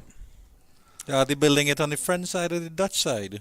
It's actually on the Dutch side. I've been there a couple of times covering cricket. It's actually on the Dutch side. And the funny thing, Andrew, is that the ground is privately owned. The land is privately owned. It's actually, the ground is behind someone's property. And they've kindly consented to allow the St. Martin national team and all representative teams coming out of that part of the Caribbean to play there. Trinidad and Tobago did play a first-class game there when Brian Lara was making a comeback, and I think it was Lionel Baker, who broke his arm. Driving. Flicked beautifully all along the turf there by Ambrose, just in front of square, and all along the turf, all along the boundary, all along the grass for four. Yeah, over pitch there from Pestano. He has been looking to pitch the ball up, just clipping it away nicely, efficiently. So And that was a genuine clip off the legs, Vinod Mamchan, as opposed to him playing around the pads, as you had mentioned yes, earlier but today. and all he did on that occasion is that he just played it a bit later. He allowed the ball to come onto him. He got inside the line and was able to play it nicely. So 32 for 2, and in a situation like this, it is advisable, Andrew, to set yourself small targets. And, both batters out there looking to probably get up to 50, then look to push to 75, get up to 100, and you set yourself small targets. All of a sudden, you look up at the scoreboard, you see 100 for 2, you see John Ramsing crying, and you're close to home. Well, certainly, I think these two batters would want to get through that first power play, and then when the field restrictions are relaxed a little bit, and definitely see where they are at that stage.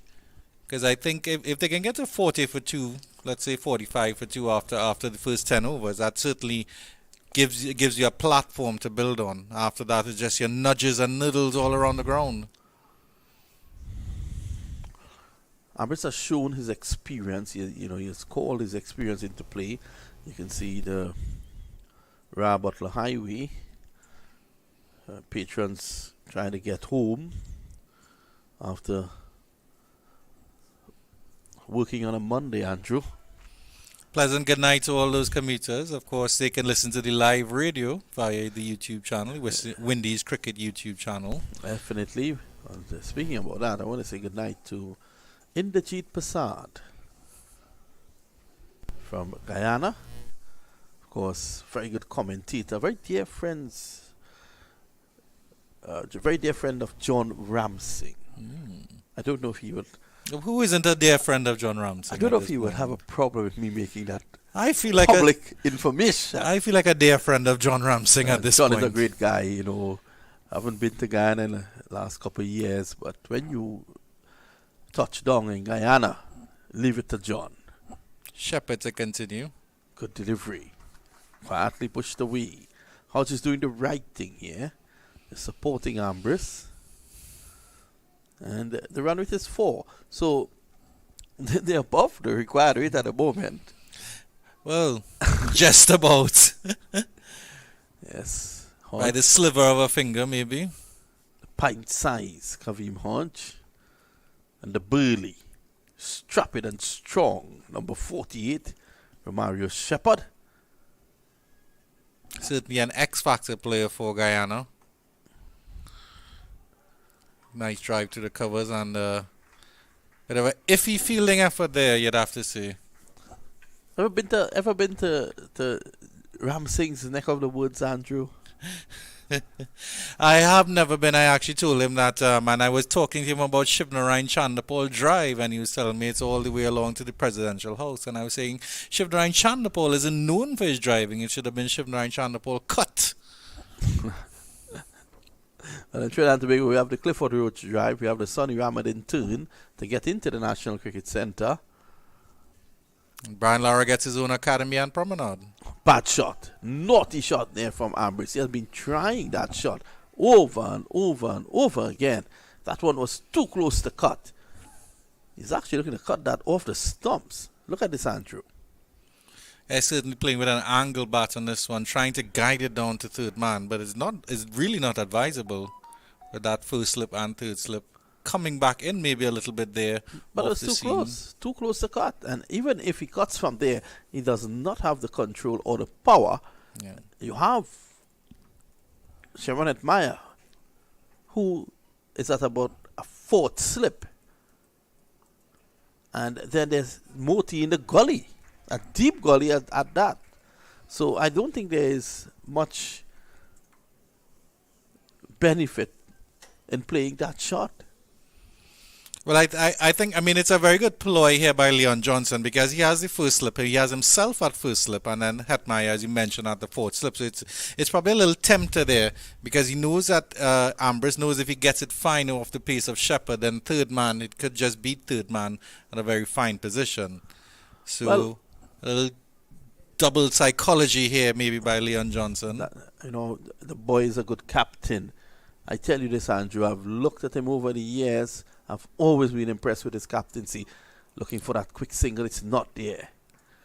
Kind of on their toes here at the moment. They know that if they can get a further breakthrough here, they can get into that middle order.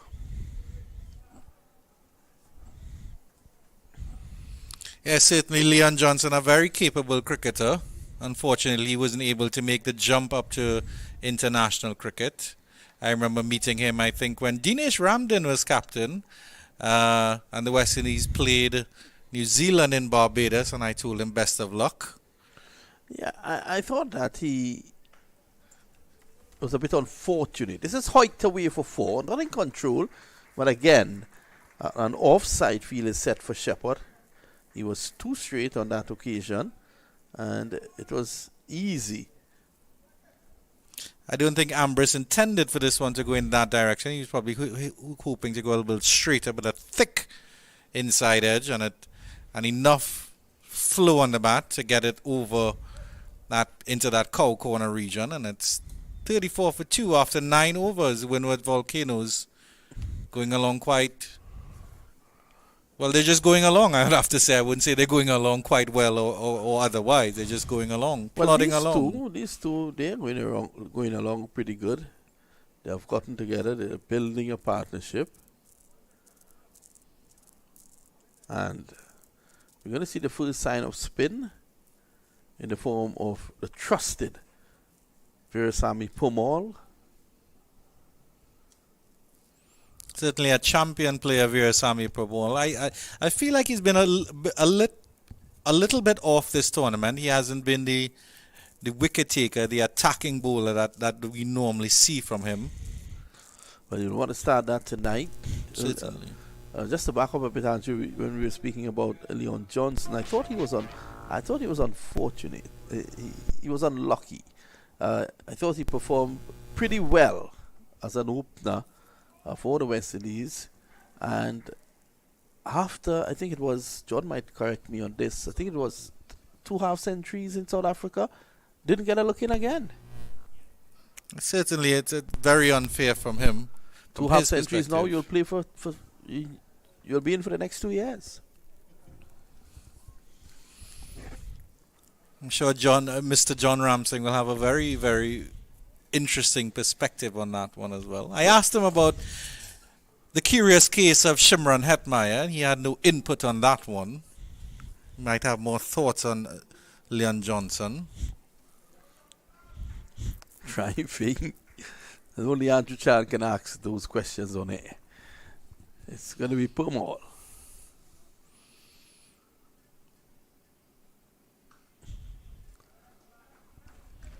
Nicely cut away from Hodge. Now to deep cover for a single. So Permal has to call on all his experience here. I am genuinely impressed by Kavem Hodge. I think he's an excellent player. He's very, very good with the ball, as we saw 3 for 9 earlier in the Guyana Harpy Eagles innings. And then to come in and bat at number 3, which of course is a very pivotal position in any batting lineup. I'm sure that all of Guyana would like to see the back of him. Those who would have gathered around the television sets looking at the match.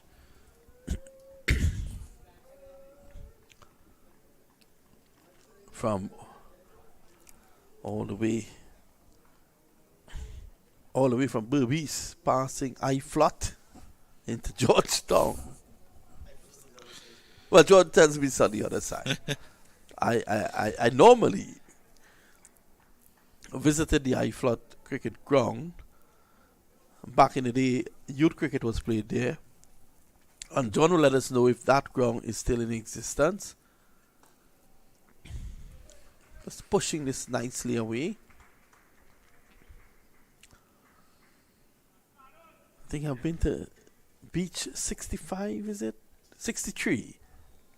Well, I'm informed this evening. I think I need to go back to Guyana pretty soon. Take me with you next time you're going, Mr. Mamchan. Of course, I will inform Mr. Ramsey. So it's the end of the over, and you can continue your discussion with John Ramsey as he comes calling 36 for 2.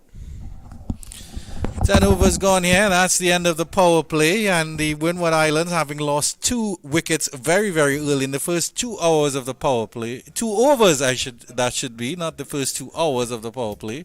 Certainly in the first few minutes of that power play, as John Ramsey slides back into position as smoothly as the wood is built up around Border Stadium. Pleasant good night, Mr. John Ramsey, and how are you enjoying your stay in Trinidad so far? Hello, Andrew. And once again, it's really been a nice day in the Twin Island Republic. Everything has been in perfect order. Accommodation, meals, transportation. Cricket has been good. The weather has been a bit iffy, but we can live with it. Cricket has been played still.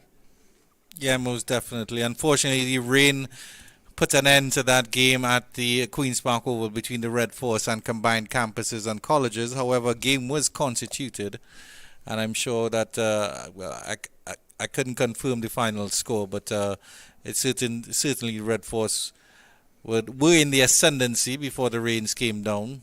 It actually ended in a no result. 18.5 overs were bowled in the second innings when the Trinidad and Tobago side were batting, 97 for 1.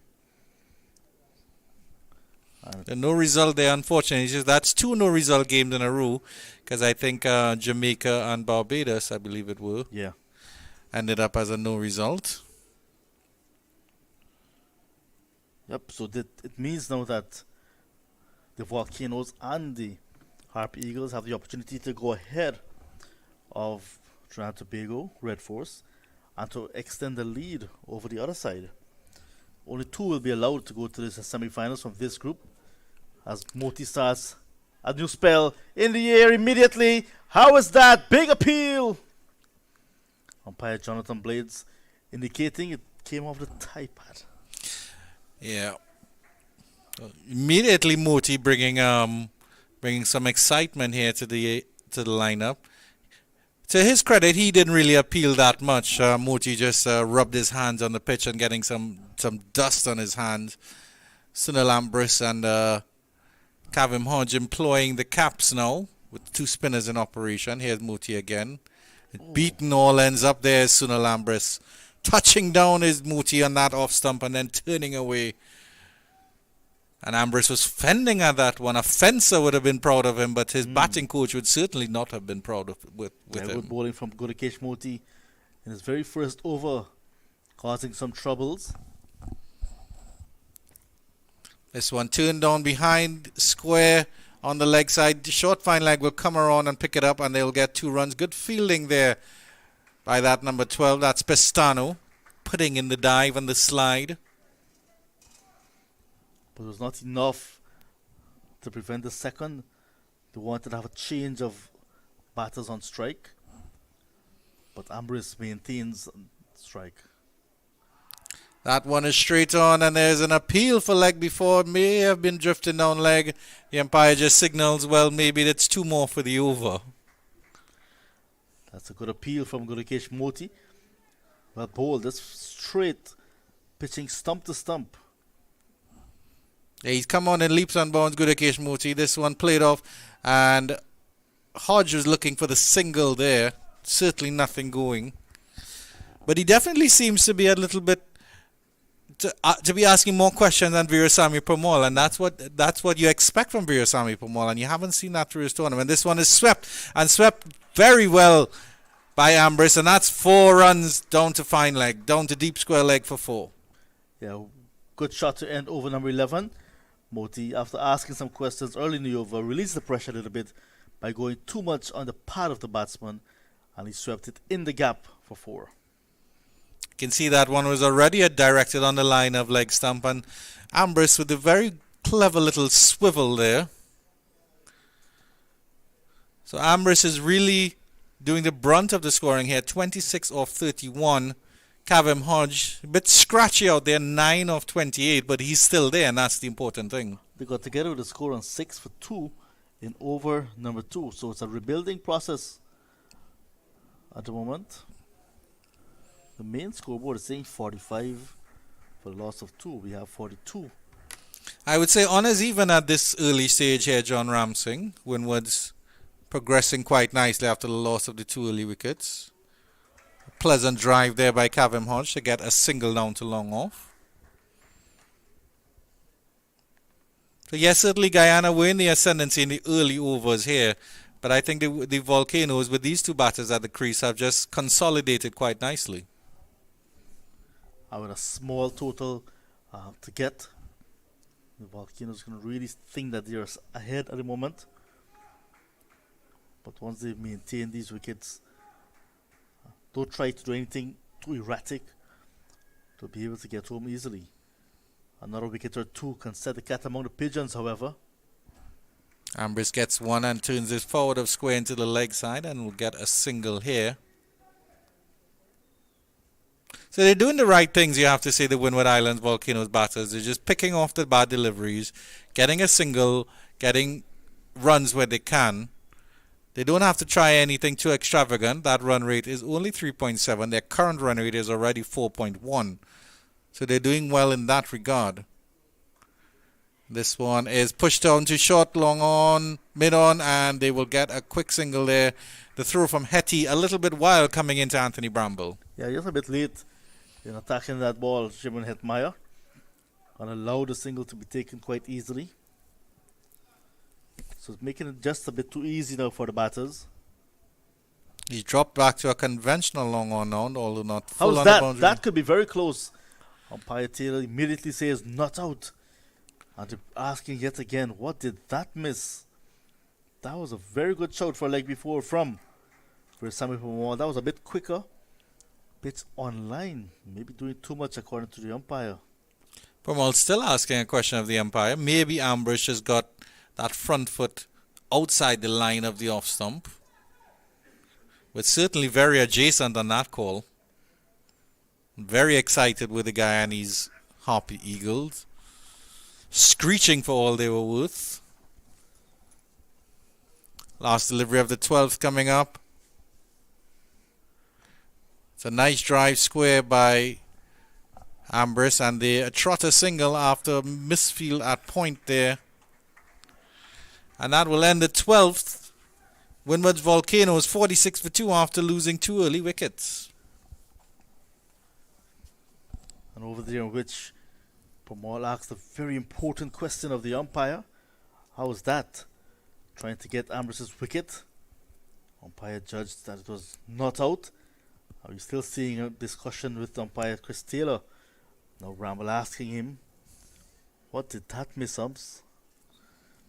Last ball of the over, an easy single was taken. Rutherford misfielding and allowing the single. So they're not necessarily helping themselves as well. Guyana Harpy Eagles, they need to maintain the pressure by doing some good fielding. Certainly the Harpy Eagles will be hoping to bring a level of intensity to their fielding. 145 and 228 deliveries. That's all the Windward Islands Volcanoes need for a big win in this tournament.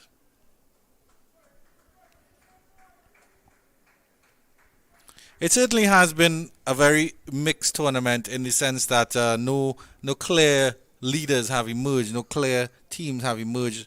I don't think in either group there, and that's an edge. Good feeling there by Leon Johnson at slip.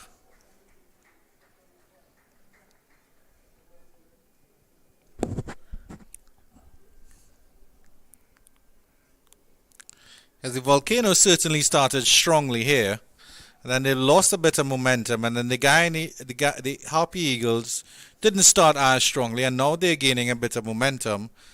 And then Red Force have been there or thereabouts in terms of this group here. Moti really settling into a rhythm here. His first over he did ask some questions, and this over he's definitely a little bit tighter. Teams will have to do some adjustments after this game. This one is driven down to long off pleasantly by Ambrose. They'll just get a single here. Red Force set back today with that no result. Will be for the setback when 3 of their players will have to jet off to Australia with that test side. The Windward Islands Volcanoes, they're not losing any of their players. While the Harpy Eagles will lose Jason Ryan Chandapal, the opener. So a spot being created there. Or 3 spots created for the Red Force. With Joshua De Silva and the Seamers, Jaden Seals and Anderson Phillip selected to that test side. So that's another ingredient thrown into this mix in Super 50.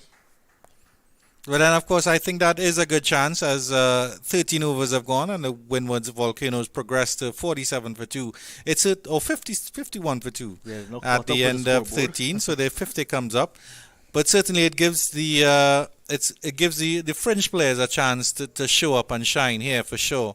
As we know, Shannon Gabriel has been working himself back into fitness and has been doing quite well for the Red Force, so he will still be around.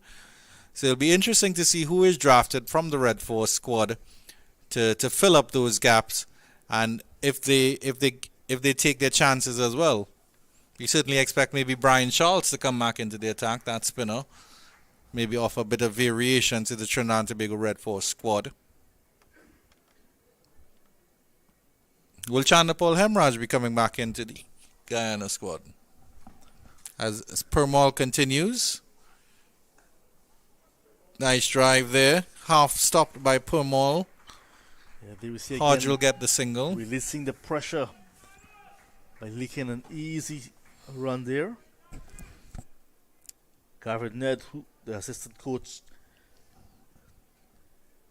very vocal in sending out his message. Just want to have his team support each other. Again, an easy push down to long off here for Ambrose. Ambrose has settled in quite nicely here, going on to 33 or 41. To the bulk of the scoring. Doing the heavy lifting so far for the Volcanoes. Chandapal Hemraj, who you asked about, I was actually injured in the recent inter-county tournament. Small finger, his pinky finger was injured. Did not play the last 2 rounds of that inter-county tournament for Demerara. And did not make the Guyana side, was not included in the reserves either. Would Shilpin Rutherford be considered as an opener? So actually Tevin Imlach, who's done it before. Okay. Can go up. Hetmeyer started his career as an opening batsman.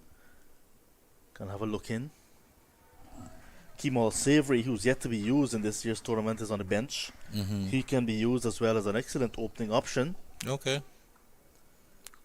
And I haven't seen an official release. I haven't seen the official word as yet on the replacement for Tejan Chandapal. But when I look into the dugout, I'm seeing an extra player as the over comes to an end. 14 overs gone.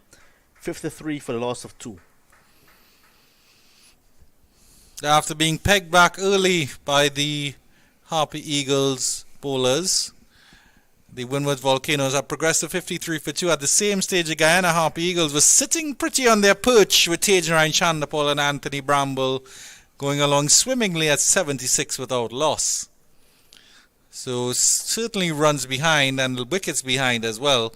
But that won't concern the two men out in the middle too much, Sunil Ambrose and Kevin Hodge, because we both know that if they bat deep into this innings, into the 25th, 30th, even 35th over, this game is all but over for the Harpy Eagles. Moti starts a new over. He's operating around the wicket, trying to get Ambrose's wicket, looking for that edge. Yeah, like I'm saying, looking into the Guyana Harpy Eagles dressing room, I've seen a new player. Haven't seen him in earlier matches. This one is driven through the mid-wicket area, and they'll come back for 2. That's good running. It went just outside the 30-yard circle, and that fielder had a lot of ground to cover. Good to see that Leon Johnson still has himself that slip in place to give Moti that encouragement to get that drift and that spin away from the right-handed batters. Ambrose is well equipped to cover that one. Moti rushing the batters. It's not giving them a lot of time to settle in between deliveries. Johnson at slip, cheering his bowler on. It's a nice drive up to long off. Gudakesh Moti has taken his chances at the international level when he has been offered those chances, certainly. Doing quite well in red ball cricket and white ball cricket on debut. He's certainly a fringe player. Although I feel like these spinners are sometimes a little bit short-changed, John Ramsing, and this one is driven nicely. A despairing dive by cover by Shimron Hetmeyer, but still a single. And I look specifically at the case of Devendra Bishu. I thought did excellent for the West Indies. I mean, of course, he did have his certain injuries with his fingers and stuff, which is, of course, a hazard of the job for spinners, for sure. But I certainly think he was an excellent bowler and wasn't given the opportunities that he may have deserved. Must say happy belated birthday to him. Celebrated his birthday only yesterday, Devendra Bishu. Certainly another perspective here from John Ramsing. One delivery left in the 15th, and Ambrose plays this up calmly into the cover region, and at the end of 15, the Windwards Volcanoes are 57 for 2. Yeah, going about their job nicely, the Volcanoes. Quiet run rate is 3.8. Current run rate 3.8. So they're right on the money, the Volcanoes. Samir Permal coming now again. He's bowled 3 overs, wicketless. 8 runs conceded, very tight, very economical. But almost had a wicket with that leg before. We're looking to add to the wickets column. Certainly, as I mentioned, I think he's been a bit scratchy. He's not been at 100% for this tournament, Permal. But 3 overs for 8 runs certainly suggests something of a return to his normal control. And of course, he would definitely want to take a couple of wickets now here and get deeper into that Windward Island Volcanoes middle order. A little bit of a wide delivery, and it's stroked nicely out to deep cover for a single.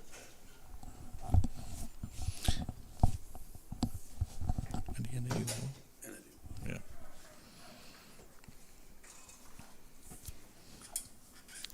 Kevin Sinclair is the off-spinning option. Yet to be seen when he will be given his opportunity.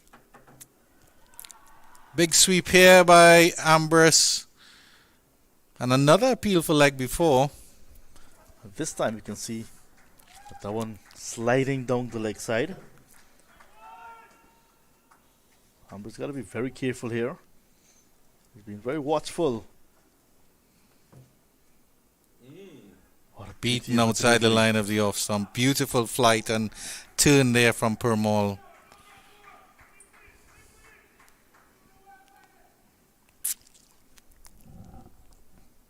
Certainly getting into his groove here, the champion spinner.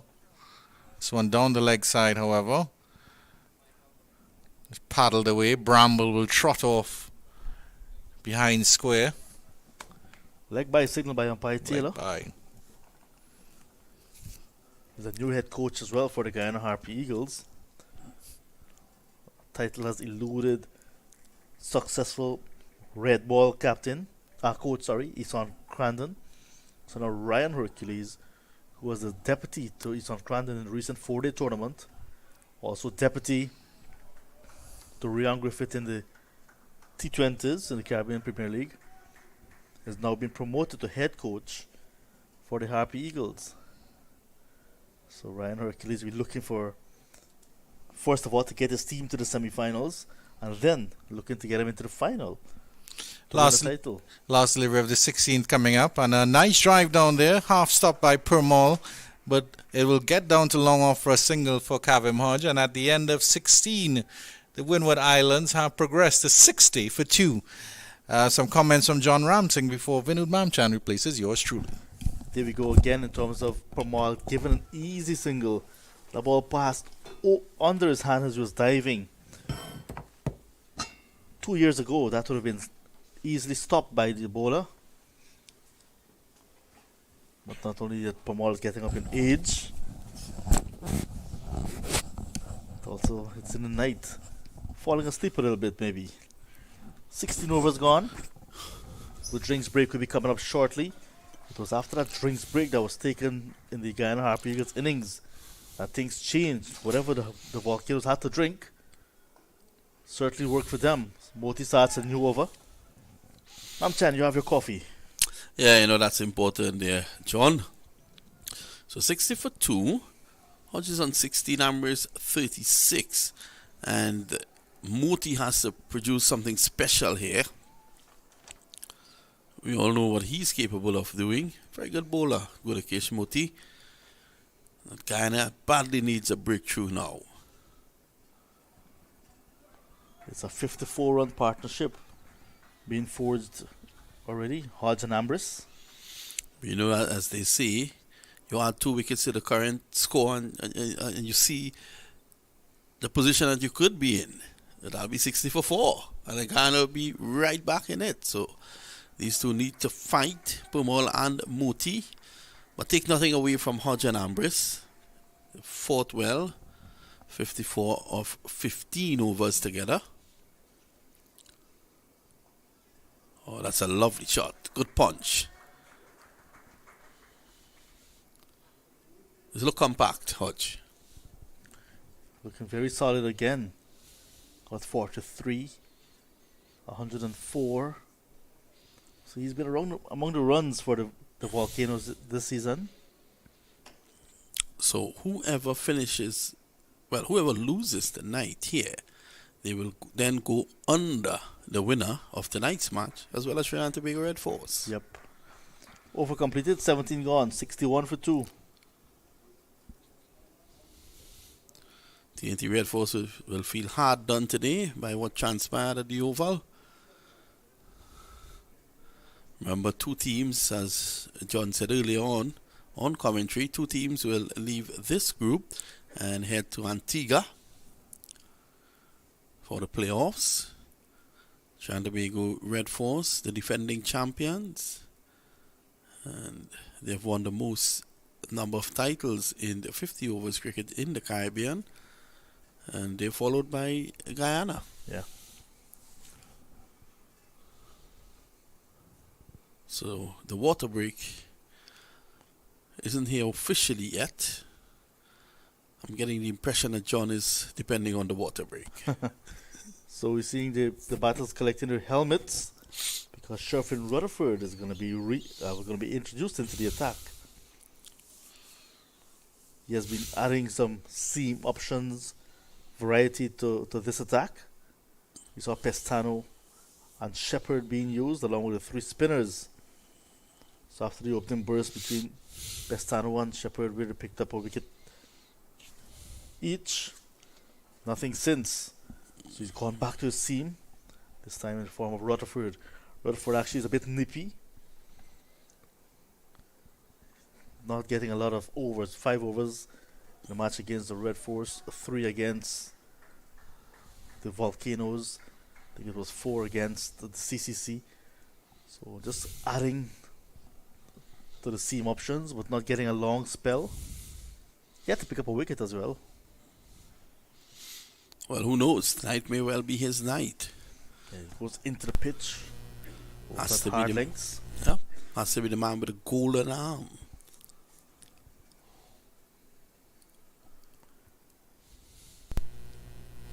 One of the spinning options that he would turn to sometimes is not here, in the form of Chandrapal Hemraj. He's injured. Well, he was a big loss for this Guyana outfit in my estimation. Here's Shepherd. Rutherford. Sorry, Rutherford. Nice straight bat. Seems to be a trundler.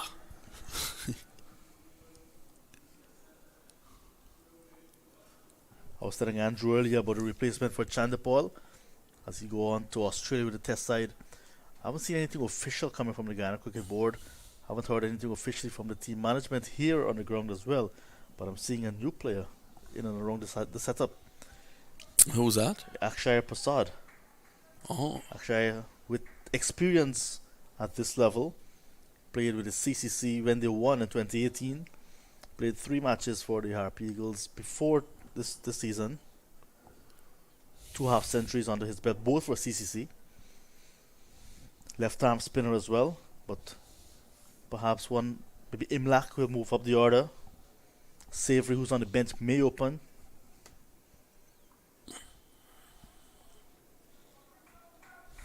So you have some options. And if Akshay breaks into the 11, we'll be in the middle order.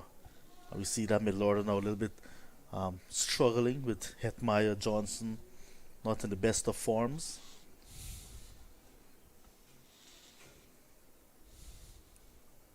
So Hetmeyer moving from number 3 to number 5. Johnson moving from 4 down to 5. well, that's always representative of a period when you're not in form. You tend to go down the order. And that number 3 position is so pivotal for any team. We've seen Hodge coming and make that position his own here with the Windwards. The man just on your monitor. He's set to be the newest test player for the West Indies.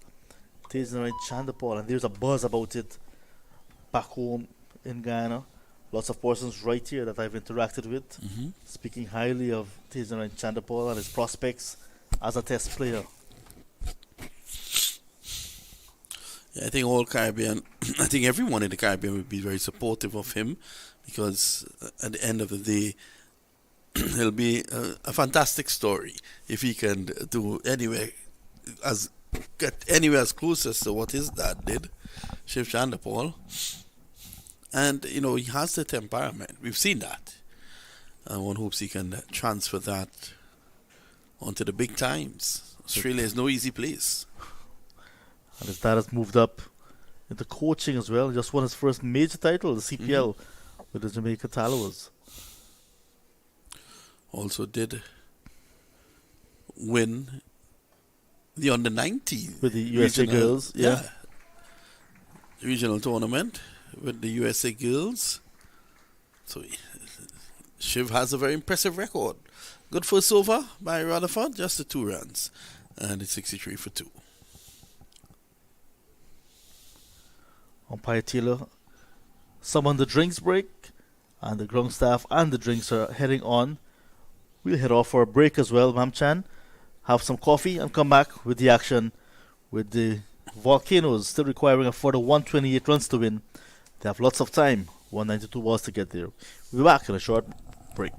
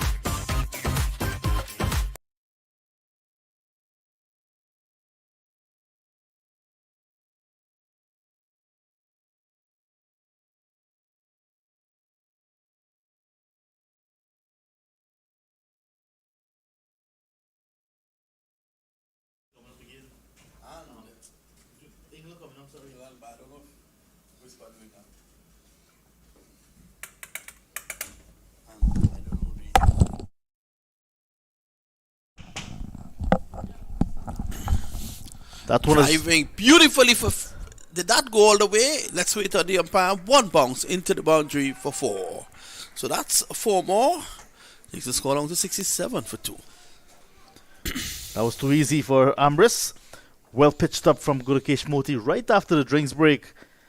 We see the drinks break helping the Volcanoes again, because after the drinks break, when the Guyana Harpy Eagles were batting, they got a flurry of wickets. This time they got a boundary very early. And another quick single. That has been a feature of this partnership.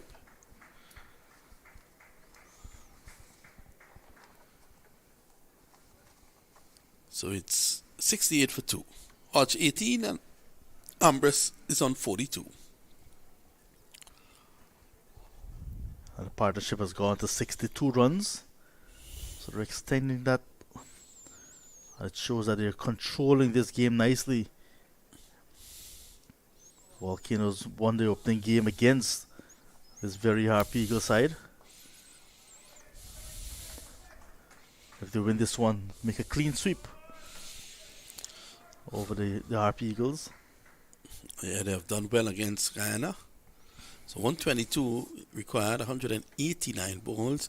But I like the approach of both Hodge and Ambrose. Ambrose did play a few risky shots, but he seems to have settled now. Sensible batting, they're thinking on their feet, and they're playing situational cricket. Yeah, making it look so easy now. Picking up the singles down to long off and long on. This time that was down to long on. Just working the V's, like you say.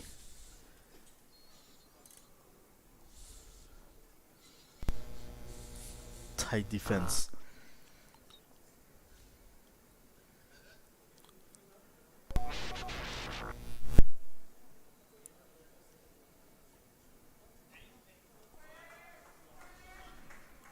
Pleasantly played on the offside.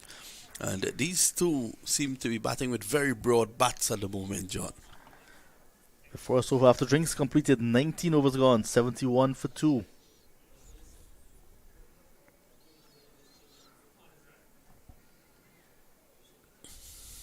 The lights taking full effect here now at the Brian Lara Cricket Academy. The Volcanoes in full control. Harpy Eagles not going anywhere close to the Volcanoes. They can get burned from the lava. And the Harpy Eagles, they really need something special. Someone has to pull something out of the hat here, John. Will it be Rutherford? Here he is.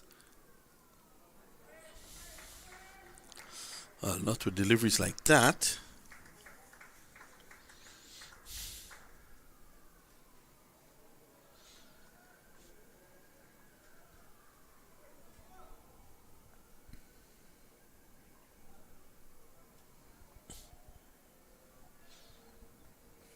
72 for 2. This is a 20th over in progress.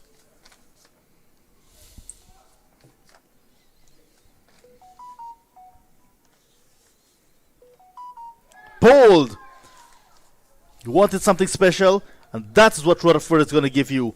Bold through the gates to the Lambris, was forward, into defensive shot, defense breached, and there he is, Bold by Rutherford.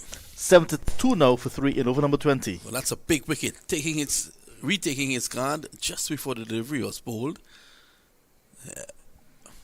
Well.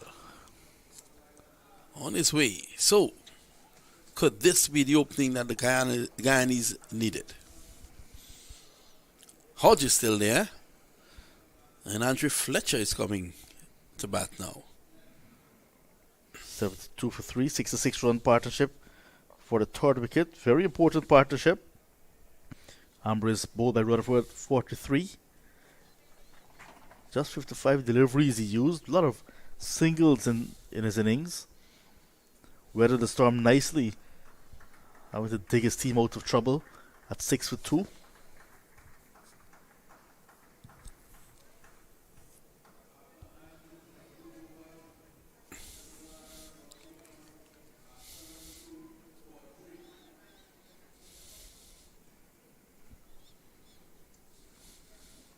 Captain Andrew Fletcher, the new batter for the Volcanoes. Short of some runs this season. Well, this is an ideal opportunity for him to spend some time out there. No pressure on him in terms of the run rate. So he can really look to spend some time out there and look to build some confidence. Let's see how Johnson approaches it now. Well, a slip goes in place. This is good. Putting pressure on the new batsman. Rutherford. Will he be the unlikely hero? And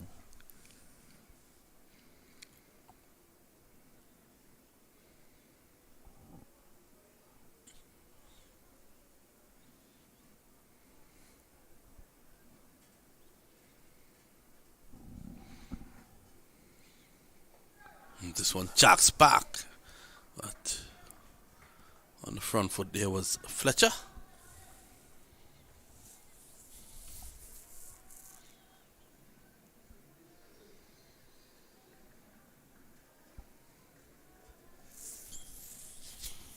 Georgetown will come alive over the weekend with a softball tournament. Bowling underarm. The Prime Minister's T20 Softball Cup 6, the 6th edition. 6th edition. Well, the Prime Minister. Chance for a run out. Does not lose that one. I see your president is also playing cricket. Yes, President Seems to like cricket. Yeah, he's very busy. On and off the field.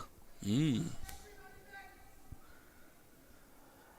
Prime Minister's T20 Softball Cup is like the last leg in what is called like a triple crown of softball cricket. Starts in Florida in February, March, goes to New York, July, and ends in Guyana. Teams make their way to all three venues, trying to win titles. This year it will be 4 categories. The women making their debut at Prime Minister's T20 Softball Cup. 4 women's team and 26 male teams in 3 categories. Open, any age, over 40 and over 50. Softball, very competitive. Yeah, I've seen softball cricket in New York. Yeah. Those guys on the arm and at tremendous speed. Successful over coming to an end. 20 gone, 72 for a loss of 3. I want to thank John Ramsing. He goes away to prepare his story for that softball tournament. And we welcome back Andrew Chan. Andrew, Guyana getting the breakthrough. Yeah, definitely. It would seem that Volcanoes would certainly get in a foothold in this game here. And then Shirley Rutherford, yet another valuable all-round in the Guyanese side. Doing the damage here, getting rid of the well-set Sinalambris. Unfortunate for Ambrose that he didn't push on as Kanai continues. Moti, I should say.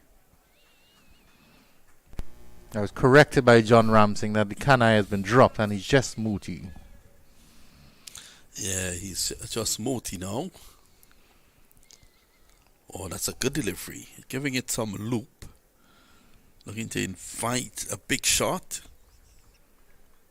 I don't know if that was a shot of the night sky by one of our cameramen as we went black there. Briefly. Nice drive through the cover region by Hodge, and he'll come back for just a single here.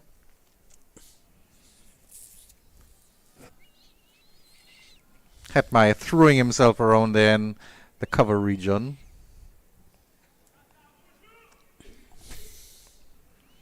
I would say it's certainly a very balanced game at this stage, Vinod. It could go either way. If the spinners can get some purchase here for Guyana under the lights, and if they settle into their work quite nicely as they have been doing so far. He is gone. Well, Moti strikes and Guyana, they're right back into this contest. Fletcher stands and now he walks. Let's wait on the replay.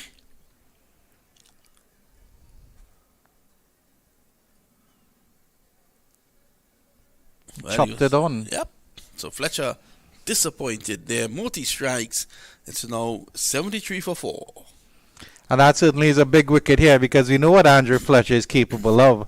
And he's gone without troubling the scorers as well. And that puts Kavim Hodge, who's been under extreme pressure since he came in. Hodge basically opened the batting here, 22 of 57 after the early loss of Johnson Charles. And John Ramsing comes back and is all hop, skip and jump. Well, John Ramsing was actually on his way to the bathroom and decided to turn back. He got very excited. Well, Fletcher goes without scoring and Guyana, they are right back in this contest. yeah, most definitely Guyana. Now I would say in the ascendancy, I would say it was on as even before that wicket there. But to get Andrew Fletcher without scoring, that's a big fish to get. We know Justin Graves, who's a new batter, is very capable as well. But as you mentioned, the Windward Islands Volcanoes have a very long tail. Will it wag today? We're not sure. Well, Hodge is still there, and Graves needs to give him that support. Graves was the star with the ball, taking 4 wickets. And they say Guyana, they're right back here. And you see Clinton Pistano having close words with Anthony Bramble behind the stumps as Justin Graves takes his mark. Impressive from Moti, just Moti, no Kanai. Bowled quite well. His first over was very interesting, even though he went for 6 runs, and ever since then he's really settled into his job, his work here.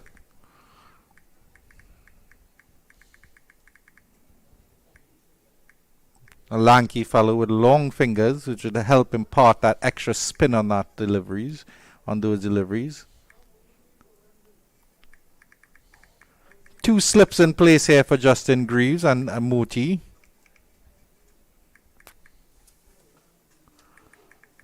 Back to that one. He should have been forward maybe, but he still gets it out of the danger area. Moti does the fielding. 1 delivery left in the 21st over. Justin Greaves is back and he's cutting that one, pushing that one nicely into cover. And he'll get one to get off the mark.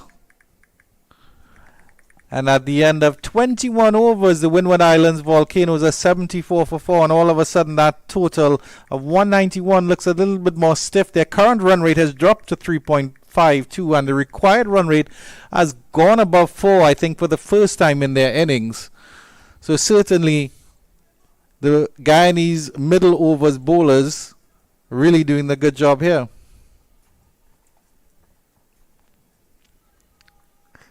Shervain Rutherford, we expect, will continue.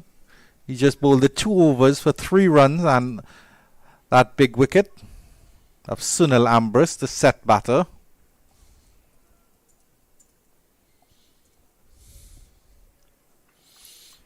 He's a deceptive little medium pace, isn't he, Shifin Rutherford? I don't know if it's the fast action that gives him that little extra zip, maybe. The quick shoulders is not much of a run up. He's a nippy bowler. Back of a leg. The tall Greaves, just getting behind it. So Hey. what Hodge needs to do here is to start back, a restart with Greaves. Look to take the score up to about 100 from here. At this stage, the Guyanese were 105 for 2.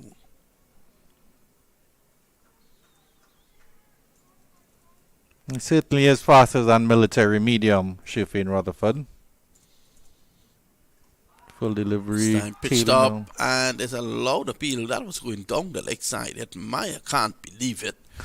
But from our vantage position here, it seemed as if it was going down the leg side. Well, Hatmai is a player we know wears his arms on his sleeve, and he was very, very vocal about that one. But you can see that one was clearly tailing down past the leg stump. Yeah, that would have missed the fourth stump.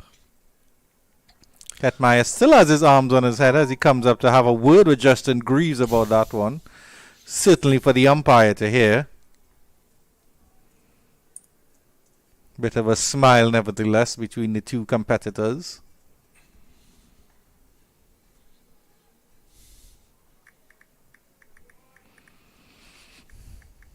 It was certainly Rutherford doing the job here in the middle overs for Guyana. This one a little bit straighter, and he's able to steer that one through mid-wicket for a single. Is Hodge.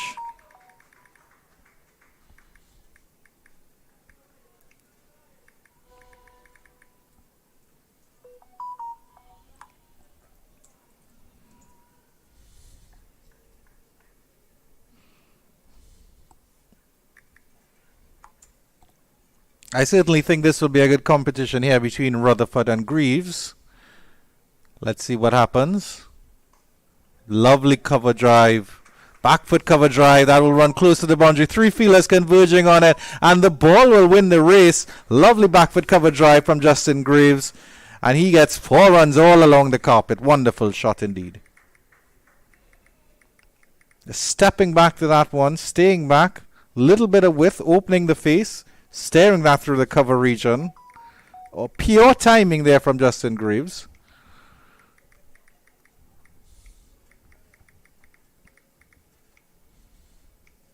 The ball getting gold as it touches the boundary. Fielders coming in silver and bronze.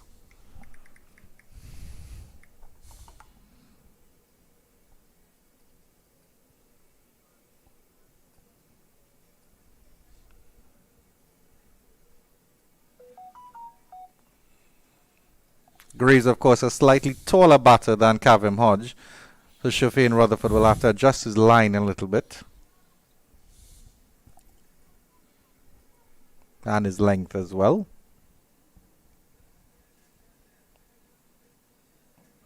Full delivery. Appeal again by Shafeen Rutherford. Slipping down the leg side.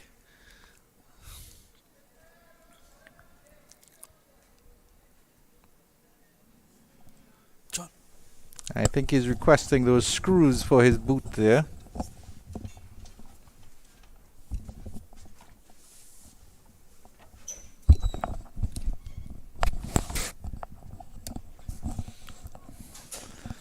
Last delivery of the 22nd over coming up. Windward Volcanoes 80 for 4.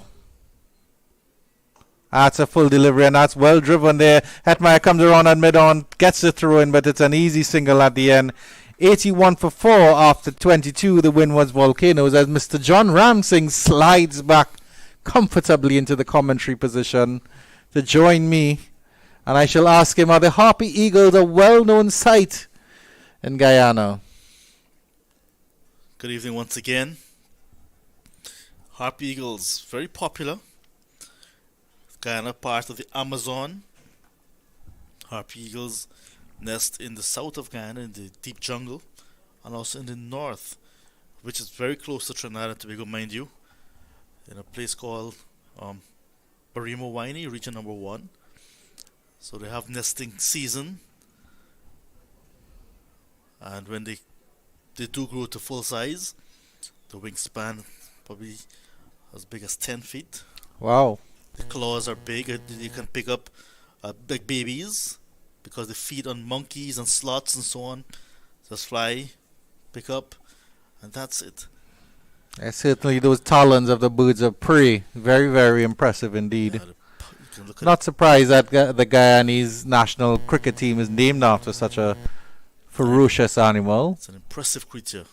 Permal to continue, and this one is pulled through cow corner. Lovely shot there. Good connection by Justin Greaves, opening up the face. 4 runs. Yeah, that was too short again from Permal. Looking to maintain the pressure. But this time that was too short, releasing whatever pressure there was.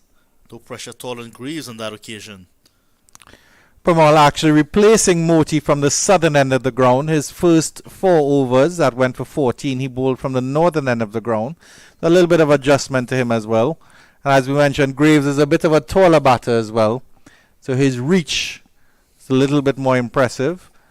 And following that pull shot through to cow corner, long on has gone back on the boundary. There's also a long off as well. Deep square leg. And a fielder deep cover as well. Better line, better length from Permal. Kept Greaves honest with that one, didn't he? You're well bowled. And I think if he continues to bowl to Greaves for a long time, he will be able to get his wicket because he's the type of player that reads batters very well. A lovely cut shot there. Cover will come into play, come around there. And Greaves will get a single to bring the hard-working Hodge back on strike. This is a very important innings from Kavim Hodge. Once again, holding it together for his side.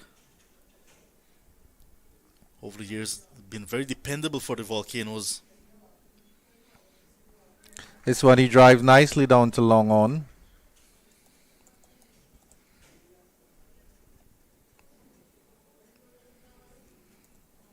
I certainly admire Kavim Hodge for appreciating the state of the game, John, and curbing his natural flowing instincts maybe. 23 or 58 as Greaves gets another single down to the square leg.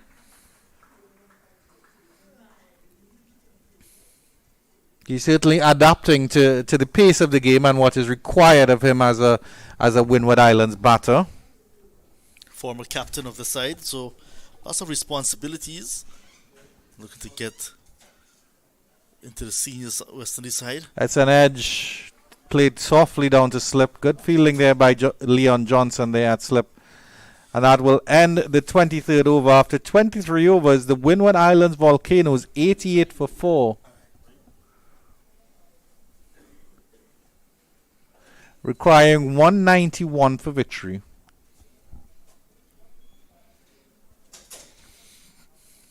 Rutherford, who got a wicket in his very first over, be looking to maintain the pressure as well. 1 for 10 from 3. Pressure will cause the Windward Islands Volcanoes batters to do something out of the ordinary. May very well find them losing their wickets. 88 for the loss of 4.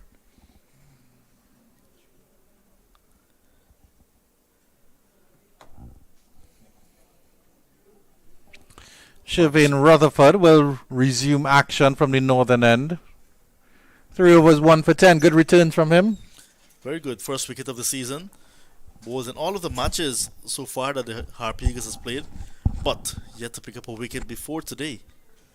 Hoping that you'll be able to go on from strength to strength. Here is Rutherford. Coming into Greaves. Tucked him up. A little bit straight, but no run.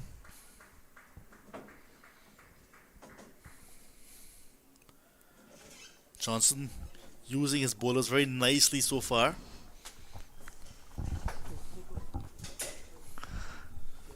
Yeah, good to see you. I'll give it a hug. No. Mario Shepard, Clinton Pestano with early breakthroughs with the new ball. Again trying to turn this one into the leg side. Is this that fielder short mid-wicket in the form of Veerasammy Permal? And beyond him there's quite a bit of space because there's just a fielder deep square leg. Greaves is trying to get that single and get it off strike. Required run rate 3.9, current run rate 3.8. Oh, what Lovely Yorker length a delivery. beautiful delivery from Rutherford. Well bowled indeed, Andrew. And Rutherford started his career back home as a wicket keeper at Everest Cricket Club, moved to DCC, Denmark Cricket Club, and developed as a nice all-rounder. That's where his game developed under his now assistant coach of Garvin Ned, who was a youth coach at that time. The former Guyana first class player, Garvin Ned, played some 11 matches in the mid-90s for Guyana. I think he might be getting a little bit of late swing underneath these lights here, Shifin Rutherford. Because, of course, he's not extreme pace. He's a little bit above military medium, so it's a good speed at which to get that little bit of tail in. And certainly with that Yorker length delivery, he got that tail in. For CCC, there's a guy named Amari Goodridge. Not express, but bowls a good line and good lengths. Asking the batters to play almost every ball. Short, pulled away. Runs for the Volcanoes, at least 2. We'll get 2. So certainly Rutherford would be well advised to pitch the ball up and see what swing he gets, because when he's short, he can certainly be taken for runs. Again, with Justin Greaves being a tall batter as well. The target is 101 run away because it's 191 to win. So it's clipped away nicely again. So Rutherford slanting onto the pad of the batter. A little bit too full as well on that occasion. And at the end of 24, it's 91 for 4. So 3 runs from the over. So exactly 100 runs away from victory now for the Volcanoes. They've lost the cream of their batting. The top 4 batters back in the hut already. Kavi Mudge holding it together. So the Harpy Eagles will think for the next 100 runs that they'll have to get. Still lots of time. The asking rate is still under 4 runs and over. If they can prize out 2 more quickly to get into that lower order. But certainly the vibe here at Brian Lara Cricket Academy is that this game could go either way. However, you look at it, John Ramsing. Another 2 wickets here, and the Guyana Harpy Eagles are certainly in the game. Especially if they get rid of either one of these. Graves has looked dangerous since he's come in. Permal to continue. Back to that one. Just jamming the bat down in time and playing it back up to the bowler.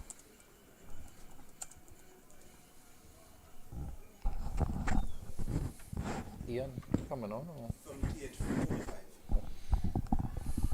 Chance for run out. There is Greaves. Where was he going? Play the ball just where Gully Field would be and set off for a single that was not on. Had to put on the brakes and come back. Permal.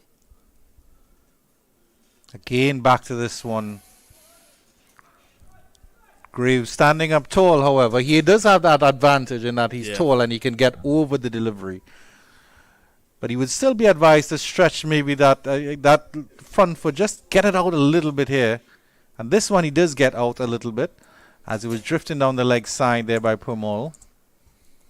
No run. Really, really settling into his work nicely. And none for 17 off 5.5 overs from Veerasamy Permal. A lovely drive down to long on here. Straight long on. Graves will get a single.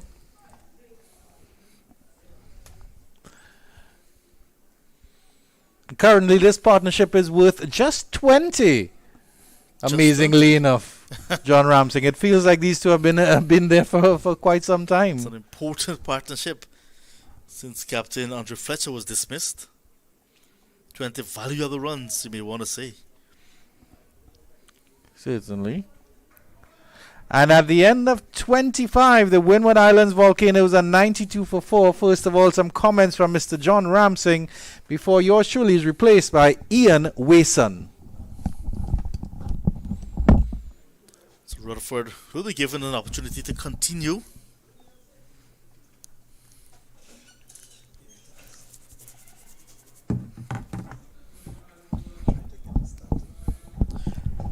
Just 2 extras as well in this inning so far. So just like the Harpy Eagles not giving extras, when the Volcanoes were bowling, they gave 3 extras in the Guyana Harpy Eagles innings of 190 all out. So replying to 190 all out, the Volcanoes are now 92 for 4. Rutherford continues as Ian settles into his seat. This one is played with a lot of bottom hand, no timing at all from Greaves. We've seen the fall of Johnson Charles, caught at a wicket off Shepherd for 2. Alec Attorney is caught by Bramble as well off Pestano for 4. Ambrose bowled Rutherford 43. Andre Fletcher bowled by Motif with no score. All back in the crease, in the dressing room. Hodge holding it together nicely. He's on 24. This is the 26th over of the innings. This one is too easy. Rutherford needs to come off of that leg stump line. Hodge will not mind at all. He adds to his total. As we say, good evening to Ian for the very first time. Yes, good evening, good evening. It's nice to be here at the Brian Lara Academy and watching some good, lovely cricket. And of course, it's a very good game and a very tense game here between the Windward Island Volcanoes and the Guyana Harpy Eagles. Spot on target. The pitch has been a very good one so far. Good carry, good bounce. Assistance for the spinners. Not as much, but still something there. The batter's not utilizing this track. A very hard track here at Brian Lara Cricket Academy. Got a little bit of a sprinkle today when the ground staff were caught just before play started. Quick single, chance for another down strikers, and he misses Permal. Greaves is very quick and he got in there very quickly to complete that single. So partnership extending with every single. Now goes up to 22. Very important runs. 3 runs off the 26th over so far. And it's very important that these two batsmen stay as long as they can, because to come we have Preston McSween, Tevin Walcott and these guys as the ball is played on the onside. So there's not a lot of batting to come in terms of the Windward Island Volcanoes. So once the Guyana Harpy Eagles could just get one more wicket now to break this partnership, they should be very happy.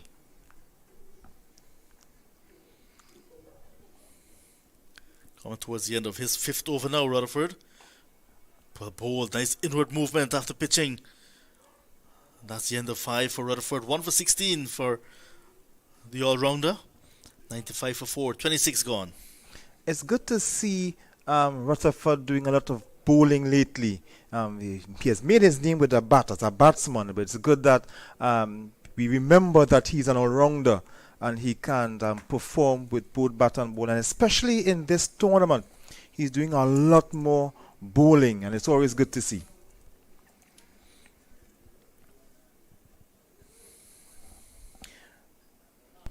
This game, because of the no result earlier at the Queen's Park Oval, would bring more interest in this game, where the Trinidad and Tobago Red Force just failed in getting that point. They were ahead they were ahead of the targeted score, but the overs did not reach 20 overs to be constituted as a match. And the ball is played back towards Veresami Permal. And it's a very good bowling attack here from the Guyana Harpy Eagles. We have about 3 players with West Indies experience. In the air. And it's there. A wicket for Veresami Permal as he comes in. Graves just holding out to the man at long off. And it's 95 for 5. Guyana Harpy Eagles get that wicket that they wanted. Yeah, there's Permal coming round the wicket and trying to get the ball with the angle into the right-handed Greaves. Greaves saw that ball, eyes lit up, hit it in the air looking for a boundary, but found the safe hands of Romario Shepherd running in some 20 yards from the boundary. So it was a miss-hit from Greaves. Did not get the type of connection he was looking for, and he's gone for 19 yet again as a partnership was developing, a wicket falls. 95 now for 5 in the 27th. And in the context of the game, that's a very poor shot because you're looking at a target of 191, not a very huge target. It's a target where you can get playing sensible, hitting the ones and twos. But a big shot like that, in the context of the game, 4 wickets down for 95 runs, that shot certainly was not needed at that point in time. And it shows that the players, the modern day players, need to bat with a lot more brain. Think about the situation, assess the play. Ones and twos from here could have done it. You need to pace your innings. I remember Shea Hope saying just a couple of days ago in the loss against in Jamaica, he said something very important. He said, we have a lot more time than we think we have. And this is an example of that. Yeah. Enough time to make the runs. Many persons have been saying as well that because of the players' accustomed to playing T10 cricket, the 60, and of course T20s, they think that they have to go hard very early or go hard all the time. Exactly. So the new batsman is Tevin Walcott. Whether the batters crossed or not, new batter will be on strike.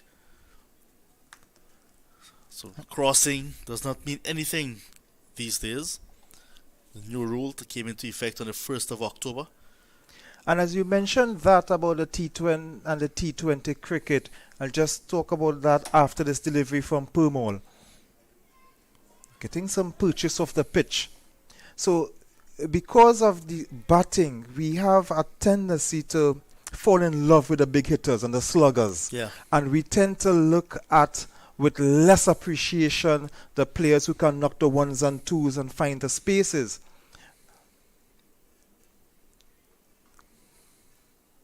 Couldn't get past the extra cover there.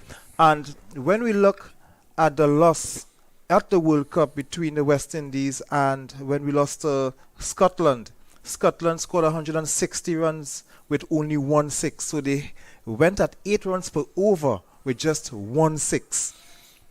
Steady over coming to an end. Successful one for Purmall. 95 for 5 after 27. Still 23 overs to go to get just under 100 runs. So it's not a time to press the panic button. So, and that is why I'm saying that Graves' shot was totally not needed at this time. A poor shot when you look at the grand scheme of things in this match. He was well set, Justin Greaves. Gone for 19 from 26 deliveries. Now more pressure added to Kavim Hodge. He's well set. Nothing seems to be moving him at the moment. But he'll want to look up at the scoreboard and see that 5 wickets are down. It means that the lower order will be coming out. Tevin Walcott is very capable with the bat. He's also from Barbados, but with a franchise system, playing for the Volcanoes.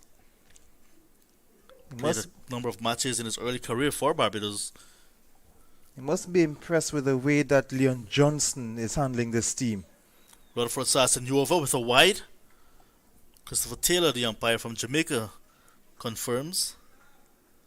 It's Taylor and Blades, the umpires tonight. Chris Taylor of Jamaica, Jonathan Blades of Barbados. Yeah, that game at the Oval had ended in a no result. Overcompensating this time, pushes it wide of the off stump. That game makes this one here very much an interesting contest, even more than it was because of points. Yes. Because the 3 teams were locked on 8 points each, with just net run rate having the Red Force slightly ahead of the Volcanoes, who were slightly ahead of the Harpy Eagles.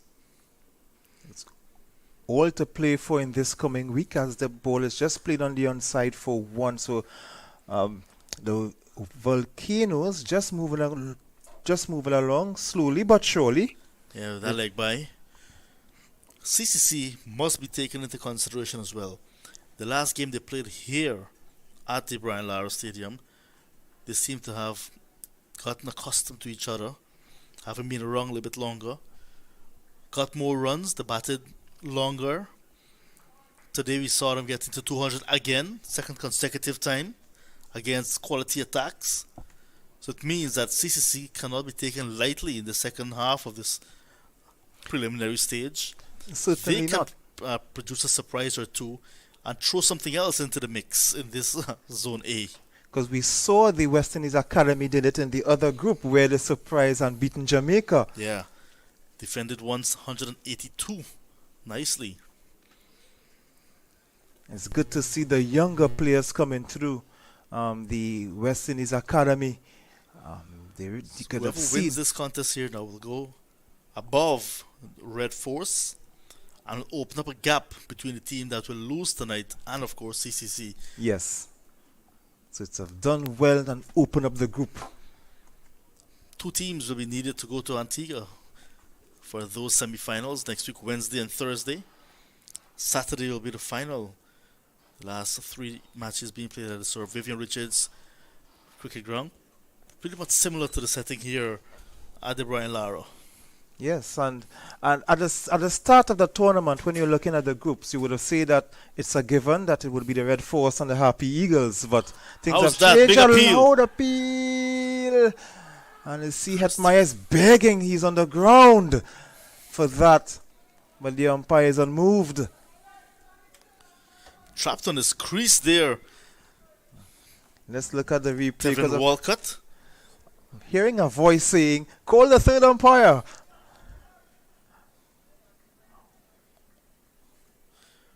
Perhaps just hitting him outside the line of the off stump as the ball went through. He did make an exaggerated movement across his off stump, Walcott. So it did look like as if the impact was out. Well, when taking another look at it, Ah, you could have thought that it could have even been caught behind, but very good delivery nonetheless from Shufin Rutherford.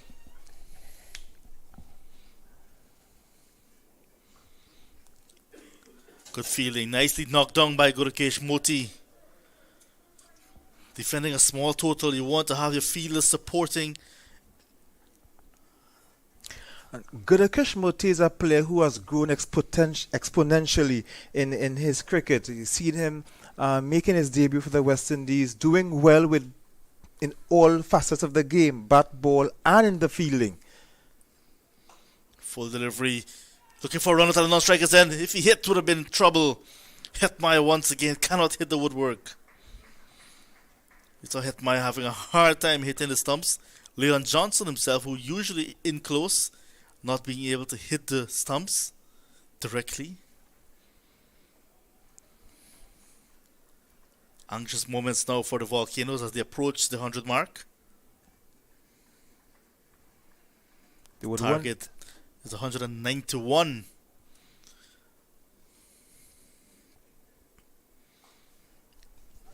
Well bowled, well played as well. Looking for two. Well, we get it quite easily to bring up the 100 for the Windwards Volcanoes. That's the end of 28 overs, 100 for 5.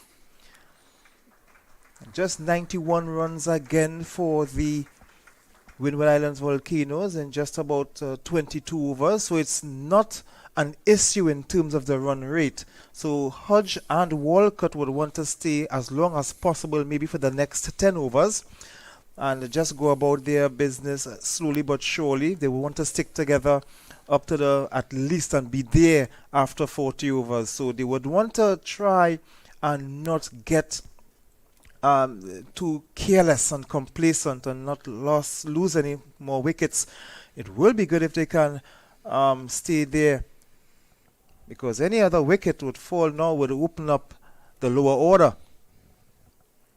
After 28 overs, the Guyana Harpy Eagles were 140 for 5, as you're seeing on the graphic. So the Volcanoes are 40 runs behind, similar number of wickets at the same stage. And enters Gudakish Muti back into the attack. So the left-arm spinners are operating one at a time from the southern end of the ground. Rutherford, you see him operating from the top end. Single too easy this time Muti, who has really improved in the last couple of years, his cricket. He made his international debut with the West Indies. Disappointing, he's not on the trip to Australia after the one test he would have played earlier this year. Yeah, did not do too bad, did not do enough to get dropped, but was left out of the second test against Bangladesh. And now, not going to Australia. And it's unfortunate for him because I can remember that test that was played. It was a fast bowler's paradise. So you didn't really get a chance to really to show what he can do.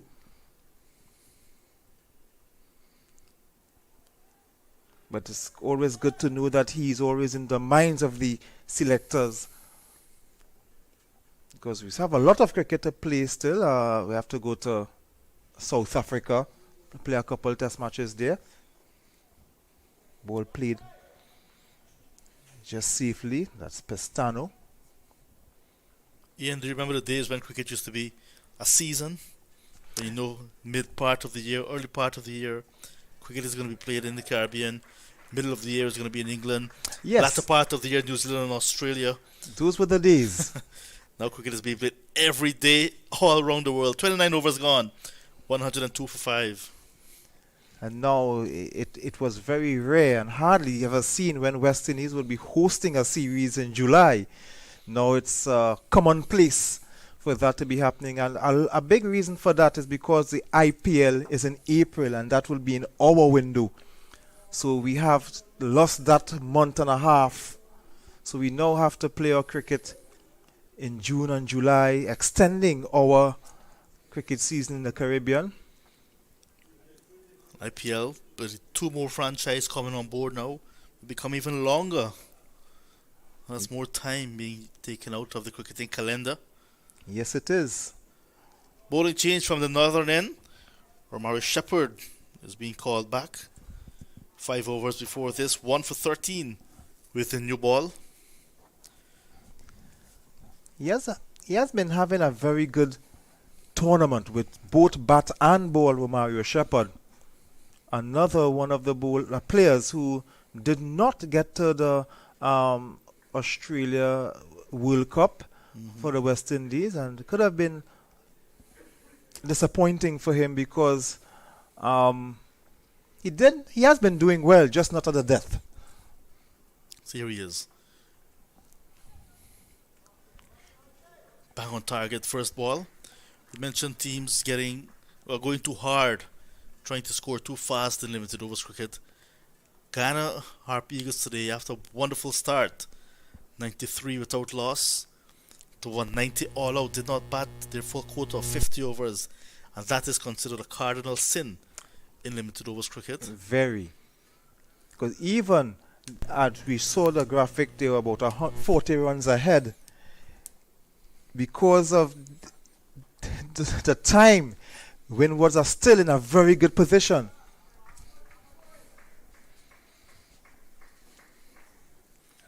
Mario Shepherd continues his very good tournament. Always think that once the captains use Romario Shepherd properly, he would be a very good player for the West Indies. Yeah, that word properly being the main word in that sentence, because what is properly can be relative.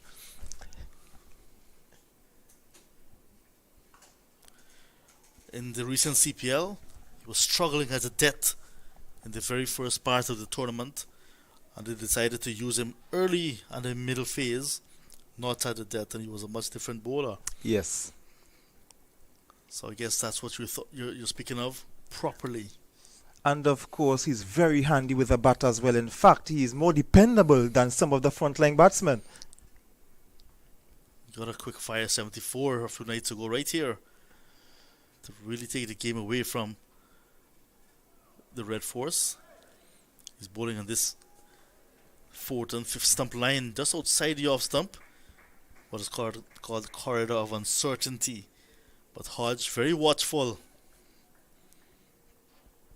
Hodge is the key man. He holds the key to this game. If he's there to the end, Harpy Eagles will be in some trouble. Yes, and I like how he's playing in the context of the game. 28 runs from 76 deliveries, and still in a very good position. Chance for run out. Good feeling from Sinclair. And he as well cannot hit the woodwork. I saw the assistant coach Garvin Ned working hard with these players, trying to get him to hit at one stump, to aim and hit at one stump, and they are struggling to do so even in the practice. But they're trying. I can tell you that they're trying. And it's good that the batsman at the time was Hodge, putting the fielder under pressure, trotting for that single. Big appeal for leg before. Umpire Taylor once again saying not out. That looked rather close. And I'm sure we'll see how close it was when we look at the replay coming up here. If it was going down leg side, not by much. Very close. Very close. Confident appeal. Just one run from the over. 30 gone, 103 for the loss of 5. Very good over from Shepherd. Just the one run coming from that over. And the appeal. So we welcome Gordon Pierre. Good afternoon. Good evening, Gordon. Yeah, good evening. Ian Weaston here. A very interesting scorecard there. Sullivan Ambrose, the top run getter, getting 43 or 55. And Hodge, he's been in good form for this tournament. He's been the second highest run getter for the Windward Island Volcanoes, as well as the second highest run getter in the tournament thus far. He's already gotten a century to his name. And here, a very patient innings, 29 from 77 balls, really setting the pace here for the Windward Islands team.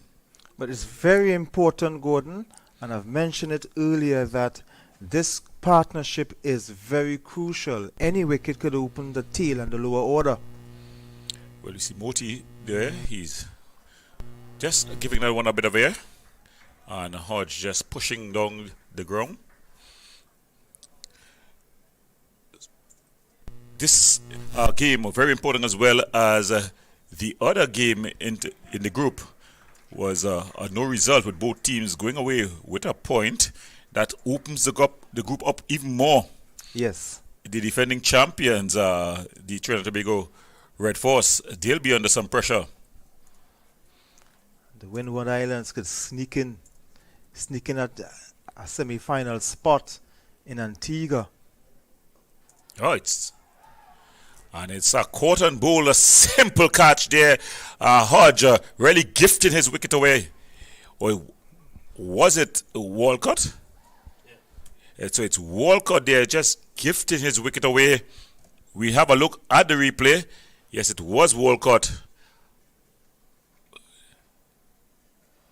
A nothing shot really there from Walcott.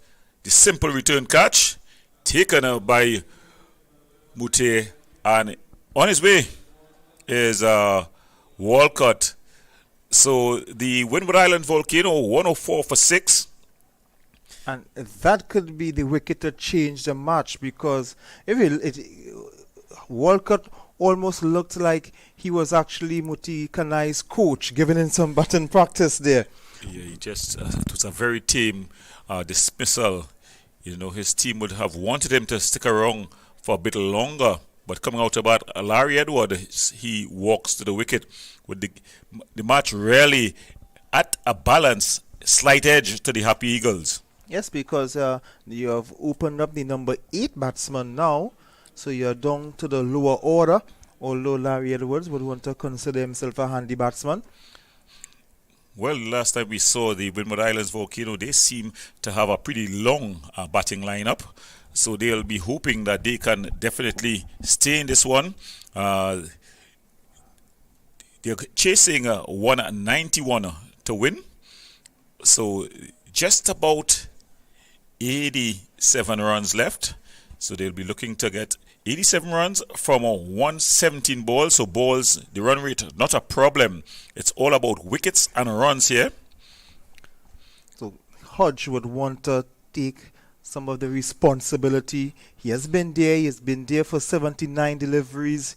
He should be seeing the ball big like a beach ball at this stage. And he should be the one to actually take the lead from here on. Well, we know some batsmen are able to farm the strike. Brian Lara, he was one who could do it quite well batting with the lower order. Not all batsmen have that ability, but definitely we'll see Edwards here, Larry Edwards, as he takes his guard and gets ready to face Muti here. It's going to be an interesting battle. Guyana could get this one. It will be a good send-off for stage Narang Chandapol, who is on, and it's allowed a pin. And he's gone. The dreaded finger goes up. He's gone for a duck here.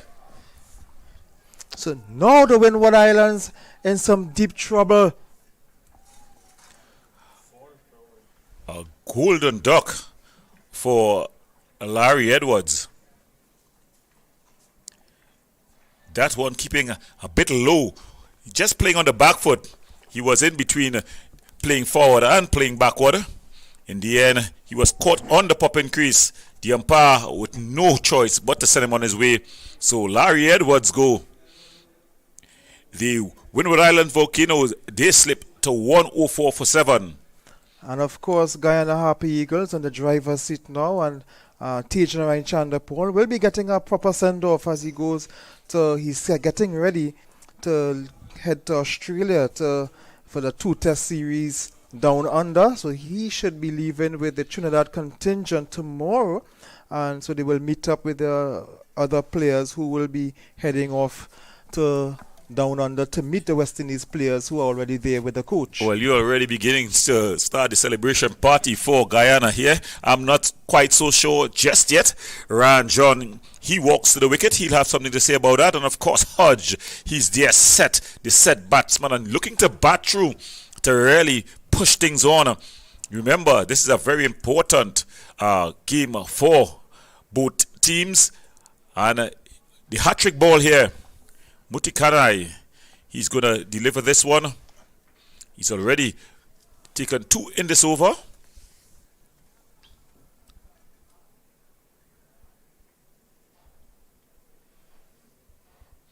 Very open stance there by John.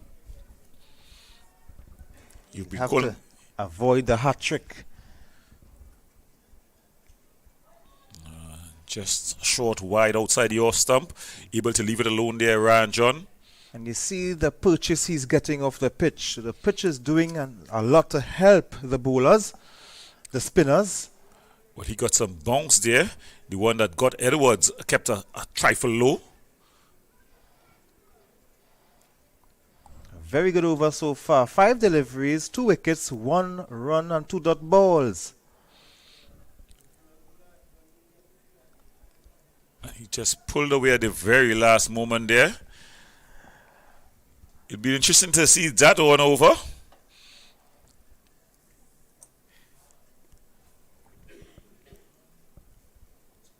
Ryan John just pulling away at the very last second. We see Hetmeyer.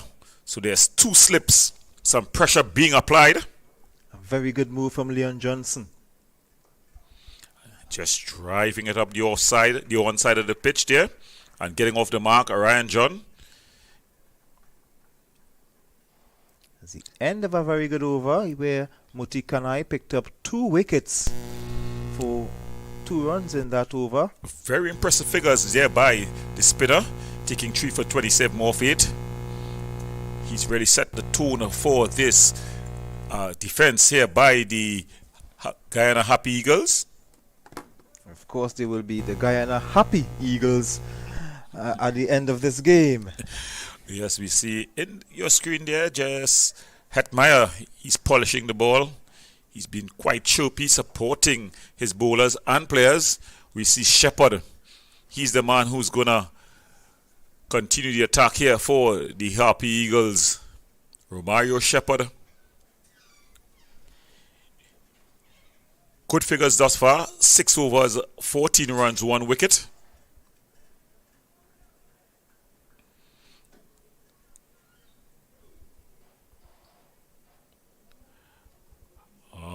Just short of a length, just left alone outside the off stump there. Just looking for that good length there, Romario Shepard. And just left alone by Ryan John. So a lot of nerves out there. You see, walking around Johnson, the skipper, just ensuring that he gets his field placing correct. It's a 5-4 field. So he'll be looking to pitch that just outside the off stump. Oh, it's a close one here. A loud appeal. And the dreaded finger goes up. So another one falls here for the Guyana Happy Eagles. Ryan John goes. An excellent delivery from Romario Shepard, and that is how you bowl to the lower order bowlers, straight and full. And you see, he went on the back foot. The batsman going on the back foot, and an excellent delivery from Romario Shepard. And I was saying earlier, has been bowling superb and is having a superb tournament. Yes, definitely. He's been doing well with both the bat and ball. Here he's coming good for his team, the Guyanese Happy Eagle. And there we see Ryan John taking that lonely walk off. He's gone LBW to Shepard for 1 from 4 balls. So is the fat lady beginning to sing here for the Happy Eagles? And I want let's go back to the over that was bowled by Gudakish Moti. We saw, well, let's look at the scorecard here a bit. Now, we saw where that last single was taken at the end of the over. And you would think that, okay, Hodge is a set batsman who's on 7th, well, on 80 deliveries. And you would think that. So we'll continue this discussion, but we'll go to a quick break and then we'll come back.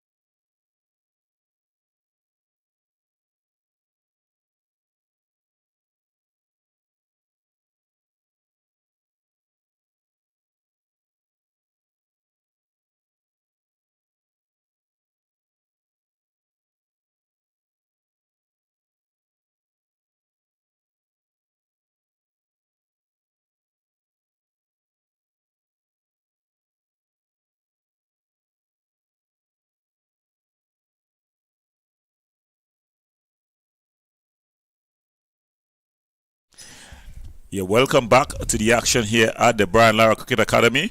We have the Windward Volcanoes. They are on 105 for 8 of 31.2 overs. Romario Shepherd, he just got the wicket there of John as he continues, and it's pushed downfield. A bit of a misfield, and he's going to jog through for 2 here. Max Sween.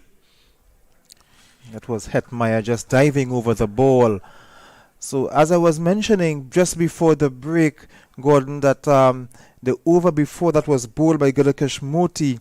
The batsman rushed to get that single, and that kept Hodge off strike, exposing the lower order batsman John, and of course he was dismissed by Shepherd. So you would thought that Hodge, because he's set on 79 deliveries, should have been facing.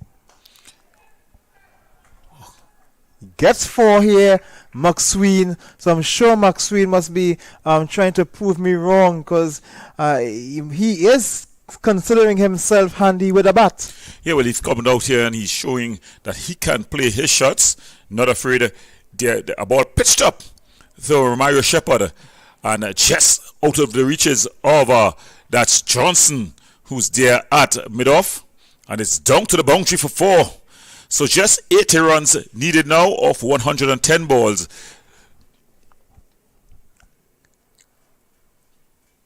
Shepherd there over pitching, and it's flicked it off the legs. A long run around. Will he get it? No, it's into the boundary fence for 4. So Maxine has come out here and has showing the great intent. That one, a over pitch delivery on the legs and flicked off the legs by the number 10 batsman. McSween, you could see that was an attempted Yorker, but he overpitched it, as you mentioned, and changed it into a very low full toss. So McSween just adding some mud to Shepherd's record, his bowling figures. So he's turning at the top of his run. Seemed to have some movement behind the bowler's arm there.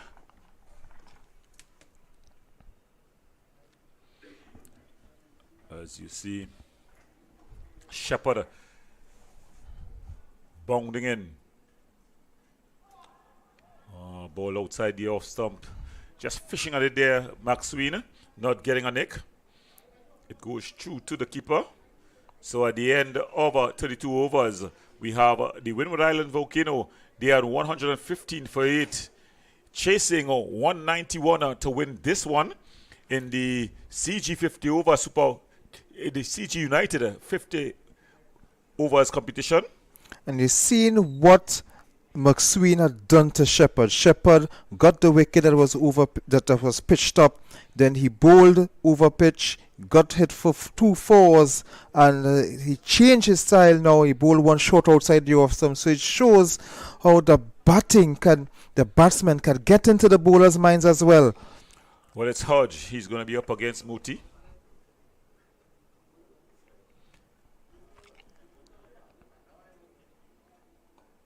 And he's just driving it back. So Hodge is set. Can he get his team over the line? He'll have to find 76 more runs.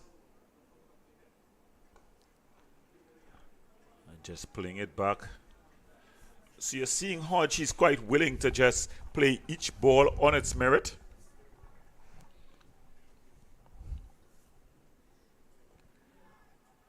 Bat and pad close together, getting to the pitch of the ball, and this is what you want to see when batsmen are facing the spinners. Textbook style there. Short, backs away, and he tries to get it through the covers. Good fielding there by Hetmeyer. Hetmeyer in now his trademark hairstyle and colours. And again, just finding Hetmeyer there in a bit of a shortish cover. Not really a catching position, more saving one than anything else.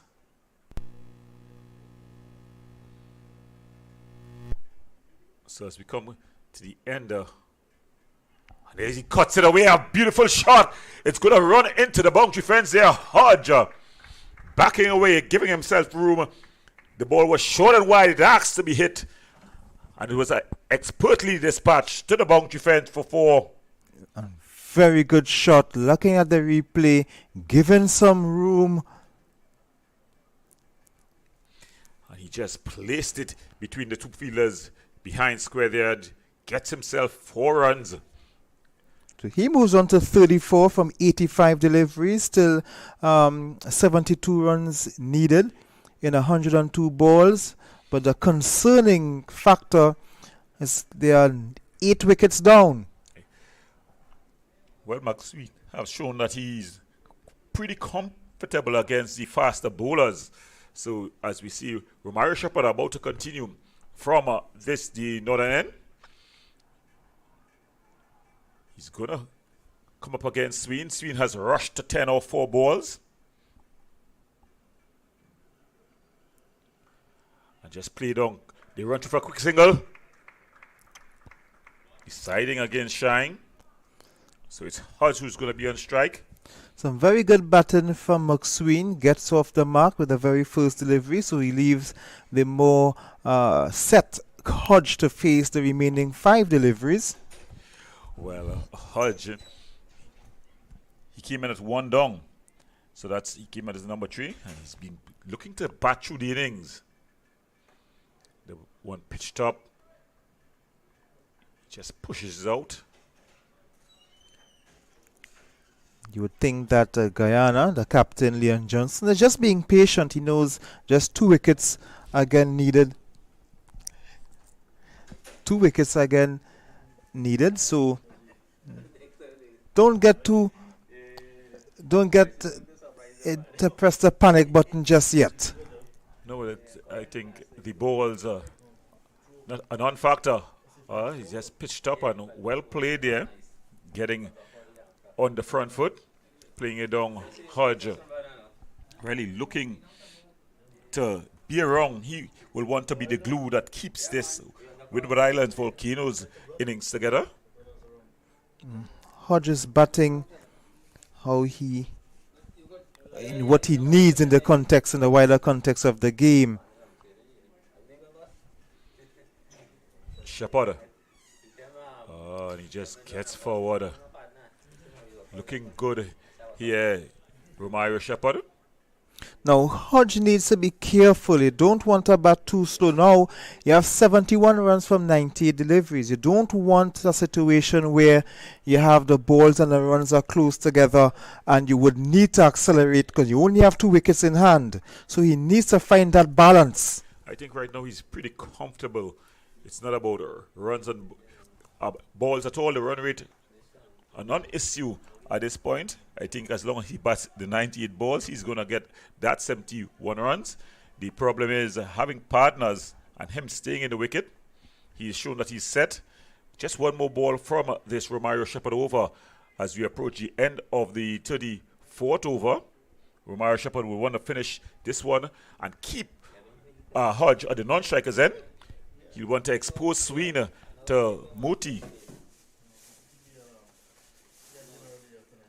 And that's flicked down, just getting it behind square, and he's able to farm the strike. So intelligent batting there by Hodge. So very good bowling, very good batting from Hodge, as you mentioned. But you thought that Shepherd, he's still allowed to bowl at least 1 bouncer in a white ball cricket. So to keep Hodge at that end, he should have tried a short ball, a bouncer, as a dot ball to expose McSween. And here we see the Windward Islands Volcano, their batting lineup. Charles getting just 2. Martinez, he's been in terrific form, but he went early here for 4 balls. Hodge, though, he's still being batting here, carrying the batty for his team. Senator Ambrose, he got 43 from 55 balls. The skipper Fletcher going for a duck. Greaves, he's made 19. Walcott 2. Edwards 0. John 1. Sween, he's on 11. But he has the challenge to face the impressive Muti. Now he's exposed to Muti now, but he's handling Muti well. Well, that's Hodge there, and just getting a single, getting off strike. We speak about Hodge trying to farm that strike, trying to face as much balls against the spinners. We saw that Sween is very capable against the faster bowlers. Of course, when the ball begins to turn, it's a totally different kettle of fish for a number 10 batsman. But we'll see how he's handled. We see the skipper, Johnson, he comes in to slip. This Just is pushing it back to the bowler. good. So Sween showing that he can bat, that he's no rabbit with the bat here for the Windward Islands Volcanoes. And this is Veresami Purmol, who has taken over from Gudakesh Muti. Yes, poor malt. Long forward textbook there from Maxwell.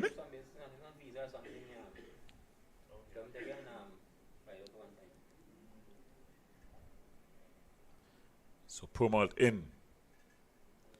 And their long forward button pad very close together. The coaching manuals being followed to the T here by Preston McSween.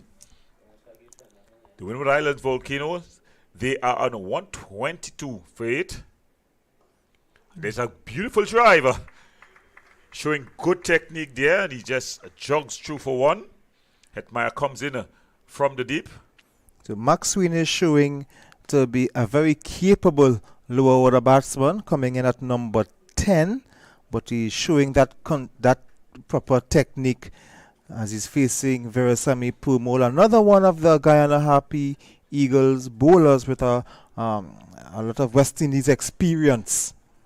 Yeah, of course. A very experienced Guyana outfit with lots of players with West Indian experience. Hodge just playing from the crease. Lucky to get his bat down in time. The ball pitched and straightened and got some purchase off the pitch. Well, we've come to the end of the 35th over here. The Windward Islands Volcanoes 123 for 8.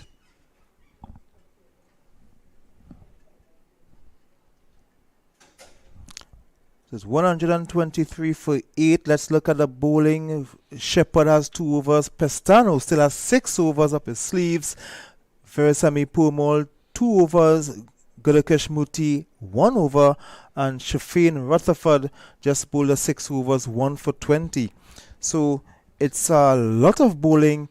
But when you look at the spinners, Gudakesh Muti and Veresami Purmol, just 3 overs between them. Well, Muti, he has been the pick of the bowlers, taking 3 for 31 with 34 dot balls of 9 overs. So excellent bowling there by Muti. Romario Shepherd, 2 for 26. So we are looking at a change from the northern end. It looks like Shafeen Rutherford is coming back into the attack. So it's Shafeen Rutherford.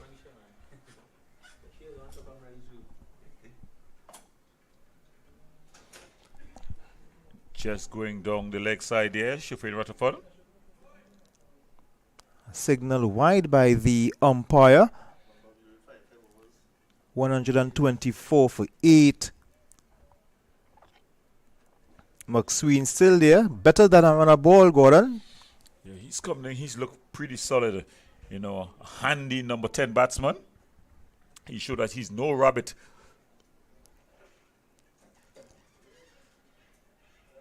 Ball going down leg side, another wide, and of course another 1 to the total. And Shafeen Rutherford needs to get it. He needs to line it up as soon as possible. Yeah, you don't. Not much runs to play with, although you're just looking for 2 wickets. But there's 66 runs. One by one, you can find yourself on the wrong end of this run chase. I've been pretty impressed by Preston Maxwell here. He's come on and he's come to the wicket. He's looked quite competent in defense, and when he's gone for the attacking shot, it's come off thus far. Already 2 fours in his 12 runs of just 10 balls. He drives. And straight into the hands of Hetmeyer. The commentator's curse. Hetmeyer celebrates. And McSween, after going so well, he drove straight to the mid-on bat, to the mid-on fielder, Shimron Hetmeyer. Don't know what he was trying, if he was trying to get it over the mid-on fielder, but Shimron Hetmeyer is seeing that jumper. What do you call that celebration, that jump, Gordon? It looks to be not the Harpy Eagles jump, but the Happy Eagles jump.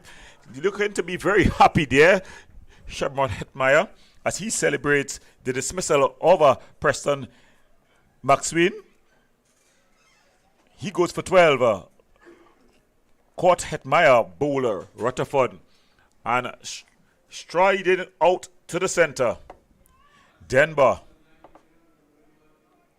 So what do you think is going to be the tactics for the Windward Islands Volcanoes here trying to get these 66 runs? Well, Hodge must face the majority, if not all, the deliveries from now, but he has to wait from the non-strikers end, as Denver will be facing. Now, Denver would want to block out the remaining 4 deliveries. Well, Kenneth Denver. Already we're seeing the fat lady. She's come out on the balcony and beginning to sing here. She's starting to warm up. Warming up her vocals. The Happy Eagles team, they'll be quite happy. A very important result for them here. With this win, if it comes to that, they'll go to the head of the group. Remember, the Trinidad and Tobago Red Force, they shared points with the CCC at the Queen's Park Oval earlier today. Kenneth Denver, they're just getting forward, pushing it out. So Denver, he will just try to survive this over. This will be his first assignment, just to survive this over. He has 3 deliveries to do so, and Rutherford will have to find a way to prize open that wicket. Maybe a short ball will be a good ball for the batsman. Struck that ball just going down. Yes, going down leg side, no problems for the umpire to signal, to tell him not out. But you can see the ball as well. As we see the replay there.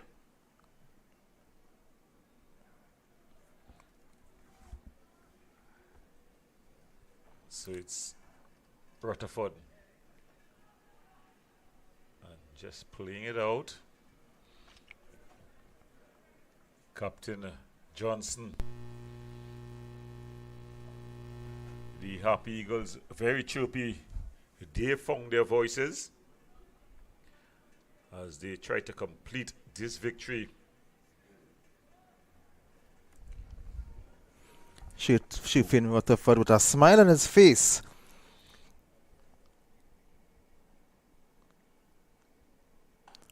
Just pushing it up on the offside. The man at mid-off, Romari Shepard, he'll just claim that one. So that's the end of the over. Shifting Rutherford 7 overs, 2 for 22. After comments from Gordon Pierre, it will be Andrew Chan. Well, after 36 overs, the Windward Islands Volcanoes, they are 125 for 9, chasing 191 to win. At this stage, the Happy Eagles were 169 for 6. So a great difference between the two scores.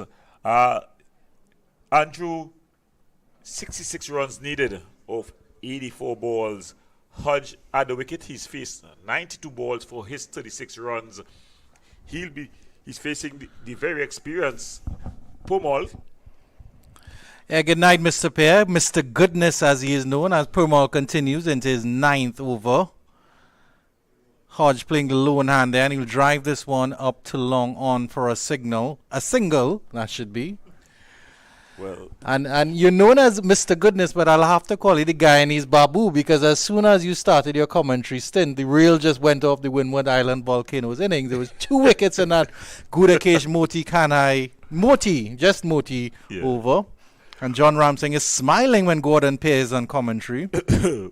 well, it seemed the Windward Islands Volcanoes, they seem to have lost their way in this tournament. They started off with a bang with 2 victories, and then now they've crashed a loss against the TNT Red Force, and now it seems that they're going to go down to the Harpy Eagles. Yeah, most certainly. As Permal comes in again, and that is Denver just back to that delivery. And I was making the same point with John Ramsing, that it seems that the Harpy Eagles are peaking at the right time. So the Windward Islands Volcanoes started, as they say, hot and sweaty, Gordon Pear. But they boiled down a little bit like Baji under the good work of the Guyanese bowlers, because I would have to say that they really bowled well in tandem as a unit. There was no particular performer that was excellent, other than, Romario, Shepherd, Shufin, Rutherford, Gudakesh, Moti chipping in as well. Veersami Permal, just 1 wicket, but he's really coming into his groove. He's been a bit scratchy throughout the tournament, but 8 overs, 1 for 21. Definitely good returns for a champion leg spinner, for a champion left-arm spinner. Definitely. The Volcanoes, though, Can it be a tall order here? And Demba is back again to this one, playing it into cover, tangling himself into all sorts of problems. It's the last wicket pair here for the Windward Island Volcanoes. If you're now joining us at the Brian Lauer Cricket Academy, I think it's going to be some kind of a record if they're able to get to this one. most definitely Gordon Pear. And this one again, driving at this one, getting a foot out this time, just getting it to point, and there's no run. Excellent over by Permal, just 1 run off the over. Demba would probably not want to get a run off this last delivery. Make sure Hodge gets much of the strike as possible. And he doesn't. Plays this one back up to the bowler. Very good over there from Veersami Permal. And at the end of 37, the Windward Islands Volcanoes are 126 for 9 as the Harpy Eagles, their talons are digging a little bit deeper into the Volcano boys. Yes, definitely. I think the volcano has subsided. They erupted on the scene, starting very strongly in this 50-over contest, the CG United 50-over contest, but they've boiled down a bit throughout this competition. Their batting, in fact, their top order, the top 3 batsmen carried their batting early on. Hodge, he's still there at the wicket, but Jonathan Charles as well as Artinez, they've been unable to come to the party in the last 2 innings, and you're seeing the Harpy Eagles unable to really chase down totals that are very manageable. And most definitely Harpy Eagles strangling the Volcanoes in the middle order as Shufin Rutherford continues. A pleasant drive by Hodge up to mid-off, and he'll get the single immediately. A shy at the keeper's end. I don't see why that was necessary from Romario Shepherd, I believe that is. And you know, it's so strange with Hodge. On the very first delivery, Hodge is just taking a single and allowing the tail ender, the number 11 batsman, to face 5 balls. Required run rate creeping up to just about 5 runs and over. It's the first time the Windward Islands have let it go this high. It was hovering at about 3 or 4 at the beginning of the innings. Didn't get too high up, but now it's creeping up to that 5 and over mark, 4.99. Rounding off there is director Ronnie Bikram Das. Delivery down the leg side. Good take. Good save by the end by Bramble. We'll wait for the signal from the umpire. May have clipped something on the way through. Yeah. No run either. So it clipped something on the way through, so no wider signal. Rutherford, his radar has been on and off, really. But when he's been able to line it up, he's been able to get wickets. He has excellent figures, 7.2 overs for just 23 runs and 2 wickets. Good drive back to the bowler. Rutherford does his own fielding. Yeah, Shifin Rutherford, as I was telling Vinod, he's a little bit above military medium, that shoulder action, just giving him that little bit of extra zip in the pitch. But of course, if he misses his line and he misses his length, any good batter will cash in on that. Of course, he's bowling to number 11 at the moment in Kenneth Dembo. And he just runs it down to third man. Looks quite competent there. Just getting on the back foot and just opening the face. Runs it down to third man, and he gets off strike. The safest place to be for him. Hodge, he's on 38 from 94 balls. Dembo also gets off the mark as well with that single, having soaked up 2 overs. Let's see if Hodge can get a single here. He dug out quite nicely. A very good Yorker from Shifin Rutherford. We've seen that he sent down those Yorkers, and with that slightly above medium pace, he is getting that swing. He'll get that tail in a little bit, that movement in the night air. Yeah, Gordon Peer. A very slingy action, and using the conditions here to his favor. Last ball of the 38th over coming up here. It's a wide delivery outside the line of the off stump, and it is signaled as wide by the umpire. So Hodge will get a chance to pinch a single and take the strike. I've been very impressed with Kavem Hodge because, of course, he started well with Alec Athanaze, but while Athanaze has sort of gone off the boil a little bit, Hodge has continued to fight for the Windward Islands, and here's the last delivery of the over. And he's flashing at that one. It's a caught behind. It's an appeal for caught behind. And that's the end of the innings. Kavem Hodge goes flashing at a wide one. Shifin Rutherford takes his third. And the Guyana Harpy Eagles have wrapped up this game with the Windward Islands Volcanoes bowled out for 29. And they will lose by, if my math is correct, 61 runs. Thank you very much, John Ramsing, out to the corner of my eye. I'm not very good at math, but certainly John Ramsing on the ball there. A big victory here for the Guyana Harpy Eagles. 61 runs with 12 overs to spare. And John Ramsing will come to give us his final words, and he'll be hopping, skipping, dancing. Certainly breaking out maybe some of that Guyanese rum to celebrate this victory. Career best bowling spell from Shifin Rutherford, giving the Guyana Harpy Eagles their 3rd victory in this year's tournament, the 3rd on the trot, and getting them closer to semi-finals.